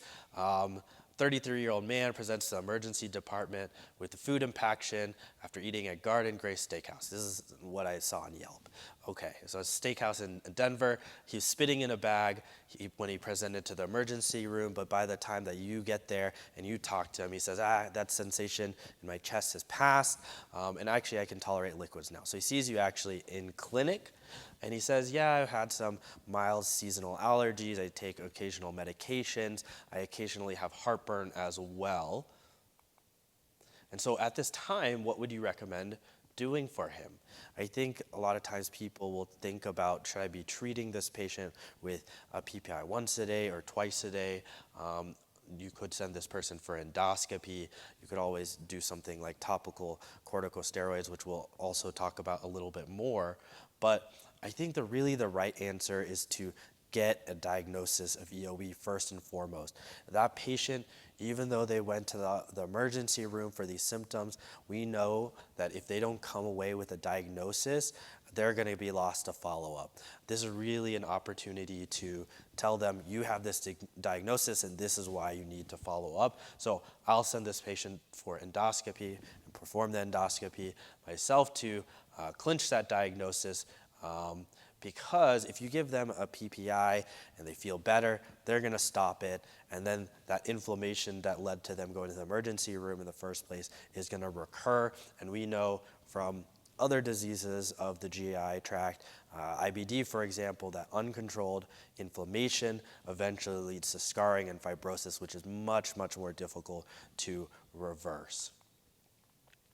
So this is a pretty simple study that showed us that if you have a longer gap in treatment, then you are going to have more fibrostenotic disease. Pretty simple.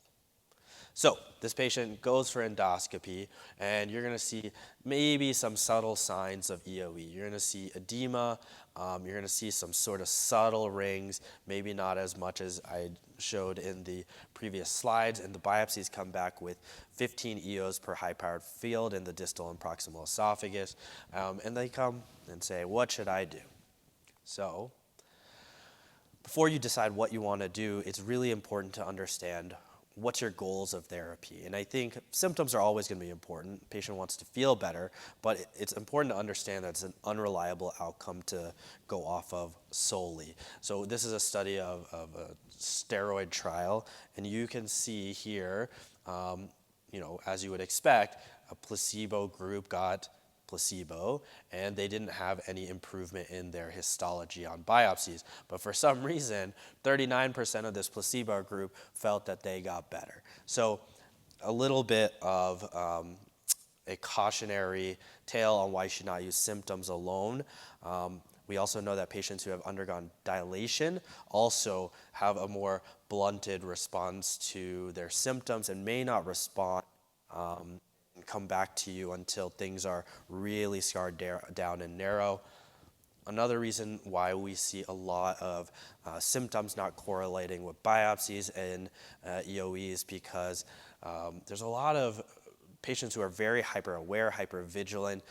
They've had this condition for a very long time, and so their symptoms may not correlate with whether or not there's truly inflammation of the esophagus.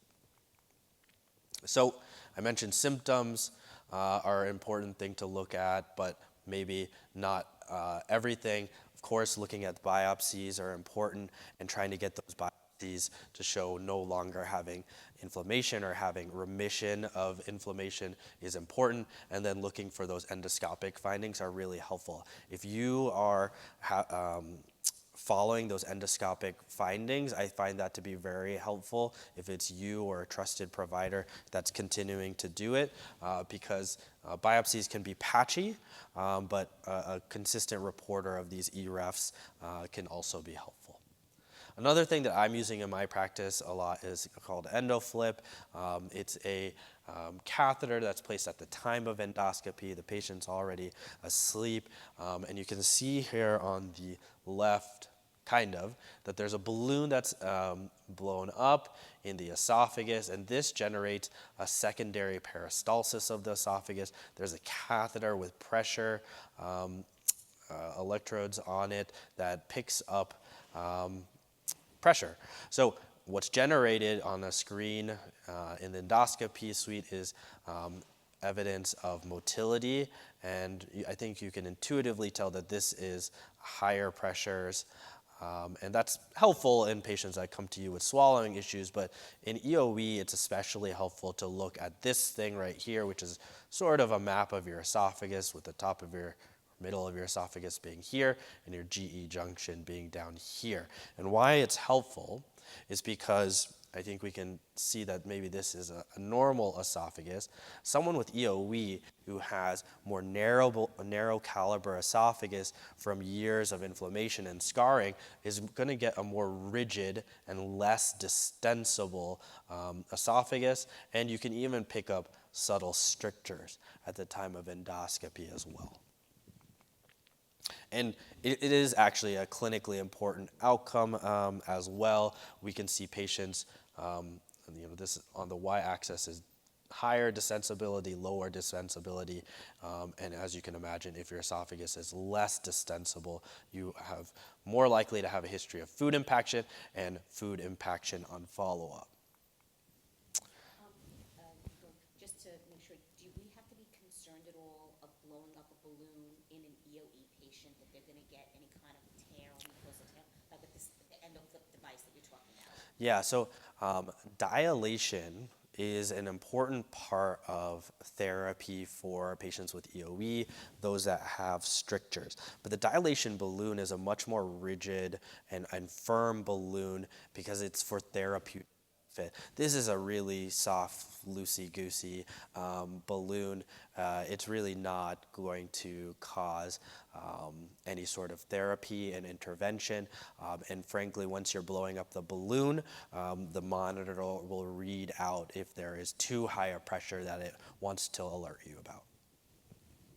So you have this patient, they had EOE with a food impaction, they have heartburn, they have some edema and rings, which I would just say is kind of on the milder side of the spectrum. And so how would you treat this patient? Well, these are all the 4 treatment options. You're going to see patients who want to do empiric elimination diet or allergen avoidance. You can give them PPIs, you can give them swallowed steroids, and you can give them dupilumab. But I'm going to punt a little bit on this question because really ultimately it's shared decision making. The best treatment is going to be one that your patient actually sticks it out with. And sure, if they're more severe disease, I may kind of nudge them one direction. If they're less severe disease, I may nudge them another direction. But generally nothing too bad is going to happen in 8 to 12 weeks of them trying a treatment as long as they stick with you. And I think patients are more likely to stick with you if you give them the options, talk about pros and cons, and come to a decision together. I'm not going to go too much into elimination diet. Yes, sir. I think this is an area for everybody to think about in this way. Dupilumab was studied in people who were refractory to other drugs, which by no means suggested better first line. So when patients come asking for it because they read about it or because you've been detailed by somebody who has an approval, I think that perspective is important. It is for me. And then, since the others have never been compared head to head, nor has any been compared head to head, this idea of shared decision making is just part of the deal right now, because everything else is personal dogma. And it's okay to rely on experts for personal dogma. But people who call themselves experts, including me in certain situations, are clearly not always right. So I think that's a very good way to put it in perspective. Yeah, I think that previously people were going in a very, you do this, then you do this, then the next one up, and that's just no longer, I think, the case. And so along those lines, I'll have a lot of patients come to me hearing that this is an allergic condition of the esophagus, it must be something I'm eating, why don't we start with diet? So I just, again, it's really about picking the right patient if you go that route. They have to be very motivated, They would need to be someone who's going to stick with the diet. They're going to be someone who returns for endoscopies to make sure that this dietary change is actually having an intervention. They have to be in the right place in life. A lot of times, this will be a young patient who might be in college, and it may be a tough thing for them to really adhere to. And if they have unhealthy relationship with food, probably not a good option for them. Again, they hear this is an allergic condition of the esophagus. Can I do allergy testing? Well, they can. The results on this are not so good. You either get a million things positive that you can't realistically avoid, or you don't get anything actionable. But it's worth mentioning because occasionally I do have patients that respond well to this. I have a patient who did this recently and was allergic to corn. And I said, there's no way that in America you're going to avoid corn, high fructose corn syrup, etc. But he lives a very rigid diet, and on repeat biopsies, there was no eosinophilic inflammation. So it's doable, but has to be a very motivated patient. And then first pharmacologic medication that I'm going to talk about is PPIs. They're thought to work in a couple of different ways. One is the way that we know PPIs to work, which is reduce inflammation in the esophagus by reducing gastric acid. The idea is that if your esophagus is nice and healed, then allergens aren't going to be able to go down and invade the esophageal epithelium to lead to that inflammation. Additionally, there does seem to be some anti-inflammatory effect directly. And usually I counsel my patients, if you do it at a high dose twice a day, about 50% of people will get into remission. Most people will want to do it less, and so as you can expect, the results may be more like 30 to 40% remission. And so for this patient with milder disease and some concurrent heartburn, I think I started this patient on PPI twice a day, and they went into remission.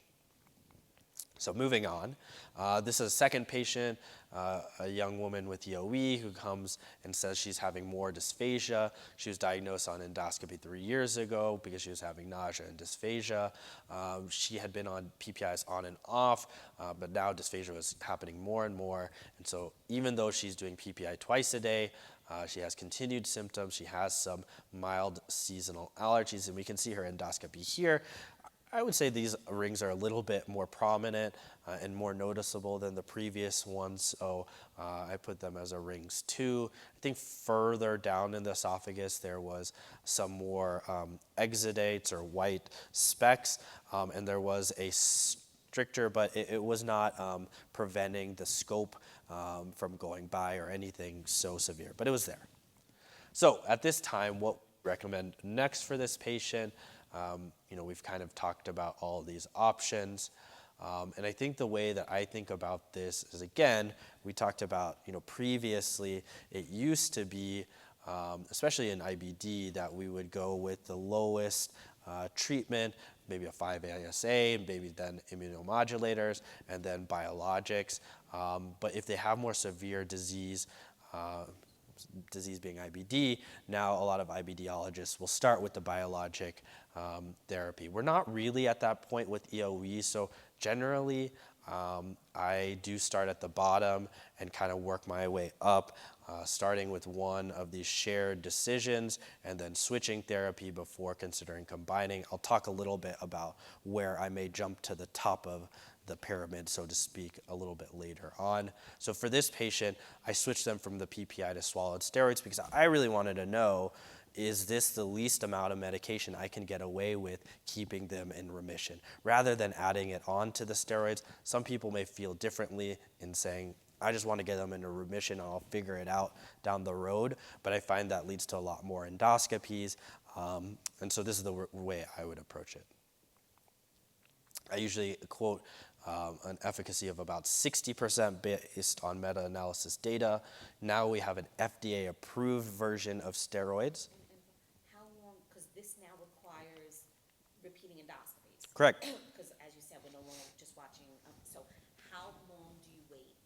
You started it, and then you do your endoscopy, not remission, and then you switched to total monotherapy switch. How much time do you wait to repeat the endoscopy? I usually do 12 weeks based on the fact that most of these studies waited until 12 weeks. And so, the shift between effect from PPI over to effect from steroids, I think should be seen by that time. So usually I'm waiting 12 weeks before a repeat endoscopy. So Eohilia is a budesonide oral suspension that is now FDA approved. Previously, people were having to, use fluticasone sprays that I don't know that they were working very well. Maybe they inhaled some. Maybe it's not viscous enough to really cover the whole esophagus, or a really painful process of making your own budesonide solution. I liken it to a cherry Go-Gurt kind of contraption. Your patient will kind of slurp it down twice a day after breakfast, after dinner, and not eat or drink anything for 30 minutes afterwards, because you don't want to wash it away. And the main side effect of this is candidiasis. Some of the other studies showed it more like 6 to 7%. These studies showed more 8%. And I think this data does show that results are more like 50% histologic response, 40% histologic response. But these are patients who are, really quite refractory disease on PPIs as well. How do you avoid the candida? How do I avoid the candida? So I usually tell them to not go to sleep right away. I think it's still having it some component of gravity, so that the steroids are not sitting there beyond that amount of time, but some of it is just bad luck, I think. Do you have them do anything about brushing their teeth, rinsing their mouth? Not so much. Are you doing that? I mean, I've always just kept that as part of what I've done a little bit. Just because I also think these people may regurgitate some and whatnot. So I don't want them to swallow anything. Sure. So I just literally do it where I'll do a tongue brush and I'll have them rinse their mouth and spit out just, now I might have been doing this still from the time when we were using lower dose. Gotcha. That was what I think really did help people, because they sprayed a lot of this on their tongue. Yeah. I don't know if it makes a difference. Yeah, I definitely think it's something that we can think about, but you're right. I think with the fluticasone inhaler, that was probably more of a risk. So this patient starts the steroids twice a day, and then what would you do next if they still had symptoms despite steroids twice a day? Well, I think repeating endoscopy is actually what I would do next, because what do we really call a steroid refractory patient? Is it that their histology has not improved, their biopsies have not shown eosinophilia to go away, or are they just still symptomatic? Well, if they still actually have disease on histology, I make sure that they're taking the medication appropriately. I consider combination therapy, and I consider escalation to biologic therapy at that time. But the reason I would do endoscopy at this time is to really assess for strictures or something else that I could dilate. And look for any other diagnosis. So they go for endoscopy, and despite not having any inflammation on biopsies, they get a stricture dilated, and they're asymptomatic. And then what do you do with the steroids? Always a kind of controversial question. So again, I get to punt a little bit and talk about shared decision making. Are you going to decrease the steroids? Are you going to continue the steroids? Well, the guidelines that are combined with GI and the allergy group said, doing some therapy over no therapy is best. And partly that's because if you are to stop your medication, most patients will have recurrence of symptoms within a year. And so I'm very upfront with my patients that this is a chronic condition. You should be on some level of therapy. So Gaurav, what do you do, if anything, in terms of discussion about eating while you're actively treating the patient? That's a good question. So if they are someone who already has narrow caliber esophagus, and I need some time to either make a dent in the distensibility of their esophagus or bring them back for endoscopies, I do tell them to be a little bit more cautious and avoid those steak, chicken, turkey things that will end them up in the food impaction lane. But I would say that's probably the most that I'm doing. I'm not usually trying to do concurrent elimination diet as well as some other treatment, because it just gets really muddy to know what is working. So last case, EOE comes with frequent dysphagia, diagnosed 10 years ago, got a one-time dilation, and then was sent out the door. They're fine for 5 years and then slowly started noticing more dysphagia. Primary care started him on PPI because he did have some reflux symptoms, but there was no improvement in his symptoms. Lots of seasonal allergies, eczema, asthma, and you can see, I think, on this here that this person is having some exudates. You're seeing these furrows, you're seeing rings down the road, and the fact that I put it as R3 means that I was not able to pass an adult endoscope. So you can already tell that this is someone with probably severe disease. So how are you going to manage this patient? Probably a discussion about something like dupilumab. So this is actually the first FDA-approved medication for EOE. It's a monoclonal antibody that blocks a shared component of IL-4 and IL-13, so IL-4 receptor alpha. And IL-4 is really involved in type 2 inflammation, and IL-13 is really involved in fibrosis development. And this is FDA approved for a once a week sub-Q injection without any loading dose. I'll just mention, I don't want to go into the study too much for sake of time, but this was studied in a population that did not respond to high-dose PPIs. About half of them did not tolerate steroids, and a lot of them had dilations. But despite that, almost 60% of them had histologic remission of their disease. Interestingly, the Q2 week dosing also had 60% remission of their disease, but symptoms actually did not improve with that dosing, so FDA approved weekly dosing of this medication. Your patient's going to Google this because they're often young patients and they're going to be worried about immunosuppression. This is not an immunosuppressing medication. It's good practice for them to not take this right before or after doing a live vaccine. In the United States, we don't have to worry so much about parasitic infections, and you should treat it if it's appropriate. A lot of the side effects they'll Google and see are eyeball and rash related, but if you look at the EOE safety data, those don't really show up anywhere, and I think that maybe if they studied even more people, they would arise.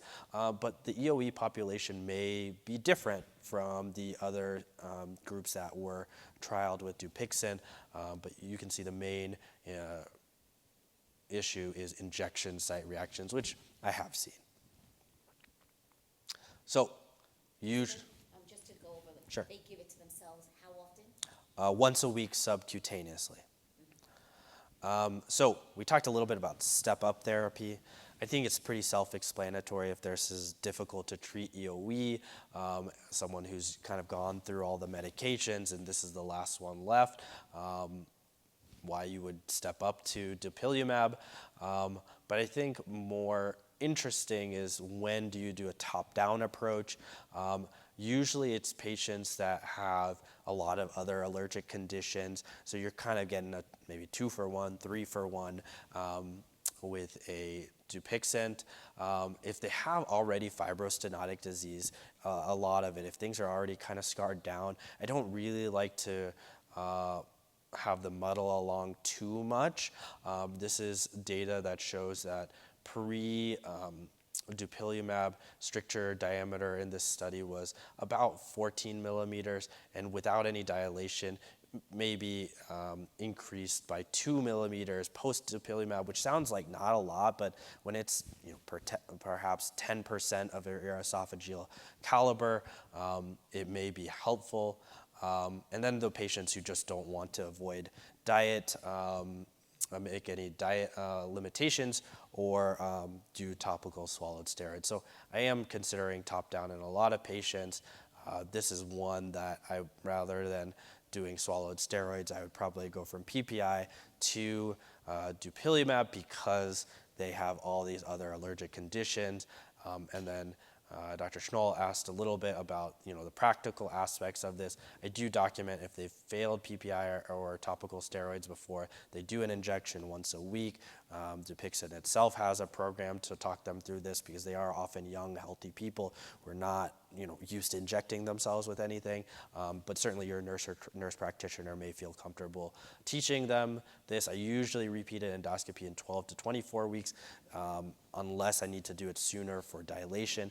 Mostly I don't like to rush to a repeat endoscopy because I want to really give it as good a shot at working because I may not have too much else in my back pocket at this point.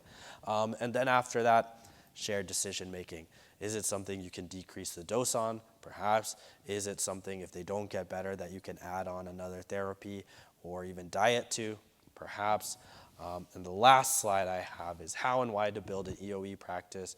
I think how AFS talks a lot about collaboration. Well, my practice has a lot of collaboration with allergists and nutritionists in the area who see these patients first sometimes and refer to me. I think having a transition program, we have a pediatric GI in the room, I think that's a great way to build a practice and really make sure you're taking care of these patients. And why? I think this is a really fun disease to take care of. They have real disease that you can make better. You get to establish longitudinal relationships with them. And I like a lot of these technologies. So, you get to do endoscopies, dilations, endoflip, and even mucosal impedance, which I didn't really talk about today. So I think that's it.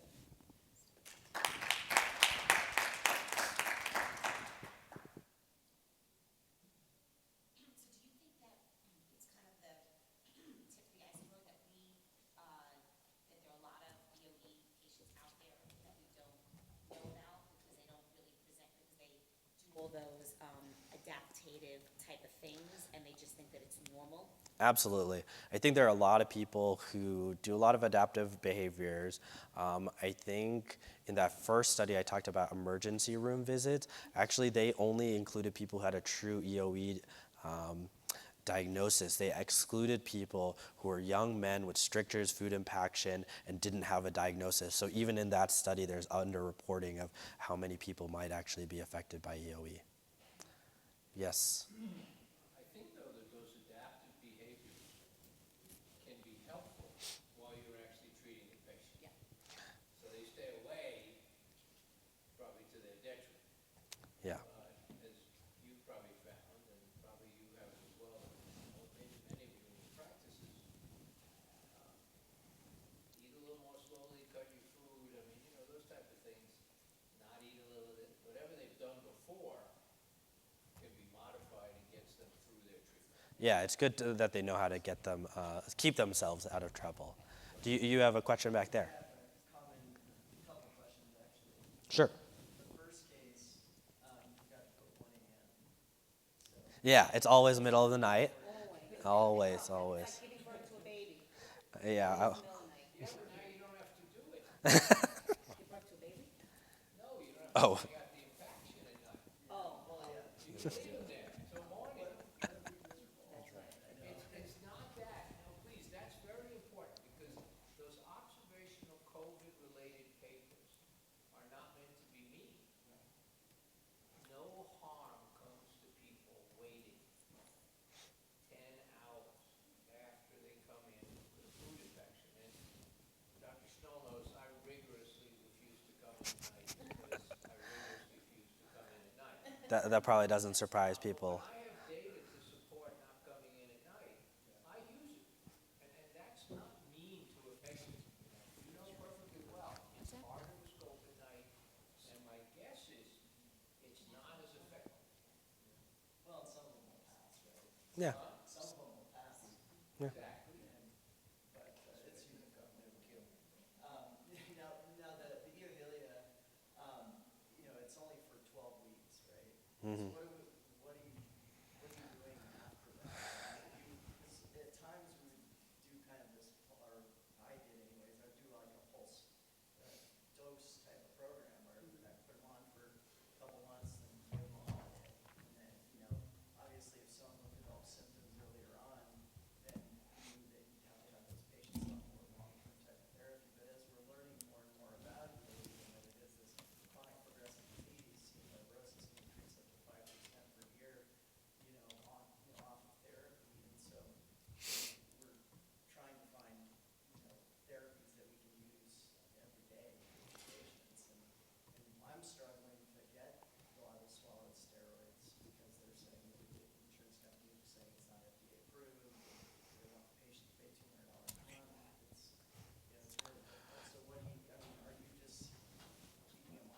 Yeah, so a couple of points. One, I'll say that eohilia comes in a dose of 2 milligrams BID. We know that before we were doing 2 milligrams BID, we had plenty of patients who were doing 1 milligram BID or even less. So I feel comfortable keeping them on eohilia and having them extend it if at a lower dose, if that's the only option insurance will cover for them. So that's one option. The second that you mentioned was a pulse. I do employ that strategy with a few people who have milder disease. I also do it in people who may have some inflammation and really don't want to be on any medication and want to do the diet route. And I tell them, hey, wouldn't it be great if we get you into remission? And then you can do whatever you want as long as you stay close by with me in case things get bad. So I am using it in kind of that pulse fashion as well. And then I don't know if you're experiencing this, but we always thought, mostly younger males and seemingly, whether people are more aware, seeking care more, it's really becoming a huge issue. Yeah. We're seeing more and more of it. But, I've come across more recently older males too. I had a gentleman in his 64 years old. I said, this is probably going to be reflux related. Never complained of a symptom of reflux his entire life. And scoped him, and lo and behold, the guy has like 50 EOs top and bottom. I was like, well, I'm still going to put you on PPI and go back and rescope, and he was still elevated. And it looked like EOE. And I'm like, man, you invented this. Yeah, so I definitely think the epidemiology of this disease has evolved from that textbook young man with dysphagia. There are certainly patients that I have that are older now presenting with EOE. I even have older women with EOE. And the other thing that I'll mention, just because we at Cornell published on it, is that our split of EOE patients was about 60-40 men versus women, which is not as big a gap as you would think. The other thing is that the women were more likely, like the one patient I presented, to present with nausea and not classically that dysphagia food impaction symptom, partly because maybe men are avoiding this symptom for much longer in presenting, or maybe it does, evolve a little bit differently in them. Yeah, I think the key thing is just a high awareness, just what you're talking about right now, because I don't know if it's a phenomenon because we weren't diagnosed it before, we weren't thinking about it before, we're thinking about it more now because there are more therapeutics to them, but there's no doubt in my mind that if we don't ask the questions, like, you won't necessarily even consider giving the patient, and I think they just don't talk to you about the symptoms that way because it's their normal. Like, after I've treated some patients, they're like, they couldn't believe how they're swallowing now. Like, they had no idea that was because they had a disease. They just thought, I'm a slow eater, or I'm a this, I'm a that. In the family, they're known as the slow eater. It's amazing. Great. So I'm going to finish by introducing my co-director for the course, Dr. Courtney Kemp, up-and-coming star in foregut surgery. She is director of the Minneapolis Heartburn Center, and I think that she is just the perfect person to talk about the 4 C's of building a foregut practice. Whenever I went out into practice, before coming back to Cornell, even though the American Foregut Society talks a lot about building these sorts of foregut practices, it's not as easy as you would think to establish these relationships, to improve the quality of your care and that of your community. And I think that, because Courtney has done this locally where she is, she's just the perfect person to give this talk. So. Home stretch, so if you're like me, my brain's hurting and I'm hungry, so I'm not going to keep you from that, and we'll try to be as brief and efficient as possible. And that's a little loud. All right, loud, okay. And this isn't just about building a foregut practice, but if any part of your practice you want to just elevate a little bit, whether or not it's your personal relationships, what you're doing within your team, that's my big thing, is how do you create an efficient team? Because you can accomplish anything, and all of your goals are going to be different depending on where you practice, what you want for your practice geographically where you are. So I want to give you some building blocks to maybe just make you think things a little bit differently and take what you need. You can throw away the rest that I say. The first thing is culture. So we underestimate this, and sometimes the things that are most obvious are the most important in your practice. So make sure that if you haven't already, if you do have a set of mission and values and you know the direction of where you're going, say it out loud, reinforce it to your team, make sure your team's on the same page, that then when they talk about it, that's the message they're giving and delivering based on your practice, whether or not you're in primary care or GI. Communicate it often. We'll talk about how to empower roles and responsibilities amongst your team members. And then trust and master the healthy conflict. Don't back away from it. That's what really, when you've had an argument with somebody and you've gotten through it, you're much more bonded and trusting of each other. So keep that in mind. Take those opportunities within your workplace, that those are actually good things to recognize. And then the most important, when you guys have success, sometimes not everyone understands that. Share that success throughout the team. Stay away from the unhealthy stuff. This will kill your team. This will kill the culture. And physicians kind of are notorious for coming through residency with a lot of these behaviors. So just be careful with this. You know, the negative tone, we get tired, we get burnt out, we get defensive. People are questioning us. Get away from it. Take it. Make it a positive thing. There's also other things, you know, being overly overbearing with logic. Nobody wants that. So be careful with how you talk with your team members. They're looking at you as a role model. Don't exaggerate the problem just to get your point across. That can be condescending. Don't blame team members. And then one thing sometimes we don't think about, the fall on the sword explanation. Oh, I'm so sorry. You know, and that's not actually helpful if it doesn't come with something. Why did you do something a certain way?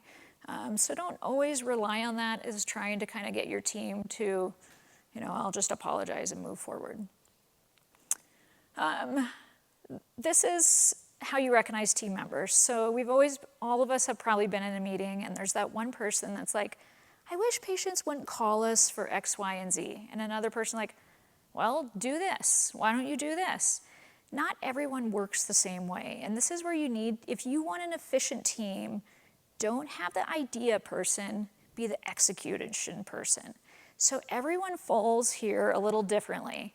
And if you look at it, it starts with those idea and wonder people, and then you have those people that are tenacity. They're gonna want to get it done today.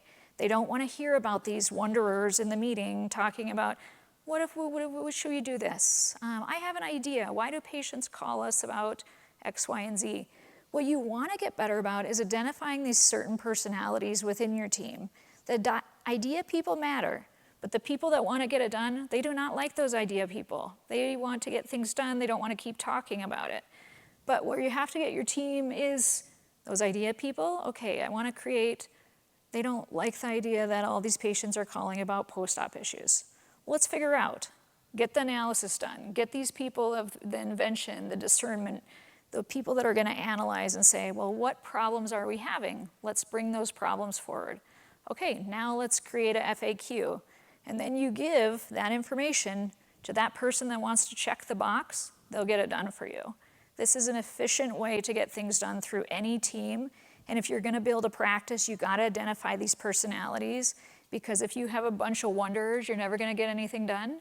If you have a bunch of people that are in the tenacity group, you will get things done too quickly without thought, and it won't be right. And so that's where you wanna be careful where you fall in these. This also goes along with your spouse. If you think about it, how you talk with your spouse. You might have a spouse that just goes in circles and wanna analyze the situation. They wanna talk it out loud. You're like, what do you want me to do? This may be helpful in trying to understand where they're at and how you both can be effective with each other. Collaboration. So one of the things, I call it the ABCs when you're collaborating, and this is where it's based on who are your GI doctors? Who are your surgeons? And these are the questions you want to keep in mind, because what you want might not be what someone else's wants. And if you're going to ask something of someone, you need to give them something. And so always keep in mind that ask the right questions. As a person looking for a surgeon, what surgeries do you do? How often? How interested are your surgeons in reflux surgery? I would say one thing to keep in mind, if you have a surgeon that's interested in your manometries, your pHs, keep those people high on your list because they're interested in the whole package of esophageal disease. They're a big collaborator that you want to keep them close, ask them questions, bring up, even if you touch point with a surgeon, one of the things you can do is just bring one case a year. Call a surgeon on the phone, say, hey, I have this case, I want to talk it over with you. You've just built a relationship of rapport. And so don't be afraid to kind of make those calls. Ask what testing they prefer. If a surgeon you talk to says, I don't care what testing, they might not be as involved as you want them to be. If they're very specific, giving you direction, these are people that are highly motivated on their outcomes. Ask about volumes. Other things, be aware and inquire about their pet peeves. Every surgeon has their pet peeves. I don't want to get the pH test. I always want the pH test. The esophagram, depending on where you practice, they might have specific preferences that is going to make both of your jobs much easier in how you direct care. I just put a few little examples. My pet peeve personally is when there's documentation called vagal nerve injury. We can't really define that. There's vagal nerve palsy. There's things like delayed gastric emptying, but it's rare for surgeons to create a vagal nerve injury where they cut the vagal nerve, both of them, chunks, to create a permanent nerve injury. But there's a lot of things within reflux surgery that you can put stretch on a vagal nerve. You can have some temporary. Nerves are a little finicky. If you even have these little microfractures, it can affect that function, but we do know nerves heal. So keep that in mind. There's certain communication and wording in your notes that may bug surgeons. Same thing as I'm sure for gastroenterologists, hearing what surgeons say could be, there's some pet peeves as well. And then the communication, make sure you guys are sharing in success. One of the things that I like to know is sometimes when a gastroenterologist sends me a patient, they may not see that patient again. In my practice, I'm scoping them at the year post-op. This was concerning. How do my GI doctors feel about that? In my world, they're very busy, very saturated, that if they have a patient success and they don't receive them back endoscopically, it's not a concern. But the Barrett's, the surveillance, we want to give those back. We want to make sure that we have that closed loop communication. Patient did great. This is how the outcome was. At 1 year, this is how things look. This is what I've recommended long term. So having that conversation up front of how you see the surveillance pattern, not all surgeons want to rescope their own patients. They may do the surgery, 2 weeks, they're done. That's not all surgeons. Most people dedicated to foregut do want to see them back long term, or at least get communication from you guys back long term. The other thing to be careful about as a gastroenterologist is you have a post-op patient. If the surgeon doesn't know their post-op patient is having issues, they're getting an endoscopy procedure, we always want to know that. We want that communication with our patient. We want to strengthen that relationship of trust and also empower you guys to be able to do what you need to do too and support you guys. You know, on that topic, one thing that I might say from GI to a surgeon is that if the patient's surgery doesn't go perfectly, we also want to know. Because what winds up happening, sometimes it's what you're saying where we might be dialing them, but sometimes what happens is the patient winds up getting a leak or they have an effusion and they require, you know, whatever winds up happening afterwards, like it didn't go perfectly and like there was maybe a prolonged hospitalization or there was some other things that they required long-term treatment. Lots of times for the GIs, what happens is the patients look at us like, that wasn't exactly the book of goods that you sold me, and why didn't you come see me in the hospital? And why don't you check up? And sometimes we don't even know that that was like going on with them, and you're working with them for years, building them up to a surgery, and then if it doesn't go well, it kind of makes us, it can make us look not great if we didn't even know. And sometimes just like to check in and say, oh, I heard, it sounds like you're doing better, it was maybe a little bit more prolonged, but I'm here in the background. Because like, I've had times where they come to me afterwards and like, I didn't know they were hospitalized for like 2 weeks afterwards. Yeah. And it's like, ooh, it becomes a little yucky. And I think that's great for the patients. They want to know all their doctor teams knows what's going on. And that increases compliance. It makes them feel good. You never want to be like, well, I didn't know, and the patient's having all these issues. I totally agree that communication is essential. And even if you tell your patients, I've notified surgeon X, Y, and Z, I've notified your gastroenterologist, that also makes them feel good that they've had eyes on them.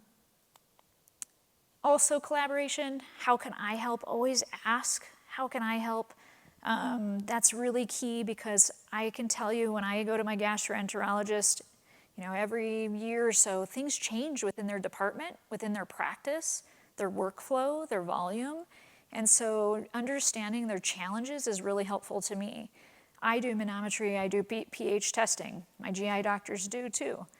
Occasionally we went through this spurt where it was really hard. We weren't seeing a lot of testing. They were having troubles. And so we offload that through surgery. The testing is not highly reimbursable. And so for surgeons to do those testings in the community sometimes makes more sense when the volume's too high for them to accommodate. They need to kind of focus their efforts on other things, interventional endoscopy. Sometimes they have a change in GI coverage. Surgeon or gastroenterologists leave. They have a decline in APPs, so understanding those is very helpful to that communication and what is needed. The other thing I really wanted to mention is industry partners. I think we underestimate this a lot right now. Industry partners are so helpful, extremely helpful to me. Every year I've got to see a surgeon operate in a different way. Why? Because I've talked with industry, I set time aside for them, and every month I have time to have discussions. Just give them the respect, hear what they have to say. It shifts your idea, your thought process. It connects you with other people in your field. And they will pay you to go see another physician, another surgeon. So it's a free opportunity for some really good communication, collaboration. So don't underestimate those partnerships, and really reach out to those reps and give them the time that they're looking for as well. Non-foregut specialties always go beyond where your kind of silo is. If you're doing gastroenterology, one of the things with AFS, we focus on foregut. We're specializing. Find a way to kind of specialize and make yourself kind of a niche, a neat area where you harness as much knowledge as you can and then bring that to your group. Then you start to become the expert within your group. And then it keeps building. People come to you for advice. They come for you for questions. And so this can build a good network locally and regionally. And that's where you want to start. How do I become great where I'm at locally within my practice? Then you reach out, help regionally. I will tell you, you shouldn't have any competitors. You should have collaborators, collegiality. Even your next door neighbor that is doing the exact same thing, there's plenty of patients out there. If you guys are all doing good work, it works in your favor. And one of the things in the Twin Cities, we have a couple hubs of heartburn centers. And 2 hours north of us, they are doing excellent work. And what we see is when they advertise, our office administrators, oh, they're advertising heartburn, we need to do something. Actually, when we look at our third-party data, when they advertise, we do better. When we advertise, they do better. We all do it because there's awareness around disease, as opposed to competition for taking patients as business. They are not business. And so keep that in mind, that when you collaborate and you become friends with your regional partners, don't let the health systems peg you apart. Bring them together, have a common language, have a common communication. It also helps from patients bouncing from one group to another. If I have a patient that comes to me and says, oh, I had surgeon X up in there. Oh, I did not like them. Oh, really? They're a really good physician. Tell me about that. I take their feelings on as real, but I never disregard or say something negative about that physician because I know they're really well. They're doing good work, and you want to support the work in that community. And sometimes those patients bouncing from one or another just need better communication, and that's where you can help and know that, yeah, they do good work. I'd be happy to talk to you more and continue the pathway of getting them care. And you also don't want anybody talking badly of you. The better you talk of someone else, they'll recognize that, and then they'll also say the same thing back. That's kind of the network with the local and regional that I mentioned, the cross-marketing, the supported decision-making, and really reduce liability. And so that's a big thing too, is if you're collaborating regionally, you kind of create a reduction and improve patient compliance. Continued learning, I highly recommend if you haven't, especially in GI, there's a lot to offer with an AFS. Find a conference that has a really niche focus that goes beyond what you are capable of thinking. There's always these nice general conferences that are huge that you can kind of cherry pick where you're at, but also find time to find something really exclusive that you can get into the details and bring back to your group some really unique ideas. Even if you think you know it all, even if you think you don't know it all, both of these are good to keep in mind. You want to have an open mind. Listen and learn on what you don't know and what you don't understand, but also when you think you know the topic completely, listen. You might hear it a little bit differently, and I always find that even when I feel like, oh yeah, okay, I know how to do surgery, how people phrase things changes for me. And that makes me evolve in that thought process of thinking. I could bring up this slide because this goes into my next slide about curiosity and where you're going to leave your practice. And so this is the one thing that you always want to keep in mind, and this rang home to me when my senior partner dropped his foregut practice, and I'm the new person coming in and having to kind of pick up those pieces. And he really set the mold of, this is where I think you need to go. This is where I've gone with it. This is where I think you could go. And then you have to kind of move with that. He had an enormous amount of world knowledge. But when you see our age range as things go, our processing speed, a lot of things start to shift and go down. So when you're young in your practice, you have a lot of energy and motivation to build, build, build. And then there's a shift. And I'll kind of tell you where we kind of go with, you want to stay curious in all these phases, but keep in mind there's different phases in your career that you want to keep in mind. Less than 40, you're just building. You want to get your reputation, innovation, efficiency, optimize. When you start hitting over 40 to 50, this is where your optimal curiosity of growth. And so this is where you want to kind of, what do I want to give eventually? What do I want to leave? Where do I want to professionally grow? And then you start to get into the legacy. Don't let these legacy folks leave without leaving something behind. And keep that in mind when you're growing your practice and you're getting to that point where in your 50s to 70s, who's going to pick up what I'm building? It's such a waste to let those beautiful world knowledge people leave without having somebody pick up those pieces. This is what's going to give us the lasting impact in healthcare. And then there's always a role, as we saw, that world knowledge stays high. The people that are going to speak to what has been done in the past is always helpful to how we think about things in the future. And the pitfalls, this is where I'll kind of end, and this is where people get very, very uncomfortable. If you're going to have a problem in your profession, the things that take us out of this game is three things, and these are the things that make people uncomfortable to even say out loud. Sex, finances, and medical liability. And I say sex just for dramatic effect, but it's really your personal relationship. Divorce, how those relationships impact your career, they impact your finances. So get very comfortable with those three subjects and mastering those three things, because that is the biggest key to you having a long, healthy career professionally. You can be the smartest person in the individual, but you got to avoid the pitfalls. Some of the biggest things for physicians, they're caring people, they want to help people. Be careful about the vulnerability of financial solicitation. If you're that success story in your family, everyone's looking for you. Be careful about that success tax of too much money going out to people. Also, if you come from a very wealthy family, doctors aren't rich anymore. Now you're vulnerable to the overspend category to kind of keep up. So always keep this in mind on where you're at, where you want to go. The professional solicitation, as you start getting into that, younger growth phase, you may take on much more than you're capable of handling. And don't let that affect your big three things: keeping your professional career safe, family safe, and keeping an eye on the finances through that. And then medical liability, this makes us cringe every time we think about it. You gotta really get comfortable with this. There's a great podcast called Doctors and Litigation by Gita Pensa.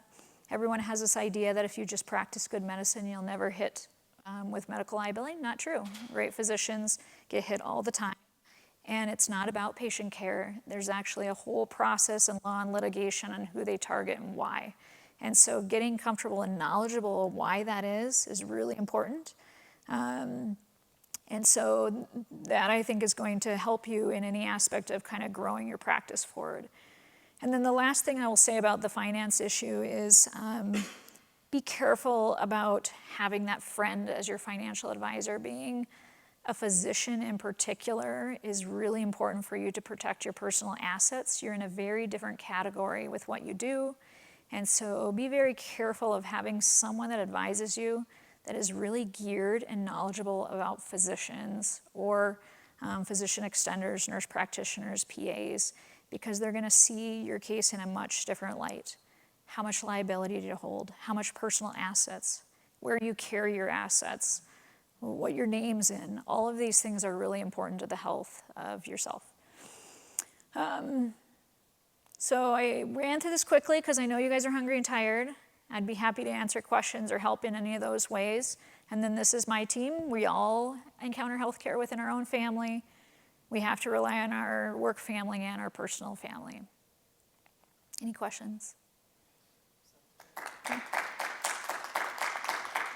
Yeah, I think the thing that's so interesting about this talk, beautifully done talk, is that it's basically the same thing for anyone in any career, right? I mean, you were talking more towards medical professionals and whatnot, but it really doesn't matter if you're someone who's in corporate America. It's the exact same thing. I think you were giving those relationship type of things. If you're physician extenders in a practice, it's the exact same thing. How do we now, in our practice, physician extenders are extraordinarily important, and just like how do you build that collaborative, working model amongst people and professionals that have different educational experiences and backgrounds and whatnot. And I think it's like really the word of the wise for how you have a healthy work home is really what it comes down to. Sort of the advice that you were kind of bestowing upon us. So that was great. All right, perfect. Well, listen.